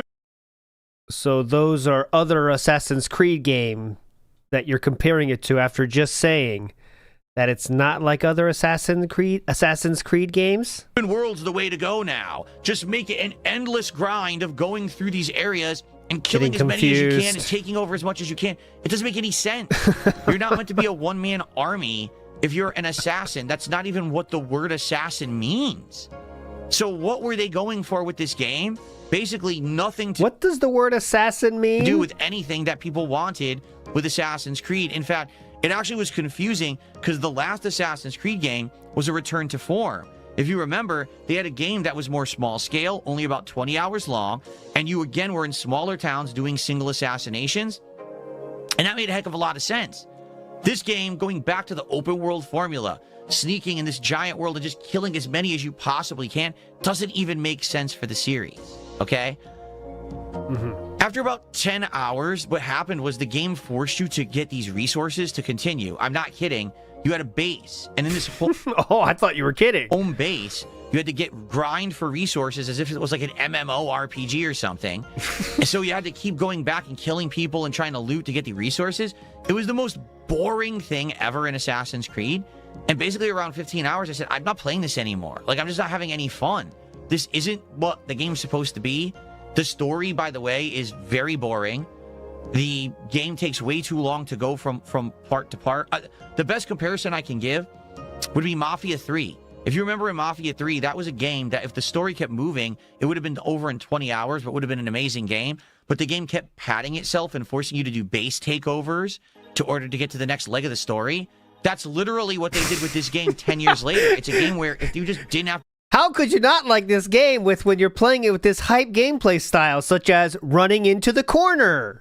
But the game kept padding itself and forcing you to do base takeovers to order to get to the Holy next leg of the shit! story. Whoa! That's Run in the literally what corner! they did with this game 10 years later. It's a Corner! game where if you just didn't have to do the grinding, it would probably be fun. But instead, you were so forced to do this repetitive combat and takeovers. It's just not anything interesting at all. I better things to do with my time than do repetitious nonsense over and over. So Assassin's Creed Shadows did poorly. For those who don't know, it actually was a flop for Ubisoft. The game did not sell nearly as well as they had intended for the amount of money and time they put into its development. And then the CEO went on a PR campaign basically saying, well, it's because of people who complained on the internet about the protagonist rather than caring about the game and its elements. It's a game for gamers, and the gamers didn't care because of all the stuff online. No, the gamers didn't care because your game sucks. Oh. You've lost your way as a game developer. You're no longer Lost your way count at 2 now. making games for gamers. That's why gamers don't like it. It has nothing to do with the fact that people made us think that the protagonists aren't in line with what probably was happening during this era in Japanese history. It has to do with the fact that the game is fucking boring. No one wants to play another open world Assassin's Creed where we have to waste 10 hours, 20 hours before we get to the next leg of interesting story. You're an idiot. Eve, give up. All right. DSP's base tape cooks. Big ups, Axel Donkey. You earned this. Ready? Dark Nightmare Zero gave me a 100-bit cheer. Dark Nightmare Zero is actually someone who I talk to about a mobile game called Final Fantasy Brave Exvius all the time. He's actually kind of my buddy. We go back and forth. We talk about the game. So he says, this is my first cheer. Wanted to help you out a bit. I'll talk to you later in the DMs. Congrats on getting Cloud and Afrida so easily. Cloud and Afrida, he says you guys have no idea what he's talking about, are 2 new characters that were released a couple weeks ago in Final Fantasy Brave Exvius, and I got very lucky just within a couple, you know how these games work. They're all randomized. So I did a couple randomized summons, and I actually got both of the rare characters, which is really rare for me. Usually I don't get all the rare characters, but yeah, it was pretty good. So thank you for the cheers, sir. See you later. Damn, good one there. These are all, there's a folder someone made of 5,000 DSP quotes, and I don't know what they are at all. I just put the whole folder in there, and it pulls a random one out. But that was an interesting one, huh?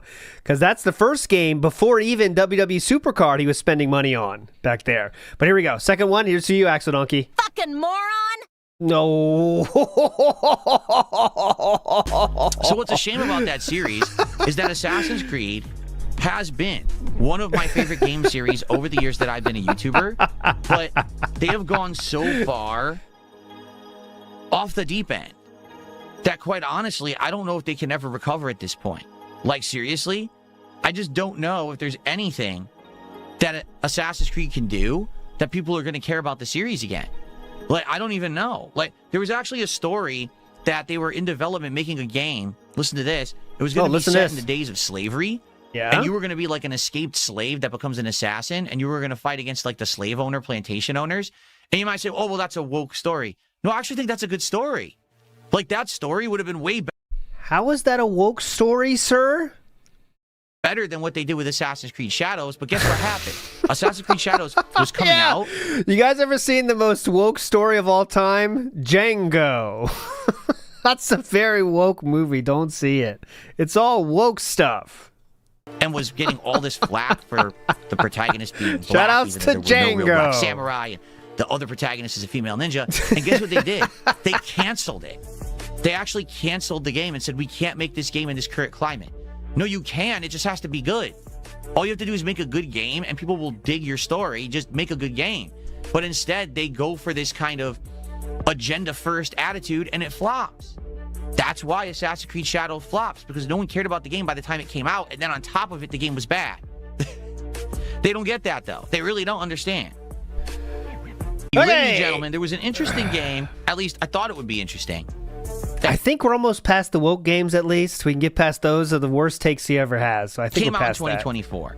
This was a game that really was not in my wheelhouse of a game. Oh, that yeah, hold on. Iwamoto says, is he saying Yasuke was a Gato? He did say it very strangely. He's dark skinned. Like he's a Japanese dude that just has dark skin, like a Gato. Yeah, that's Yasuke. Yasuke, excuse me. Yasuke is a dark skin. And K-Jim says, I don't say it is a phenomenal game, but AC Shadows is the second highest day one sale in the franchise. There you go. I can't say shit because I didn't play it, but I don't know.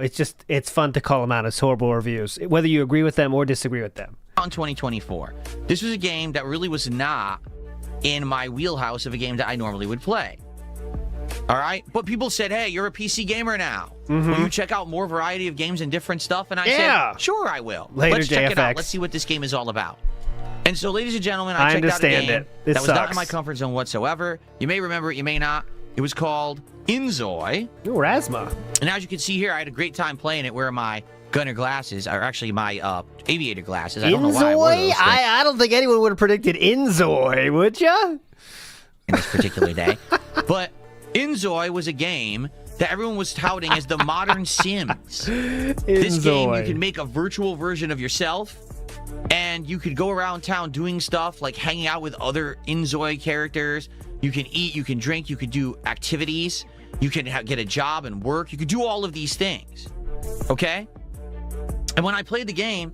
by the way, DSP played the pre-beta, right? The first early access release of this game. So you know, when they're still working on things. I didn't really know what to expect. And at first, I actually was having a lot of fun with this game. The initial, character creation, setting up personality traits, interacting with certain people in town, and going and buying food, and, checking out what's available in the area. It's pretty good, to be honest. And the graphics, actually, for a Sim-style game like this, are actually pretty outstanding. You take a look, I think the game actually looks quite good. But the further I got into Inzoi, of the 2 or 3 streams that I did of it, the cracks started to show. For example, I got a job, and then I got in a taxi to go to the job, and this is what happened. Literally, the taxi froze in place, and I was like, what's going on?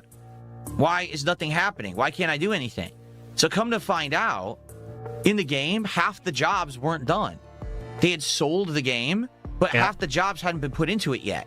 So if you chose an occupation that didn't exist in the game, you would get into a car to go to work and sit in the car all day. Then you would leave the car and earn money for sitting in the car all day. Now, it is my understanding that you were supposed to actually have the job in there and you would do tasks at the job, but they didn't have that in the game yet. Early access, once again. Okay? Early access. So similarly to this, as I continued to play and do certain things in the game, other things were unfinished. For example, I found out... Early access. Oh, if you go to the theme park, half the rides don't work. Early access. Wait, what? So half the jobs aren't in the game, half the rides don't work. What else is unfinished in this game? Well, come to... Early access. Find out, actually, the game is mostly unfinished, but they were selling it for play. Why? Early access. You don't actually have to buy those. Why would you do that? You can wait. It was very confusing because it didn't feel like the game was anywhere near... Oh, here's DSP working out. This is what it looks like. To be sold. Yeah, hold on, if cat. You're getting such an early experience with the game. Hang on, cat. Where you can't even do half the stuff in... Whew, 2 reps. That was 10 pounds. Almost maxing these puppies out. In the game. Well, that doesn't seem to make much sense, does it?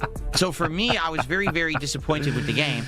But ultimately, the thing that really got me was what happened at the end of my playthrough. Take that, detractors. Which I'd like to show you.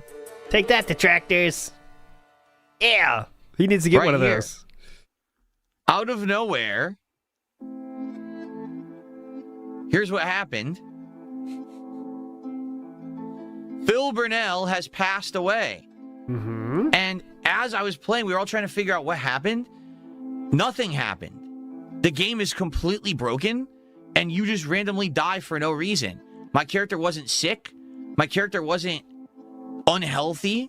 My character was actually fine. There was nothing wrong with my Inzoi or Zoi, whatever they were called. They just died out of nowhere. And I tried reloading and replaying. They would always die no matter what at a certain point with no explanation. Yes. So there was actually no way to make my character and have them progress past just a few days. It would be instant death for no reason. Mm-hmm. Seems like a bug. Did you report it? The game was literally unplayable because you couldn't get past a couple of days. Hope you reported the bug, right? At this point, I was like, I'm just not going to play it anymore. Like, it was an interesting idea. It was an interesting thing to try. But, man, this thing just doesn't feel like it's finished. It's obviously busted, and there's problems. So I never played it again, and I was wondering, you know, would anyone ever ask me? No, no one literally ever asked me to go back to the game, and apparently the game ended up being universally panned because things were never finished, things were broken, and the game developers just essentially botched the whole thing, which is sad because, like I said, it looked pretty good, the graphics were good, the premise is interesting, but the execution was just incredibly poor, to the point where if the game wasn't actually fully playable, why would you even take money for it? No one basically tested it, and they just started selling it, and then it was a big broken mess. So early access is to get more money to keep making the game. It was an interesting experiment. If there ever is another game like that in the future, I would definitely be interested in checking it out. But sadly, the game was just an unfinished mess, very disappointing, and so obviously that's why it's in this countdown. Okay. 2,000 people are playing it now on Steam alone. Yeah, player count has dipped massively, and they don't have a real release date yet. But anyways, it's a early access game. Go ahead. Installment. Very interesting for the reasons why it's in this countdown. Allow me to explain. I told you that not every game that was in this countdown was going to be something that I considered a bad game or a game that had issues. In fact, I don't even know if this game has issues. Okay? To be honest. But South of Midnight. This game. All right, so I'm interested in this one kind of, because how is he going to say that his audience isn't racist, right? Because his argument for this one is his audience was too racist for it. So how is he going to say that without saying, yeah, you fuckers are racist because they didn't support enough?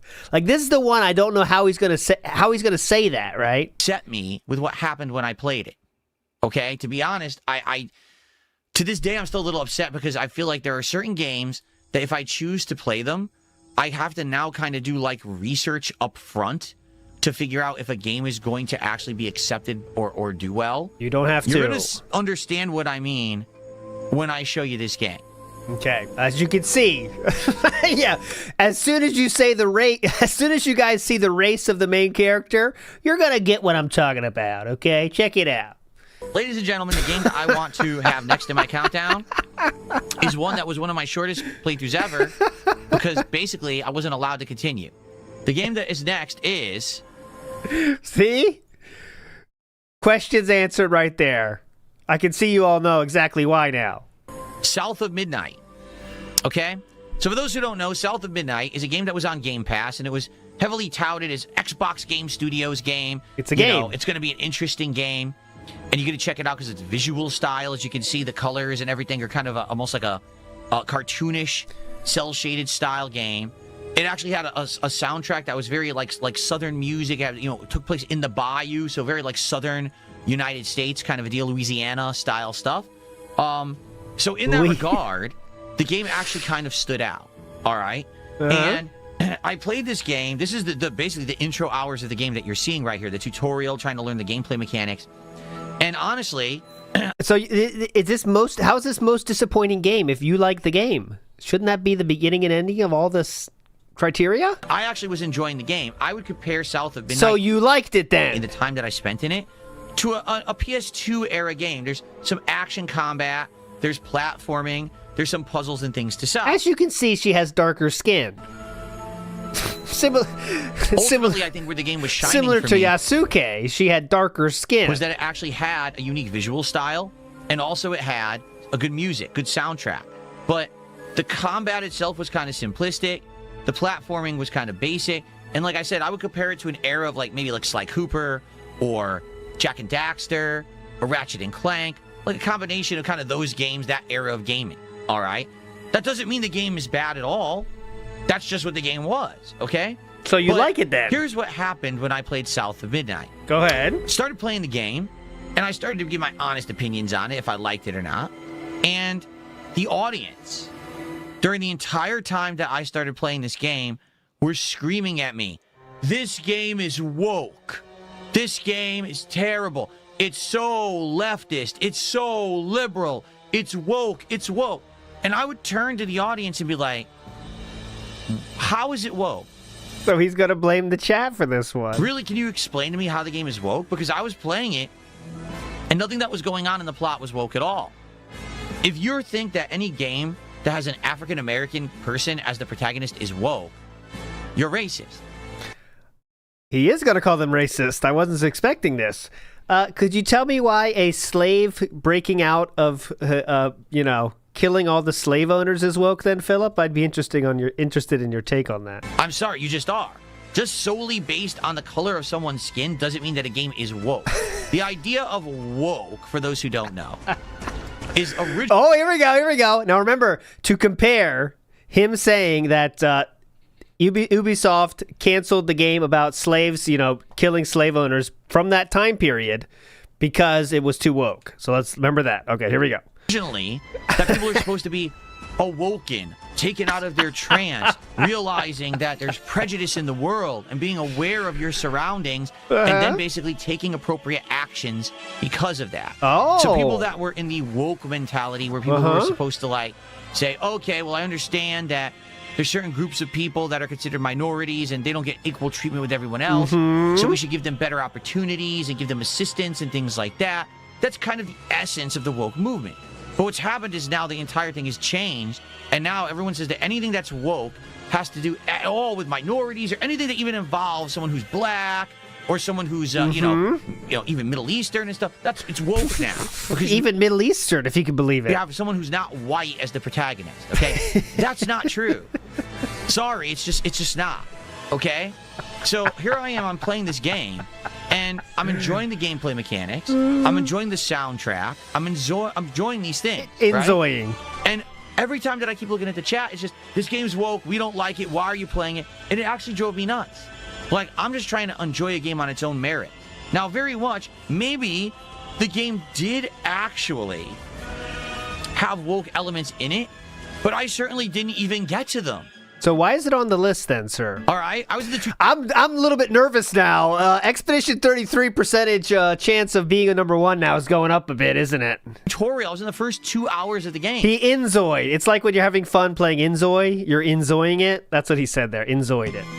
And I couldn't get anyone to engage with this game or even give it a fair shake.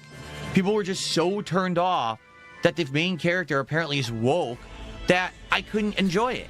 So after the original stream playing it, I said, listen, this is a game that I was enjoying. I like the platforming elements. I like the exploration. I like the puzzles. I like the combat. I like the music. This is something that I would personally maybe go play, but I guess I just can't stream it. Right? Like, I'm not going to stream a game where everyone's going to complain every moment that I play it. So the truth is, all right. I like the game. I don't know if but I'm so much of a bitch that I can't play games because my chat yells at me. The game did well or not. For what I'm to understand, it didn't. The game actually, it was a Game Pass game. Okay? So it did get some attention for being kind of free on Game Pass or whatever. And some people did play it, right?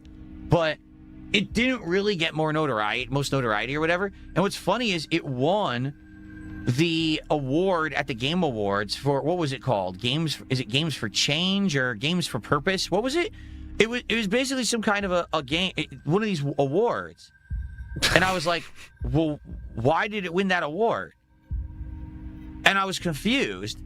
And people were like, well, they won the award because the protagonist is African American. I said, huh? Huh? I don't even see color.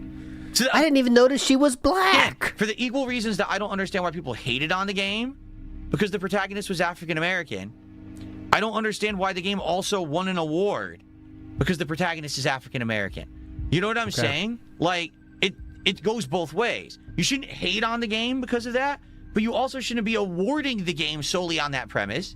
Was the game good? At this point, I don't even know. I'm so confused. I don't even know.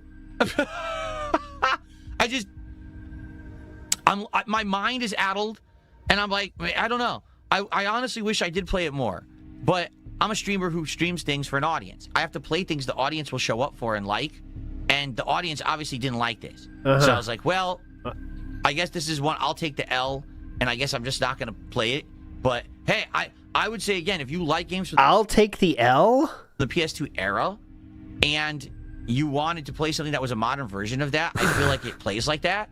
I don't know about the story or anything later about it, but I actually was enjoying the game. I was disappointed. And that's why it's number 6 on my most disappointing games of the year marathon. Okay, continuing on. Other games I was disappointed, but I loved. Expedition 33. This is my favorite game of the year. Audience basically said, no, we refuse to watch you play this. And I had to basically go on from it and never go back to it. But that's kind of just the thing. When you are a streamer, you have to go with your audience. And sometimes there's games that I like and they don't. And there's just nothing I can really do about it. And it is what it is. Okay? All right. Chat is not agreeing with him. Moving on. His own chat is not agreeing with him at all in this case. Our next entry in the most disappointing games countdown. He moved quickly on, didn't he? He checked the chat and said, well, I'm going back to the next game. Lunar Guardian says, Phil just repeating what he saw on Twitter. He does that for every topic, by the way, not just this one. But yeah, you're There's right. another Big ups, game Lunar that Guardian. sadly I'm pretty disappointed I didn't get to play more of. Oh my God. It's a game that... Here's another game I completely loved. I fell in love with this game. I was really enjoying it. I only played one stream, and I was very much enjoying it. But the audience, again, all complained and said, we don't like this game. But I want to give it a moment in the sun here because I actually think that it's a good game and that you might enjoy it.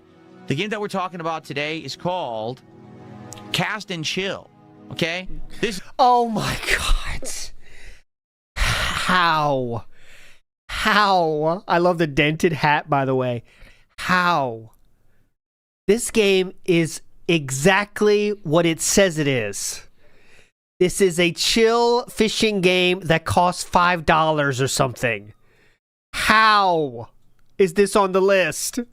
Is it because your audience doesn't give you enough money for it? That's it. That's it. This game has a AFK mode, by the way. That is great for second monitor if you're chilling. I've like AFK this game like way more than I've played it because I think it isn't that deep. It's kind of like shallow game, no pun intended. But it just looks awesome. It's just fun to look at. This is very much an indie game. Okay, just to make it abundantly clear. The visual style is pixel art, as you can see, and the whole premise of Cast and Chill is very simple. You go out on a boat with your dog, you cast, you try to catch fish, and you chill. The whole purpose of the game is basically to relax. Casting and chilling, you mean? Now, as you catch different fish, you'll be able to buy upgrades for your line. You'll be able to get a better boat. You'll be able to unlock new maps. And you'll be able to basically do new things. And the locations will change, and the actual visuals get even more beautiful. And you could do it at different times of day, so you could fish at night or day. Different fish will show up and stuff like that. It's very hype. Personally, it's like I use it as like a screensaver, literally. At night or day, different fish will show up and stuff like that. It's pretty cool. And personally, I liked it a lot. We were looking at this point for a new relaxing game for my rotation. And I thought, I even dressed up for it. I brought out my fisherman's hat again for the first time in like years to try to drive some hype for it. I got dressed up for it. He put a hat on, man. It's not exactly like I show speeds setting up the whole room to be in the set or whatever, dude. You just put a fucking fishing hat on, man. Chill out, man. Iwamoto says, didn't he have mostly Kino viewers then? I don't know where that was, south of midnight in the timeline there. I think it was after that was over, I think, but I might be wrong. Axel Donkey says, anyone know if Kingdom Come Deliverance 2 is on the list? We don't know the list, Axel Donkey, but I guarantee it is. Let's just say yes. I'll say yes, and if I'm wrong, I'm felted. My fisherman's hat again for the first time in like years to try to drive some hype for it. Excuse me, Kai, whatever. People were saying that they were more bored than entertained, even though there was an opportunity for people to hang out with me and talk and interact. What does that tell you? Said, this is super boring. We're not enjoying this. We just want you to do something else. So after one stream, that was it. But this is a game I just want to let you know it's very cheap. It's only a few bucks. He didn't play that one. Oh, never mind then. Style game, sorry. This is it. There may be streamers who can make this work with their audience. Sadly, I wasn't one. I'd played fishing games previous. That's why I thought maybe it would have worked. But people just found it incredibly boring. This is just a short and sweet one. I think it's a fine game. I was disappointed because it was one that I was liking. It didn't work with the audience, so I had to move on. But so this is quite literally a wage quit style situation, okay? I love the game. Audience didn't pay enough. Let's go to the next one. Why is this on the list? Why? And chill, you might want to give it a look if you're looking for a relaxing game. Okay. Nice, quick, and easy one there. No rage. No No problems with that one. No All base right. takes. The next game on our most disappointing games countdown is one that I think most of you kind of figured would be in the countdown. But I think at one point, we all thought that it was going to be the other countdown. All right? This is a game that I feel was massively overhyped, was a game that sold solely for one purpose, which isn't a good reason, and a game that suffered from insane amounts of padding. And then had a really, really good point at the end, but you got to ask, what gives with the way that the game rolled out? Let me explain, ladies and gentlemen. Donkey Kong? I think you guys are right. I think it has to be Donkey Kong because the ending. It can't be Mario Kart. There's no ending there. As far as says, how is the game disappointing? It's not. It's not. It's like it says what it is, that it's cheap game and you get what you want. It's fucking fishing and chilling. Big as far. Wallyap says, quit acting brand new. He always does this. He'll put the same game in both lists. I know. The next game on our disappointing games countdown is Donkey Kong Bonanza on the Switch 2. Okay? So when the Switch 2 released in June of 2025, immediately the question arose, well, what games are we going to get for this thing? Because immediately there was only Mario Kart World and a bunch of ports. So when Donkey Kong Bonanza was released a month later, everyone jumped on it. Oh my God, it's a first-party title. It's apparently you had some of the game devs working on it who actually had worked on Super Mario Odyssey. So all of us who love Super Mario Odyssey was super duper excited for this game to come out.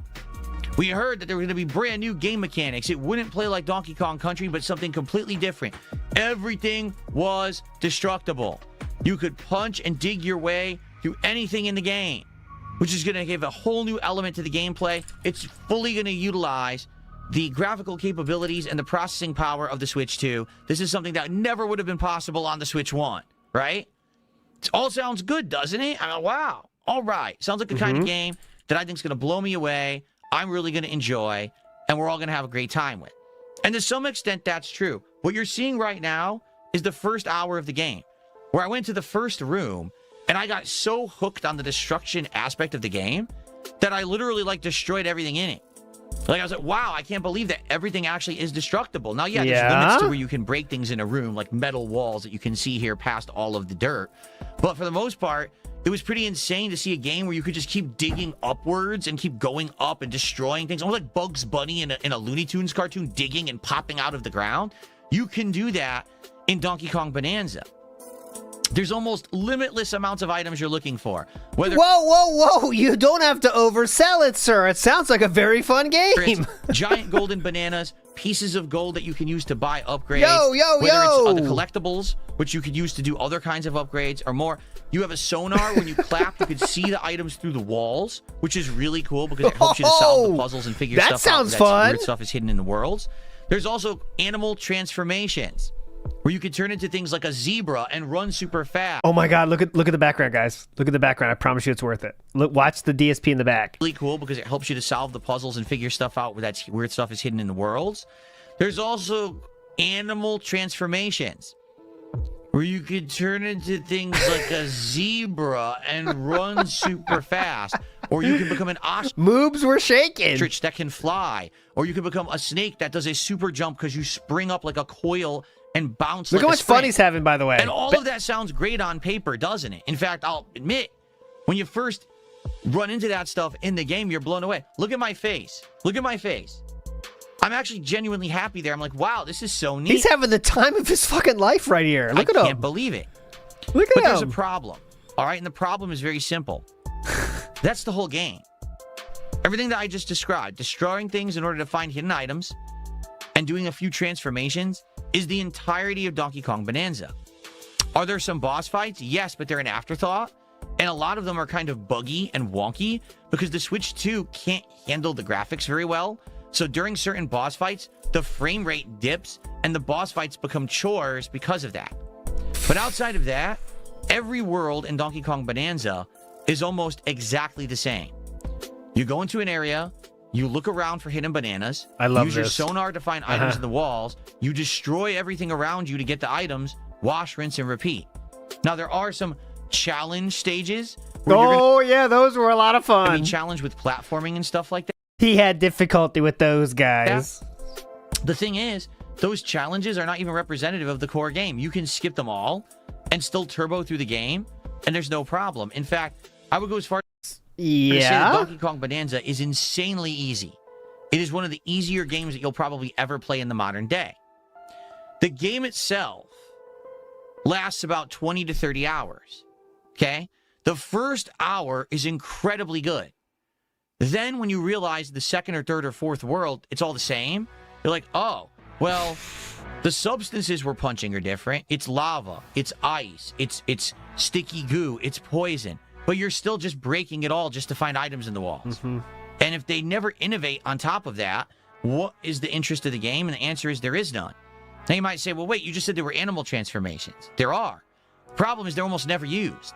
Once you get the zebra transformation, you'll use it to go on 1 or 2 platforms, and you'll probably use it in a boss fight, and then you'll never use it again for the entirety of the game. I'm serious. There was one at the end of the game, you get the snake transformation. You, like, never use it for anything besides maybe one room. Like, why is it even in the game then? Why'd they bother putting it in there? It's just not fleshed out. Now, here's the weird part about it, is the final... Okay, so the game is all too similar. You're doing the same thing all the time. But then when they give you new stuff, you say, why do you put new stuff in? Interesting. Segment of the game. They can't win. They don't put new stuff in. You say you're doing the same thing all the time. When you put something new in, you say, why they bother doing that? What are they supposed to do? How can Nintendo win? The final 2 hours are absolutely outstanding. If you're a fan of Donkey Kong, if you're a fan of Donkey Kong Country, and you like fan service, the final couple hours of this game, if you like fan service, are absolutely must play, cannot miss. Now, that's as far as I'm going to go, because it basically is like a humongous spoiler if I go any further than that. But my problem with the game is, why on earth, okay, is that the end of the game? Why not make the interesting part of the game the game? Instead of having an interesting first 2 hours, and an interesting last 2 hours, and 30 hours of filler in between. Yeah, what's fan service in Donkey Kong? It has to involve Candy Kong, right? Did the game makers and developers never hear of the thing called pacing? Oh, what's I'm pacing? actually legitimately lost. Like, they didn't understand They that forgot you about wanted to be that. entertained in the middle. They thought, oh, once you get into this gameplay loop, you'll just want to do this repetitive gameplay for 30 hours and never complain or want something more of it. And then at the end, you'll be happy because we give you fan service in the finale. Oh, no. I can't wait to see that. What they could have done is cut the middle 30 hours out and expanded the final 2 hours into, say, 10 or 15 hours. And this would have been one of the best games of the modern era. Instead, I'm not even kidding you, the villains of this game are completely disposed of by the end of the game as if they never existed, and they never will. They're actually filler.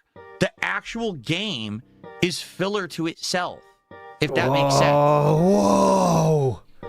The actual game is filler to itself. So, here's you're going to need a lot of crayons for that one. You are going to need a lot of crayons for that one, guys. Start pounding them. Go ahead. Get about 3. 3 at a time. Pound them. This game is filler for itself. The truth, this game sold incredibly well. A lot of people say, oh, Game of the Year contender. I don't know why they would have said that, besides the fact that they just don't play good games, and they think that a game where you do the same thing for 30 hours is good. But the reason this game, I feel, did so well is because of artificial scarcity. What does that mean? Oh, what does that mean? Switch 2 had come out, yeah, and everyone was looking for games for Switch 2 to play. This was a first-party unique game, so everyone ran out and bought it. So it sold in droves. But if it weren't for artificial scarcity, and if there was actually a wide variety of games to play on Switch 2, and people might have waited to buy this and said, oh, is it actually any good? And then actually got the truth about it. No, it's pretty boring and repetitive and not a very good game. They could have done a lot better. Instead, they just did 30 hours of the same thing. So, yeah, ultimately, when people asked me, you know, what do you think about the Switch 2 lineup for launch year? Very underwhelming. This game particularly was the game that I think I had the most good feelings about, because when you saw the previews, you're like, oh my god, maybe this game actually could be like the next Mario Odyssey. But as soon as you get past the first couple of hours and you see how uninspired, boring, and repetitive it is, you realize Nintendo didn't try. This is a game that they purposefully scheduled to be the second game on Switch 2. Oh, look, I like the money falling. So that people would all buy it. They knew everyone would be done with Mario Kart World. What's going by on the here? I'm first confused. month, and they would want another game. Is this part of the? Is this part of the review? So they put it into this to be the big one for July that everyone would rush and buy because they wanted something for their Switch 2s, and that's sad. It shouldn't be selling because it's the only console exclusive. It should be selling because it's good. Okay. Thanks for the money, dummies. All right. That one does upset me because that one I feel like could have been a lot better. And now what is this post-review? Like, what is this? All right, guys. Whew, tough review there. This one did disappoint me a lot. All right. That one does upset me because that one I feel like could have been a lot better. And Donkey Kong deserves better than that game. He really does. But the thing is, so many people are just kind of like happy with it because of the fact that it was an exclusive and Donkey Kong came back and the ending was good. But I'm sorry, I don't buy a game just for the ending. I buy a game to have a good experience throughout. A lot of people even say it's not about the destination, it's about the journey. Oh, well. If the journey is... Whoa, hold on. A lot of people are saying that? Who said that?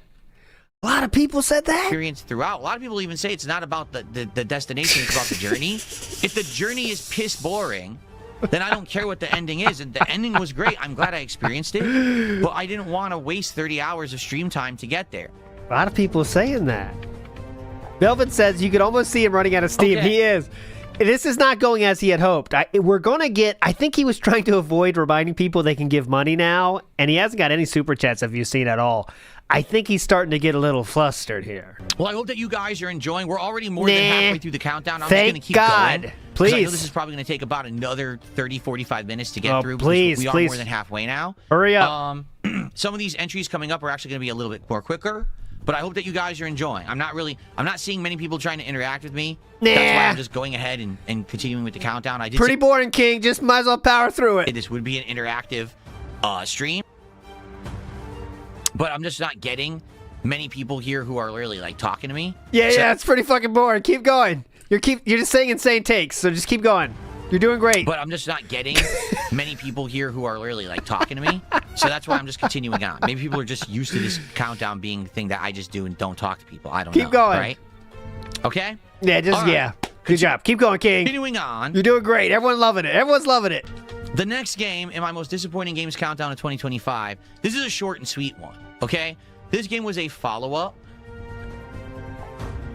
to a game that I had previously played a couple years before, but it was sold as a standalone. That's why I'm counting this as a new game. Technically, it's kind of a DLC, but it was sold as a standalone game.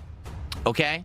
This was a game that originally, the original game I liked, although you could tell it didn't have a ginormous budget or whatever, but I felt like they did justice to the intellectual property. The game was fun. It was a good romp. It had, It was a good romp. I think RoboCop. Interesting mechanics, and in general, it was a fun filler playthrough. It certainly wasn't anything that I went crazy for, but at the same time, we had a good time.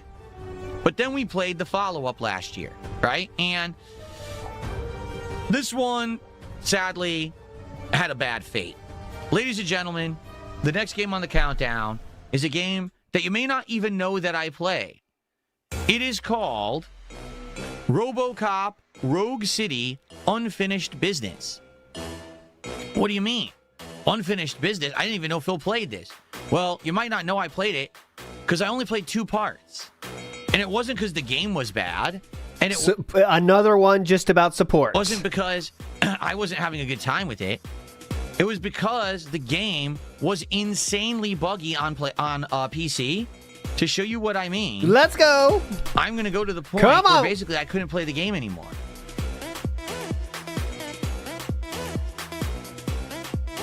Come on. Well, RoboCop. Let's go. What happened was I would go to this particular terminal, and this terminal needed to be interacted with so that you could open a door. And there was nothing else you could do in the game. There was no other place to go. Come on. There was nothing else you could do. You had to interact with this particular terminal to open a door. So I interacted with the terminal, and every time that I did, my game would literally crash. And I was like, well, that's not good. What am I supposed to do if I can't interact with this particular terminal? In fact, I think this was the first time that this happened here.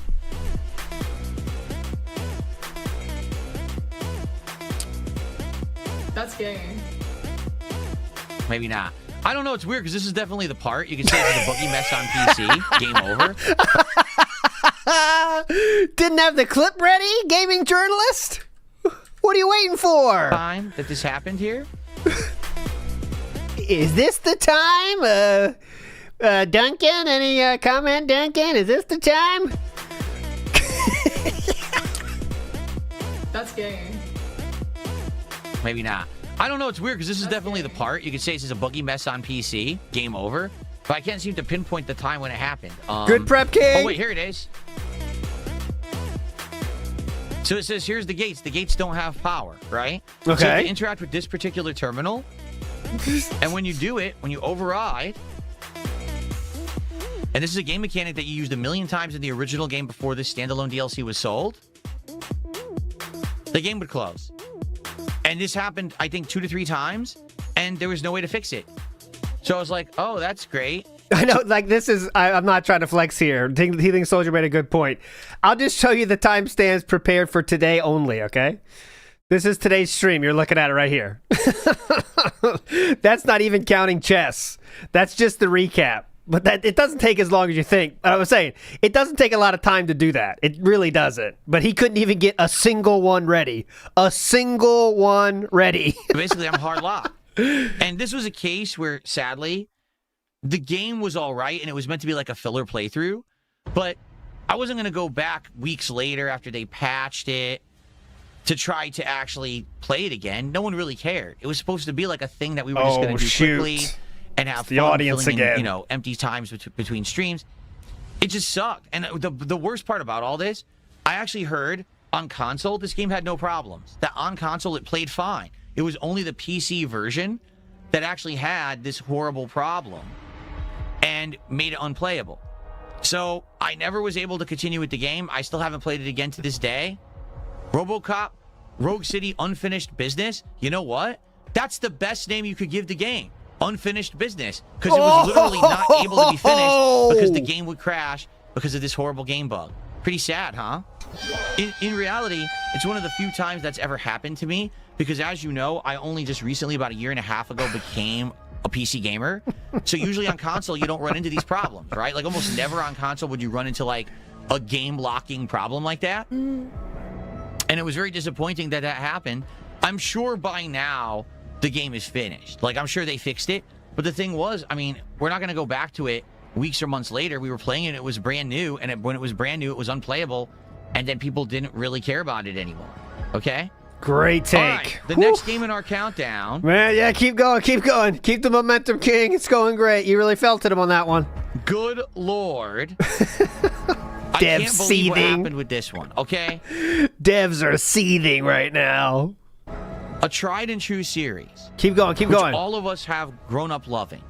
It's a staple, an absolute staple in this genre. A game that we were all hyped for when we heard about it was coming out. A game that we were all stoked for. Mortal Kombat or Mario Kart? And then this happened. Silent Hill F. 18% of you just bit the dust. 28% down. 72% remain.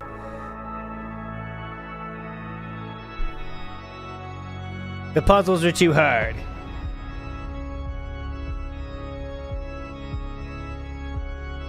Okay. Cool gameplay. Asking me on the thumb. Cool gameplay with a wolf So when you were arm. asking me on the thumbnail for this video, what was the schoolgirl in a Japanese schoolgirl outfit? It was the main character protagonist of Silent Hill F. Oh. But the reason that Silent Hill F was a game that massively disappointed me this year wasn't the initial game design, wasn't the fact that the game was set in Japan, wasn't the fact that the game had so many departures from Silent Hill. It was the fact that the game turned the main character into a werewolf who then used combat abilities straight out of Devil May Cry to do combos and special attacks to kill enemies. Okay. Gotcha. Something that goes so against the core tenets of what Silent Hill is meant to be, so just forgoes anything that would be scary, that would be survival horror, that I had a hard time swallowing to the point where I just couldn't take the game seriously. Choking on cum? After this happened in the plot. And it gets worse and worse. For the record, this is initially when the girl transforms, but it actually gets worse where she gets more abilities and transforms further into a werewolf further into the game you go. Yeah, he didn't understand the story at all. It's horrible. It's completely off base for what Silent Hill's meant to be. It takes all of the survival horror element out of the game whatsoever. And by the end of the game, all you can do is shake your head like this and say, I can't imagine what they were thinking besides, we want to make Silent Hill a different kind of game to make more money. Because Silent Hill is an incredibly popular and prominent survival horror franchise. But when you turn yourself into a superhuman monster that beats the living crap out of enemies with your pimp hand, it's not scary anymore. Pimp hand. In Funny fact, I would argue once she transforms, there's literally nothing scary for the end of the game. Or the rest of the game. Like, how could you be scared? The entire first maybe half of the game isn't that bad. When you're going through the town, it's all being infected by the monsters. You're trying to figure out what is this wave of red, like plants and things that's taking everything over. It is scary. But then once you get to this point, it's like, I just can't take it seriously anymore. In any way, shape, or form. The game is awful. And I just don't understand why people even defended it. There's actually people who are like, oh no, how dare you not like this game? You have a right. I played all the others. Yep. This is not Silent Hill.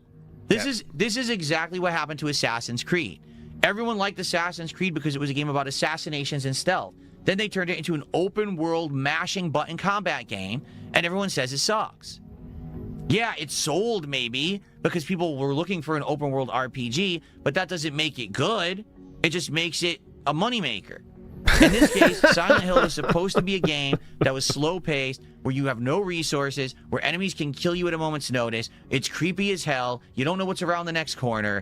It's about survival. It's about inventory management. It's about health being a big problem. In this game, they literally turned it into a button-mashing action game. Why? Any mention of the puzzles you needed help on solving? Or no? There's also other problems with the game as well. For example, there we go. The puzzles are actually quite cryptic. There's one or two puzzles that... By cryptic, he means too difficult for him. Unless you're like a fan of Japanese lore or stuff you wouldn't even know. That's not true. There's one puzzle. You actually need to know exactly what a cherry blossom tree or sakura tree looks like. And if you... It was actually a petal, and I feel like most people know what that looks like. You've never seen one before, you can't solve the puzzle.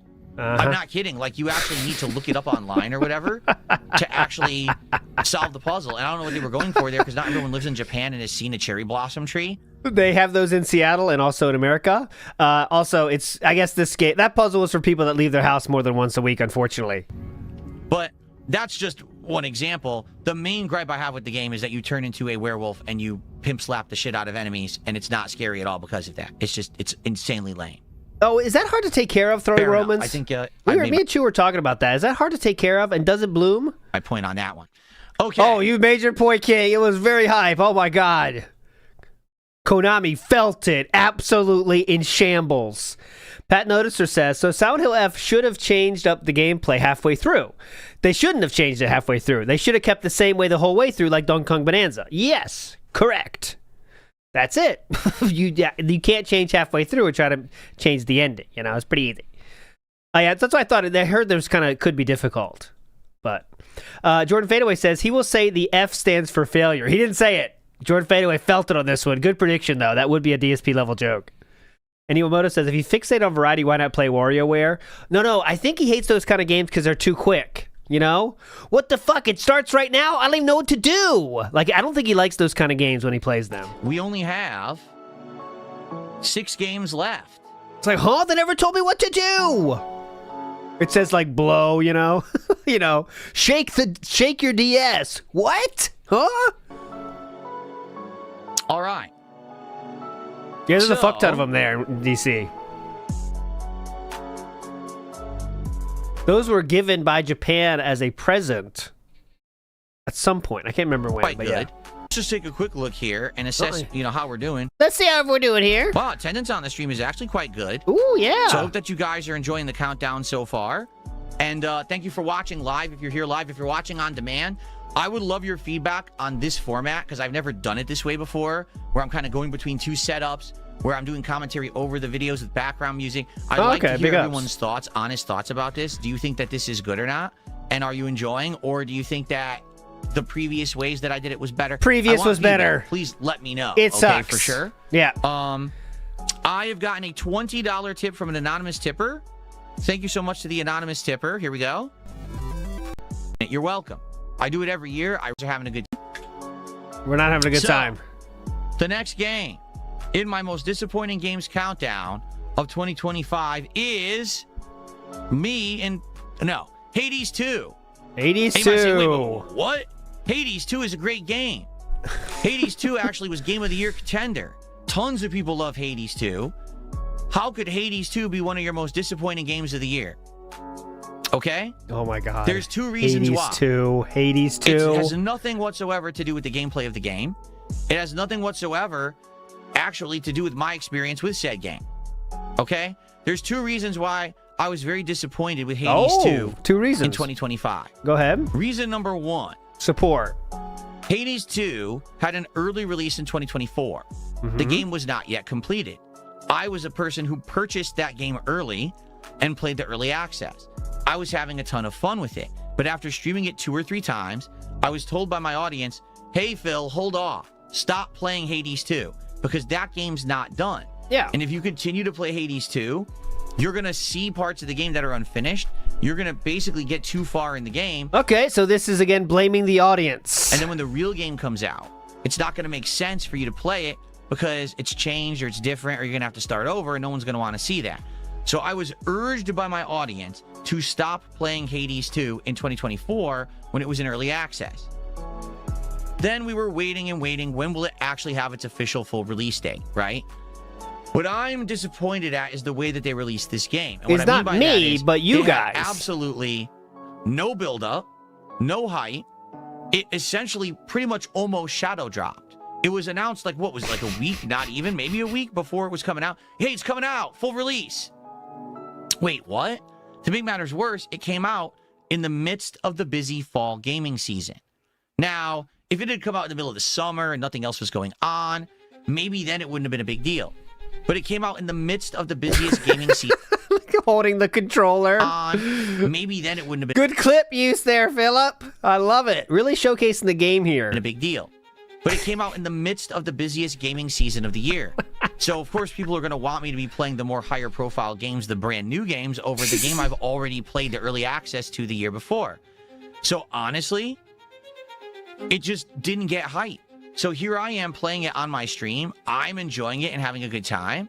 The audience is disengaged. They're not having a good time. They're saying, we've already seen this. Why are you playing it again? Well, because I played early access. Well, you already played it. What? That's confusing. I feel like this game actually would have done better if my audience weren't so dumb. Didn't have that crazy early access window like it did. Now, shoot. You might very fairly criticize what I just said and be like, but don't you know that Hades 1 had a very wide early access window as well? And it ended up being incredibly successful. And Hades 2 was incredibly successful too. And Hades 1 was a game that was a first entry to the series that no one knew about and wanted to give it a shot and understand what it was. So that early access window made sense. Because no one knew what Hades 1 was or if they were going to like it, testing it early allowed people to get hooked on that gameplay loop and say, man, I can't wait for the full release. In the case of Hades 2, we know what the game is. We know what the gameplay loop will be like. Why do we need to test it a year early? Because they're looking for things to fix? Oh, God. He really wants gamers to create things only for streamers. Don't. The early access window actually, in my opinion, made 0 sense for it to exist because by the time the game came out, there was no hype behind it anymore. We already knew what it was. Most people who wanted to play it had already played it. Then they released it during a time. There was appropriate enough hype, clearly. Time when there was insane amounts of competition in the gaming landscape. So it didn't even get the hype that the first game had gotten upon its full release. It had enough hype. People played it, but it wasn't like, oh, Hades 2 get hype game of the year. It wasn't really like that vibe at all, anywhere. The people who were big fans of Hades 2 enjoyed it, but I'd be shocked to hear that this game did insane sales numbers or anything like that. So I feel like they did themselves a disservice treating it as if it were the same game a second time. That instead they maybe should have treated it more like a hyped release, a bigger release, because it had a following now. I couldn't sell it to my audience. I tried hard. I was like, guys, no, listen. Hades 2, right? It's a great game. We played it last year. I can't wait to play it. I think I only played 2 or 3 streams of it tops, and then people didn't care and said, please stop playing this. Do anything else. We're bored. So I moved on from it. And it's sad because at this point, I would love to play it, but I can't get interest in it. People outright told me we are never... In fact, since I stopped playing it, no one asked me to go back to it. No one. So, yeah. Compare that with Hades 1, where, you know, yeah, I did jump in and out of it for a while, but there was an audience that loved it and wanted to see me go back to it. Not Hades 2. So... Okay. I hope the game did well. I'm sure it sold good based on the laurels, again, of the first game. But I really feel like they did a disservice treating it the way that they did and releasing it the way that they did. It crushed the sales numbers of the first one, but okay. That's what was disappointing to me. All right. Okay. Good disappointing there. Okay. All right, folks.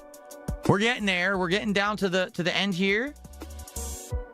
Oh, thank God. We're having too much fun. Can't keep up. This one, to be honest, some people might be shocked and some people might not be.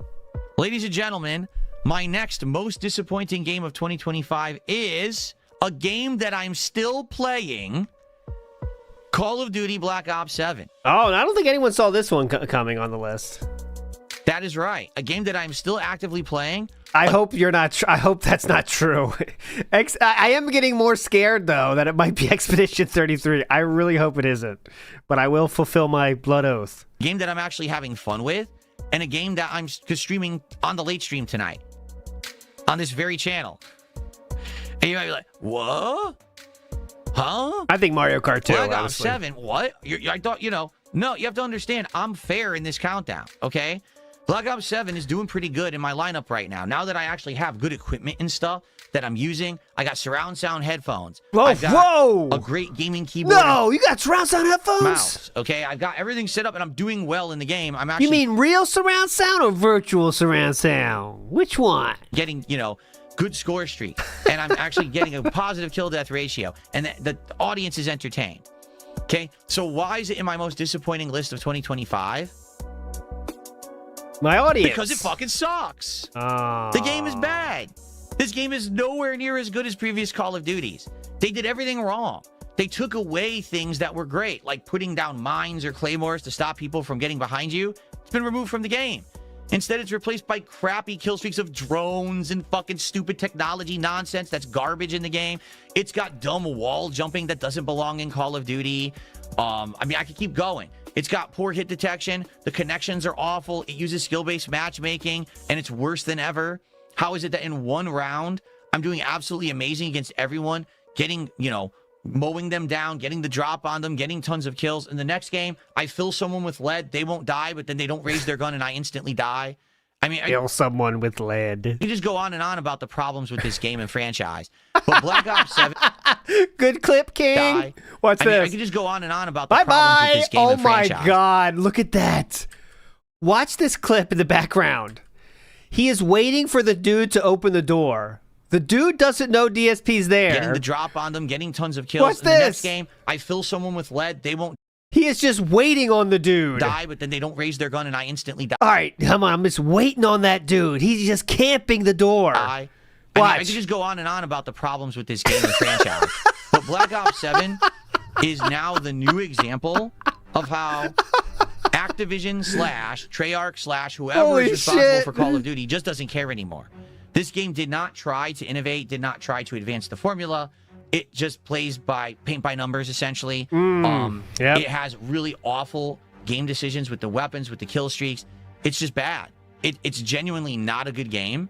I have played so many better Call of Duties in the past. If anything, the one glaring thing about the game that proves it's bad is that it has legacy maps, like Raid or Shipwrecked. And when you play those maps, you realize, God damn, this game was much better when those maps were in the older games. Like when you played the old Black Ops on Raid, that was a much better experience. Now, you can't even set up to snipe because anytime that you set up to snipe, there's no way to put down a claymore or a mine to stop someone from getting behind you. and constantly people spawn behind you. It's almost impossible in this game to get a kill streak of more than 2 or 3 kills, because anytime you kill one person, 3 more people are coming right around the corner to murder you or are already behind you. That's just not the spirit of Call of Duty. It never has been. That's not the spirit. But that's what the game has become. They made it just like twitchy shooter for people who are like, chugging fucking caffeine and snorting fucking energy. That's not what it's supposed to be. How do you snort energy? You can't even really use good strategy to play this game anymore, and that's sad. So even though I'm still actively playing it, even though I'm actually doing well in it, I can call a spade a spade. This game sucks. I can call a snort a snort. It should be much better. And in fact, it sucks so bad that Activision came out and admitted we goofed with this game, and next year will not be Black Ops 8. Instead, we're going to start actually making new games again. It's not going to be Modern Warfare, Modern Warfare 2, Modern Warfare 3, then Black Ops 5, then 6, then 7. They're actually going to start making new titles. So that's a good thing. It's about time. They're not just going to phone it in, dial it in, and make these kind of half-baked games that aren't even worth playing. Said it right the first time. Phone it in. The thing is, for me, I like having it in the rotation because it's an adrenaline-fueled multiplayer game. It gives me some variety, and actually I'm getting better at the game as I have better peripherals now. I can play it better. That doesn't mean it's a good game by any means. It's not. I'm not going to lie. The game kind of stinks. I wish it was better. Okay. All right. All right, folks. We're getting down to it. I think we're in... Yeah, you're doing great. We'll see you next year, COD. Big Us Pet Noticer. Top 4 now? 4 left? All right, so there has to be... Mortal Kombat and Mario Kart World have to be in this final 4. What else could it be? Yes. I'm trying to look at his dumb AI. What was his dumb AI? Let's see. We have... Mortal Kombat, I think, is the... that guy... Ninja we did with the... I think the Ninja we already did. That was Assassin's Creed, I think. Oh, Ninja Gaiden, that's the Ninja. Oh, you're right.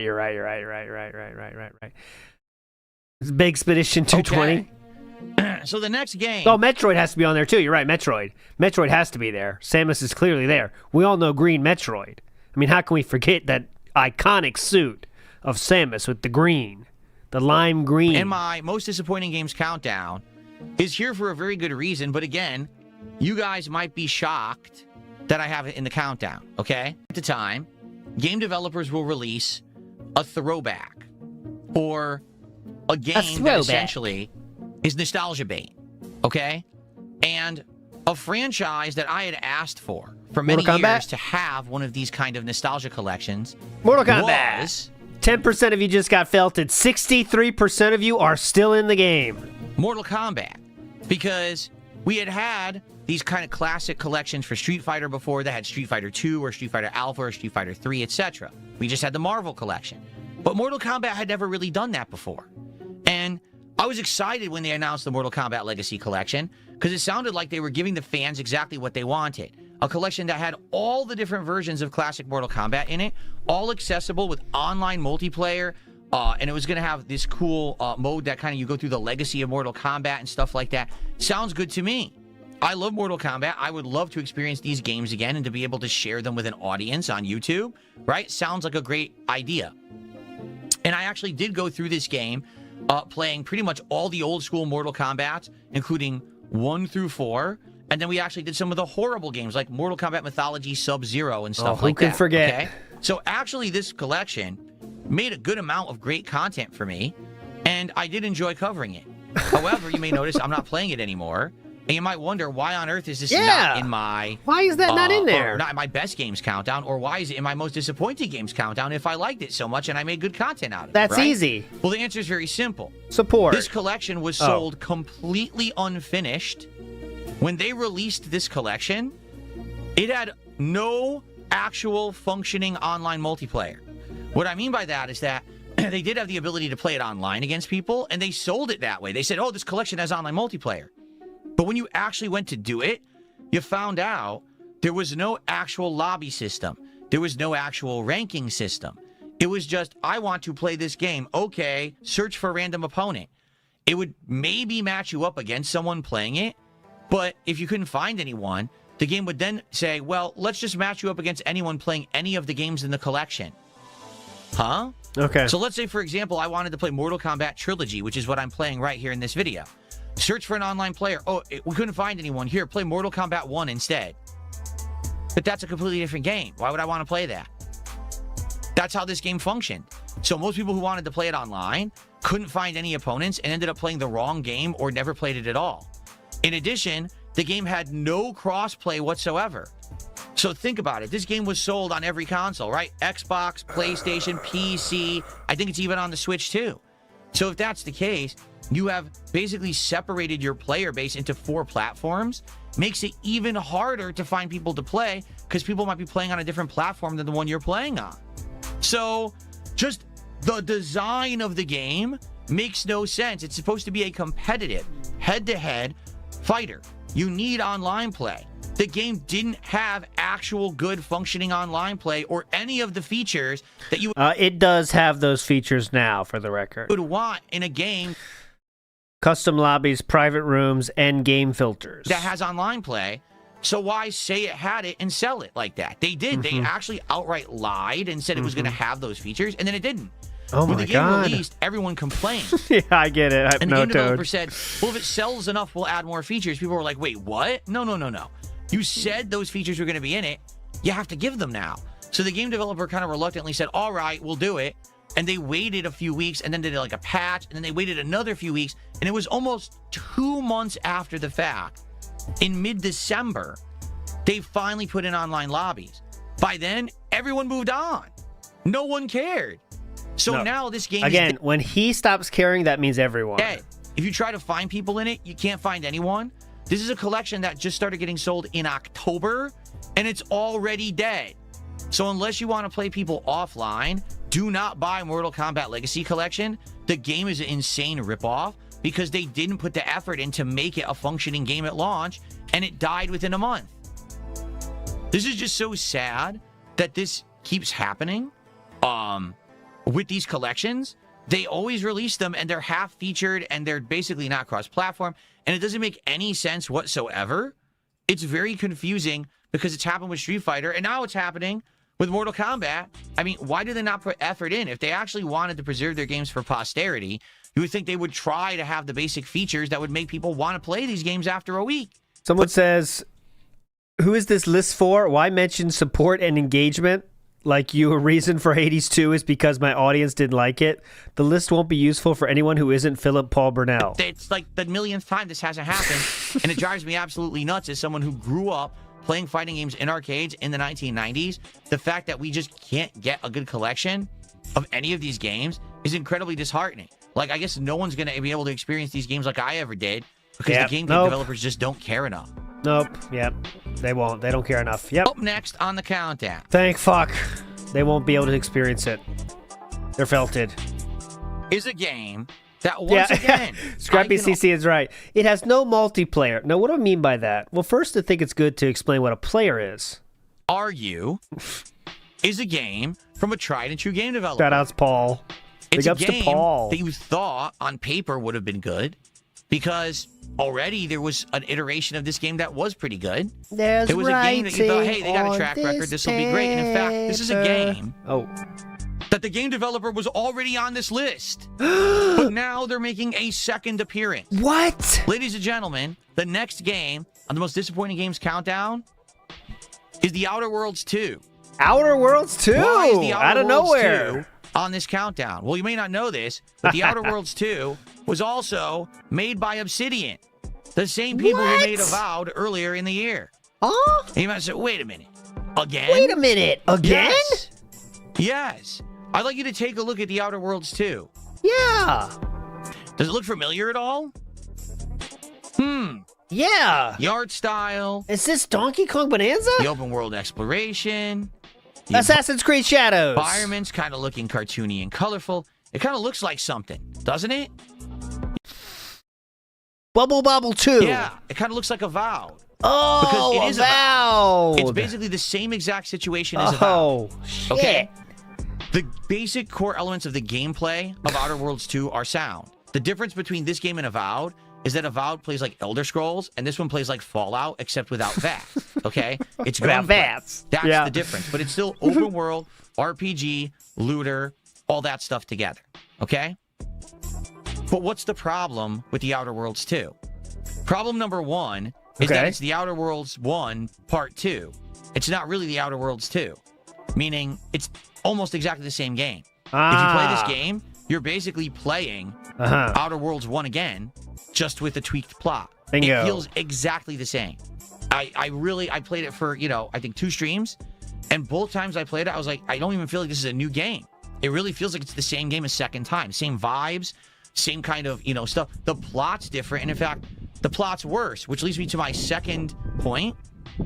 Just like in Avowed, if the plot of the game isn't good, then you're not going to get hooked on an open world RPG. The plot of this game is the 2 corporations that were in constant struggle in the first Outer Worlds have merged into one, and there's no more struggle. Now they're just the evil villain trying to take over and control everything in the galaxy. So the originality and the interest part of the plot, like, do you side with one corporation? Do you side with the other? You can't win with game journalists like this. If you do too unique of a thing or try to innovate, you're, not doing what you're known for, or trying to do too much. If you do the same thing, though, you're not innovating enough. Other corporations, so it's tough. Do you side with no corporations? That whole thing's been removed. Now it's just corporations are bad. That's just the whole plot of the game. So immediately you took out the cool premise of the first game, and now it's just very cliche, very boring, but the gameplay elements are almost identical, and it just ends up being a complete waste of your time. Again, after 2 streams, I was incredibly bored. I just wasn't enjoying myself whatsoever playing it. How about the audience? Point where I was like, I don't see a reason to continue. The audience is bored. I'm bored. Much like with Avowed, if the story isn't hooking you, why do you want to play an open world RPG? The answer is you don't.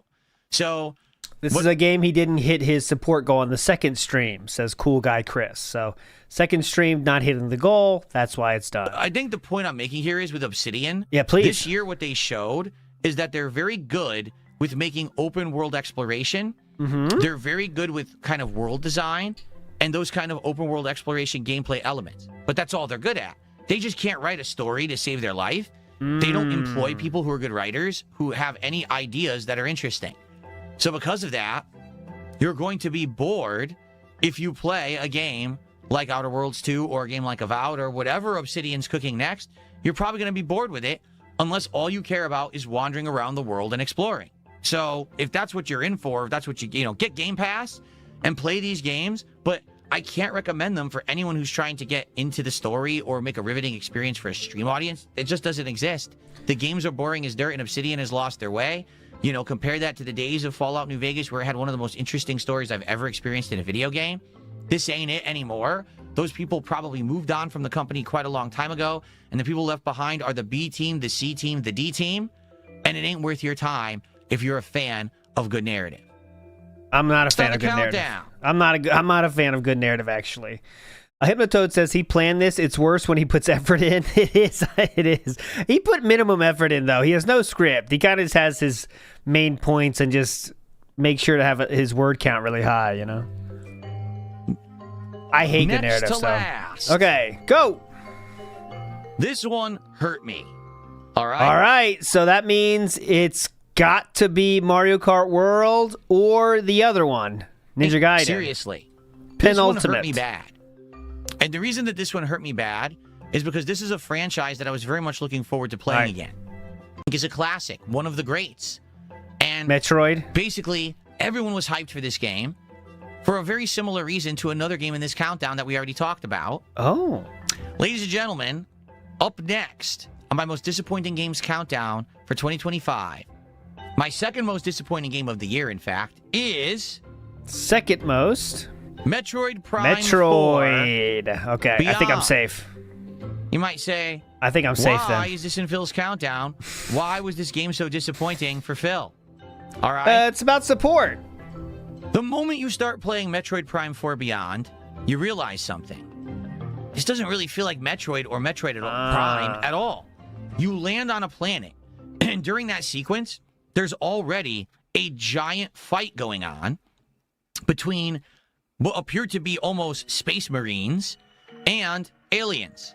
So there's a big war going on. You're like, what is this, Halo? Like, what is this, Halo? Into? Huh? Within an hour or two of playing, what is this, Halo? are talking, You've got one of the characters that blabs all the time, seemingly for comic relief. Shout and out you're to like, Labs. This doesn't feel at all like the spirit of what Metroid is supposed to be. Then you go to the first and second dungeons, and you realize these dungeons all look very samey. They don't have much life to them.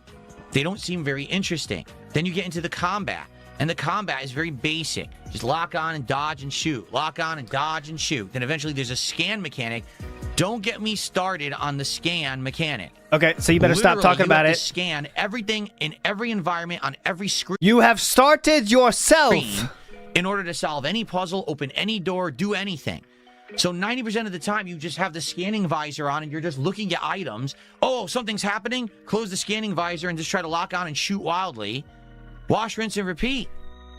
That's Metroid Prime 4 Beyond in a nutshell, at least the first 4 or 5 hours of it, because that's what I experienced. And I was insanely bored. It was just so weird because when you start booting up Metroid Prime 1 and you land on that world, right?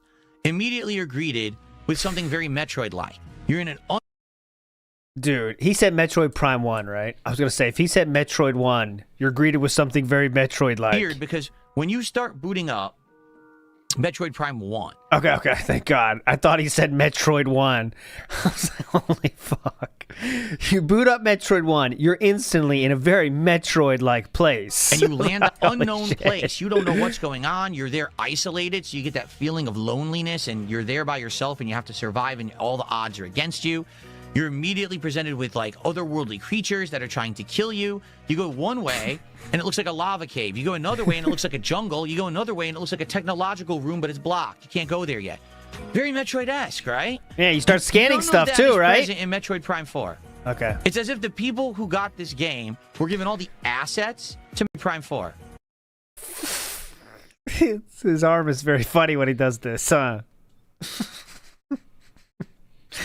How is it for accessibility for people with one hand, Philip? How was Super Metroid Prime 4? It's as if the people who got this game were given all the assets. What were the it really looks like it's empty here. Watch.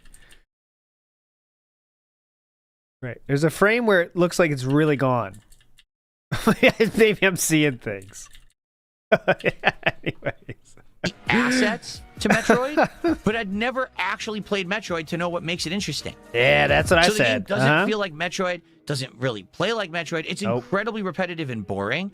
The first major boss fight has you fighting a guy in a suit. And you're like, oh, is this like an evil Samus or something? The guy literally puts out his arms and starts spinning like a top. Comedically, like you're playing Mega Man. And the only way to stop him is to go into ball mode and drop your little grenades. Big up, Cyclops. It's laughably bad. Like, what the hell? This is the boss? This is actually like a major fight in the game? Here it is. Yeah? This is the first major boss fight of the game. What the fuck is this? It looks like a boss fight? This is Metroid now, apparently. I mean, I played... As you can see, he can't figure out what he's supposed to do. That's the problem. Metroid Prime 1, not once did I ever see something this stupid in my life. Okay? So, after playing it for about 4 hours, I literally said to my audience... He can't figure out what to do. He's having a tough time. Guys, you having any fun?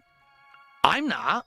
And the thing is, I was waiting for this game. It was a Switch 2 exclusive. He keeps just shooting the same spot and hoping it changes. Right? We wanted something fresh and new for the Switch 2. He'll Because get after there. Mario Kart World and Donkey Kong Bonanza, there really was nothing else going on but Pokemon. And I said, hey, excuse me, let's check it out. Sounds great. I can't wait. We've been waiting how many years for Metroid Prime to come back? And the game comes out, and it's just laughably bad. Like, what happened here? And the weird part about this, too, is that I thought for sure this game would have got a lot of praise, would have got a lot of hype. No. When the game came out, people talked about it for about a day. I haven't seen anyone mention it again. I think everyone kind of knows the game is bad, but doesn't really want to talk about it because we're all so sad that this is what has become of Metroid. Oh, base take. We don't want to believe that this might be the future for the series, right? Like, we want to think that maybe there's something better coming, and this was just a bad situation or something. But, man, let me tell you, this has just been an incredible disappointment of a year for Nintendo with the Switch 2. Almost all of the games that are Switch 2 exclusives have been humongous letdowns compared to what we're used to for first-party publishing. And I have to hit this now, don't I? Look in the Nintendo Studios right now. We're on the list 3 times. Did you hear that? It's the DSP list. We're on there 3 times. How many Switch 2s did he buy? He tried to buy 2. I just don't know what happened over there. Like, this is the first time I think I've experienced actual legit, underwhelming, bad first-party games from Nintendo.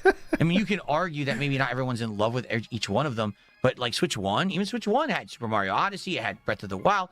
What are we playing right now on Switch 2 that's like a system seller, honestly? And the thing is, there's so few first-party titles on Switch 2 that, like, you figure people are buying them just because they want a game on Switch 2.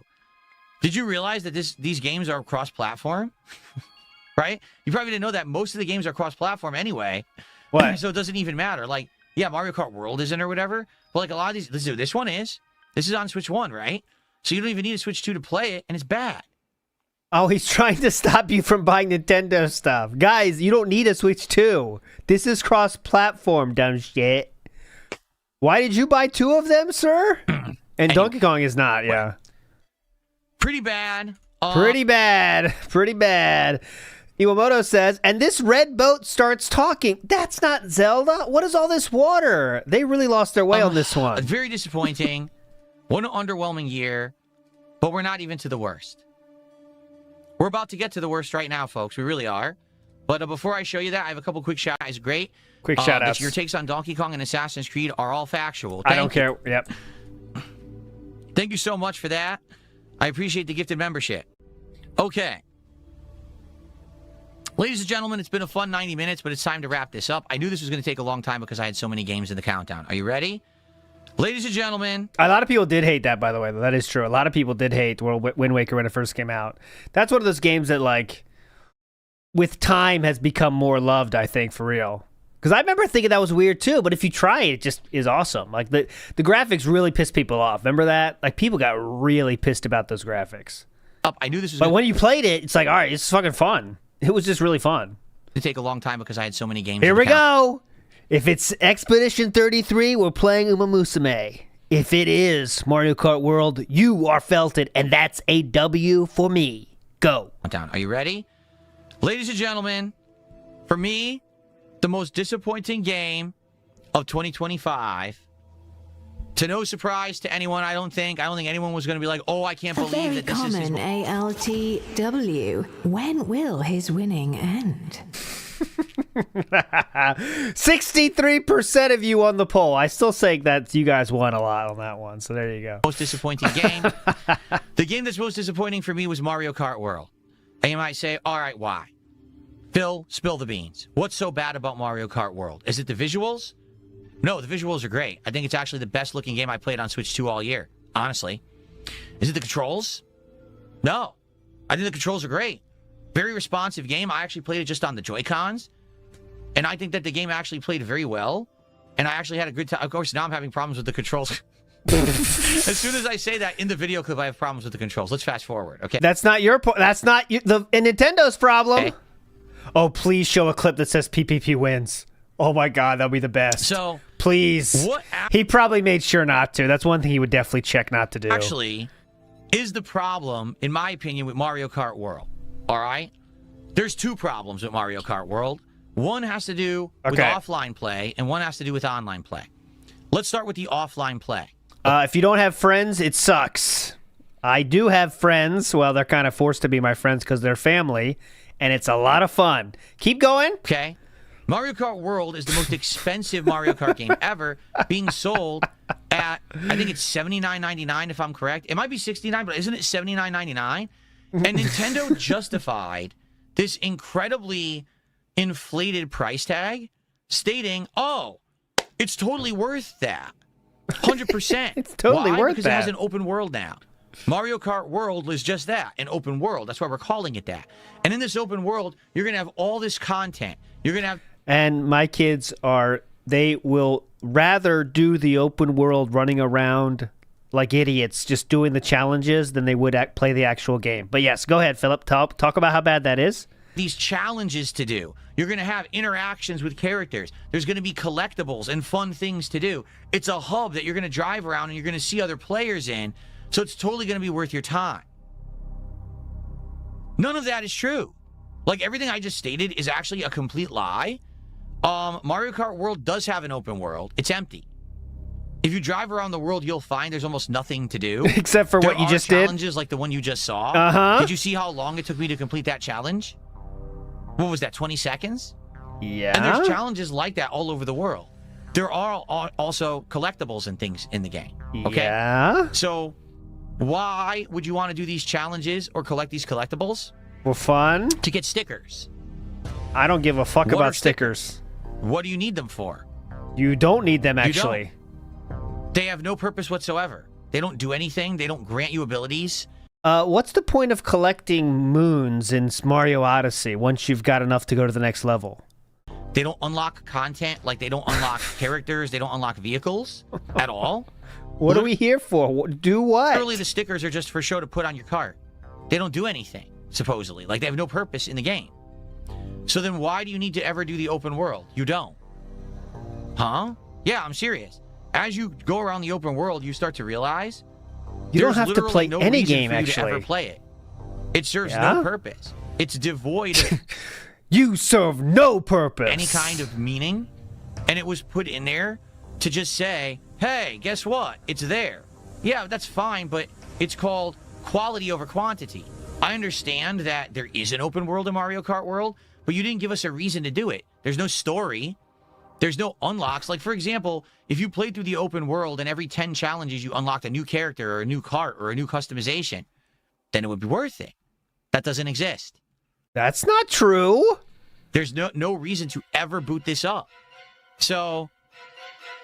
Also, it's just a feature, I don't think this feature is made for 40-year-old dudes, honestly, guys. I mean, just saying. I don't think Nintendo made the open world for 40-year-old dudes to just ride around for fun, you know what I mean? But that's what he's bitching about. That's the thing that you're bitching about, is the open world thing that's an optional thing you don't have to play. I just don't understand what Nintendo was going for besides a bait-and-switch effort. Basically, what they did is they promised everyone, hey, you're going to really get value out of the money you pay for this game because there's an open world now. Most people never use this open world for anything. It's a waste. They just, between matches, they just sit still. They don't even drive around. There's no point. Goombas chasing. It's like Goombas chasing you, but that's the hero. What's this guy's name again? He's the hero, and Goombas chasing him, getting ready to kill him. Run away! Go! Between matches, they just sit still. They don't even drive around. There's no point. Run! Run now! Get away! Besides to make more money for Nintendo. Get away from him! Oh, Nabbit, yeah. Run, Nabbit, run! It's that simple. Oh, my God. It's the only reason that the open world's in the He got away. game. Okay? Thank God, now, Nabbit. What about the other reason that I don't like the game? Oh, look at him. Look at that Goomba. God, he's so ominously staring at us. The online play. Well, I'm not even going to... look at that look. Now, what about the other reason that I don't like the game? The online play. He keeps looking at us. He's hunting us. Well, I'm not even going to show you the online play because there's no point. That's the majority of what I play. But in a nutshell, Mario Kart World is, in my opinion, the worst Mario Kart game ever made when it comes to competitive play. You killed him! Because the game isn't based on driving skill. It isn't based on track knowledge. It isn't based on anything that would be based skill. It's based on all of those things. Play. Because the game isn't based on driving skill. It isn't based on track knowledge. Yep. It isn't based on anything that would be based off of like time investment. It's based on abusing items. Mario Kart Online has always been about items. If you know the courses, though, you have much better chance of winning. The entirety of this game is based on getting a good item, banking it, and using it at the right time to blow by 10 to 15 opponents and get into the top 5, and then find one more item and blow into first place, and you win. There's so many times that I played this game and I was driving very well and I was in top 3, and I was punished for it because someone would... Oh, it sounds like the music doesn't like the game much either. No, Goomba! The music really hates Mario Kart World. Holy shit. The music Run away. So, yeah. Okay. The online play, essentially, is not good for people who want to learn how to play the game or drive well. You get punished for it. If you drive well, people frequently just get an overpowered item and just beat the crap out of you, even though you're in first. They overtake you. And there's nothing you can do about it. It's rage-inducing, and it basically means You don't ever need to learn how to play Mario Kart World. You could just learn a way to bank and abuse items. And that's how most people have played it. The game lost tons of its player base, and most people have stopped playing it entirely. It's just basically an overglorified party game. While It'd be cool if that was true, Karts huh? actually had reasons to play and get better, this one has none. There's no actual formal ranking system. You earn points for driving. The points award you nothing. Basically, just by playing the game enough, you'll unlock all the content. And that's it. But you don't need to be good. You never actually need to win a race.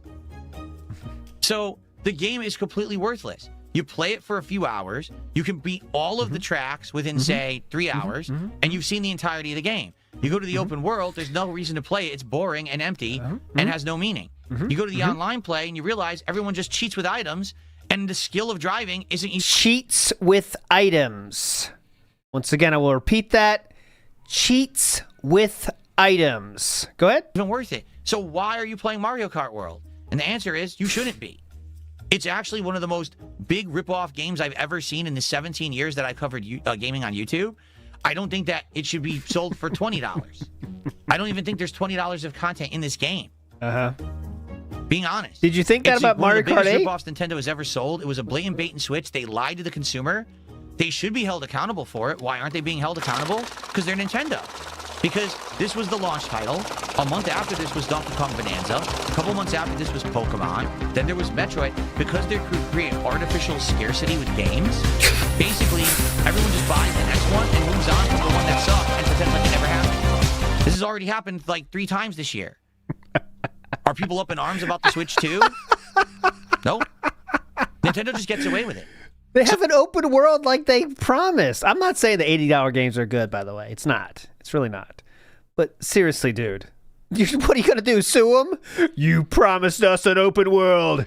And what did you give us? Nothing! So this year, if you take a look at my most disappointing games countdown, this game literally is the worst, but a ton of these games were Nintendo games. In fact, I would argue that the Switch 2 is one of the most disappointing console launches I've ever seen in my life.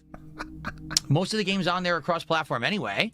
There's no reason to own the console right now. There literally is no system sellers on Switch 2 that you... There is no system sellers on Switch 2. Good collectible pickup, though, Philip. Open world looks pretty fun. There's no reason to own the console right now. There literally is no system sellers on Switch 2 that you must own on that console. To be honest, you can play most of the games on Switch 1, and right now, besides Pokemon, I don't know what I'm going to be playing on Switch 2 in the foreseeable future because there's nothing coming out in 2026. Did you actually look at the game release library for this thing? Almost nothing. Nothing of any note. There's no Mario game. There's no Zelda game. There's like nothing coming out for this thing. So why did we all buy it? Because we're suckers. You know, we're fanboys. And we think, oh, Nintendo's great and they're going to do us right. They certainly have it in 2025. And 2026 ain't looking much better, at least from the lineup that I've seen. So Mario Kart World, hands down, one of the most disappointing games I've ever played. An insane ripoff. Definitely the most disappointing game of 2025. Notably, the reason why it's such a letdown for me, I love Mario Kart, and I was waiting for a new one for the longest time. But remember what they did with Mario Kart 8? Yeah. They released it, then they re-released it, then they DLC'd the living hell out of it. So you waited so long for a new Mario Kart. And when people ask me, what's the first game you want to see on Switch 2? I said, Mario Kart. Let's get a new Mario Kart because we've been waiting so long. And then we got this turd.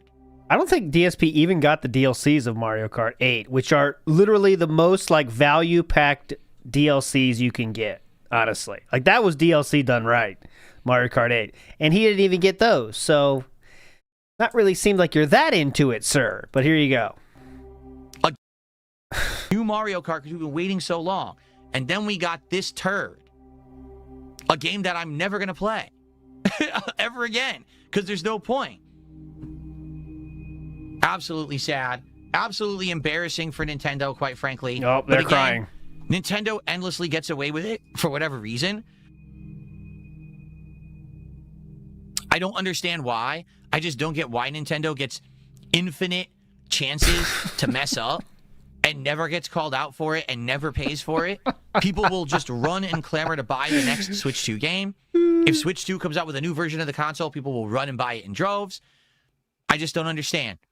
I don't get it, but hey, I'm going to be honest with you guys about the games that I play.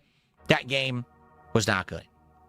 Ladies and gentlemen, that concludes my most disappointing games countdown for 20. Again, I hate how he makes me like a Nintendo shill, but I mean, it's just his arguments don't hold any water, right? And he like explains why. He explains himself why they are able to sell still. He's the one. He's part of it. The nostalgia, the waiting for the good game. People buy it, but you know. 25. I hope that you enjoyed it. I would love feedback. Seems like people in the chat were 50-50. Some people like the new format. Some people were like, this format ain't for me. If you watch this on demand, what did you think? Do you agree with my takes? Do you disagree? Disagree. Let me know in the comments. Please engage with the content. Let me see if I can time this perfectly. Do you agree with the takes or disagree? Let's see. Do you agree with my takes? Do you disagree? Let me know in the comments. Please engage with the content. If you liked the video, please give it a like. Let me know what you think, because I got some more series coming up in a week or two here, and I'd like to get feedback, okay? So everyone, thank you so much for watching. No, thank you. Games Countdown to 2025.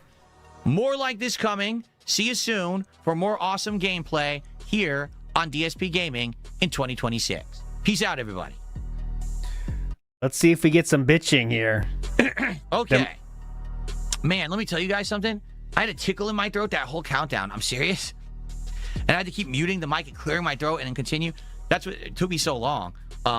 Because of a tickle in your throat, it made you take longer.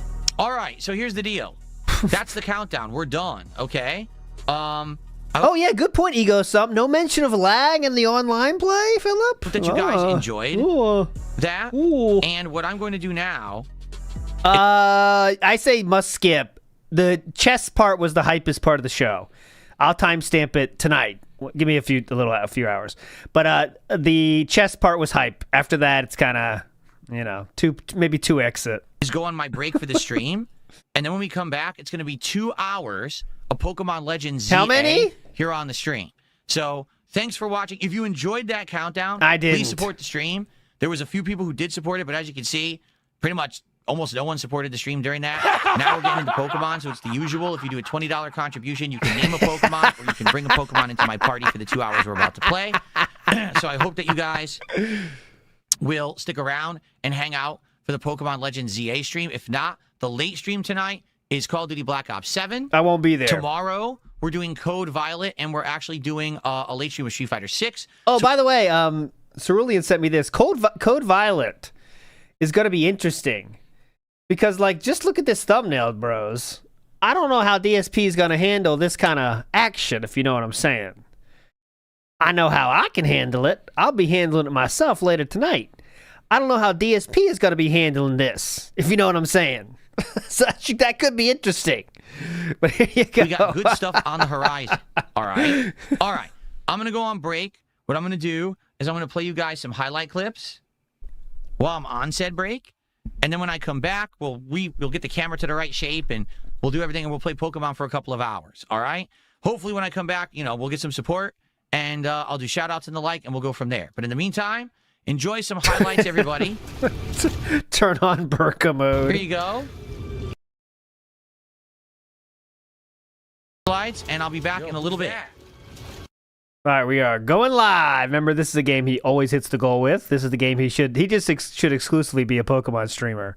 Going live. Go. Darkrai, the Pokemon that that person had actually donated to name ages ago. I wonder if we're gonna get Darkrai in the party. In which case, I guess we have to eventually name it, but I don't remember what the name was. Anyways, J-Dog says, Phil's hatred for Nintendo could fuel all those data centers they're always building now. If we could find a way to target that. We're 214 viewers. That will keep going, obviously, because, Oh, that's a good idea. The Kevin pop-up. We see Kevin. I don't know if this mini arc has legs, though, is the problem. But anyways, big ups, everybody. Almost a 6-hour stream today. Can you believe it? It was very robust and meaningful to me. Second half was rough. I think we all got a lot stupider, honestly. But the chess part, I think we all got smarter, so it evens out in the end. I'll see you tomorrow. For that being said, we got something special planned, by the way. We're not going to do the recap show. We're going to do that on Sunday. We're going to do a special style show tomorrow. So I'll see you tomorrow then. Remember, on Saturday we have the finale of the Last of Us thing with that. This, you know, this say you don't play Last of Us, all that shit on Saturday. So we'll see you tomorrow on Saturday. All right, you're all fucking legends. See ya. Bye.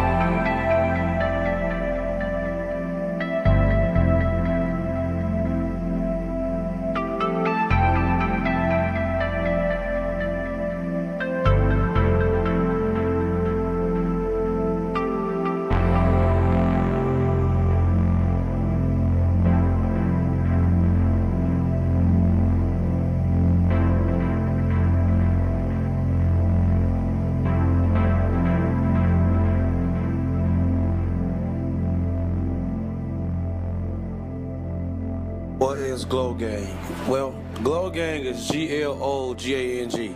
It is Glory Boys. We are Glory Boys Entertainment. It is GBE, but it's shortened. It's shortened. You know what I'm saying? So it's GLO Gang instead of Glory Boys. You can say either one though. It don't really matter. You know what I'm saying? I won't get offended. Gang won't get offended. You know that's what we are. Glory Boys. You know what I'm saying? But Glow Gang is just a short abbreviation for Glory Boys. You know what I'm saying? It's just GLOGANG. You know, we be on a lot of gang shit. You know, we got everybody saying gang now. It was squad. You know, we changed the gang. It ain't none of that squad. We don't really. I mean, it's just, you know, we got Savage Squad. You know, my cousin them. You know, Fredo and them. But shit. I mean, we go back gang, ain't none of that squad. But when cousin them come around, we rocking with the squad. You know what I'm saying? What a load of crap!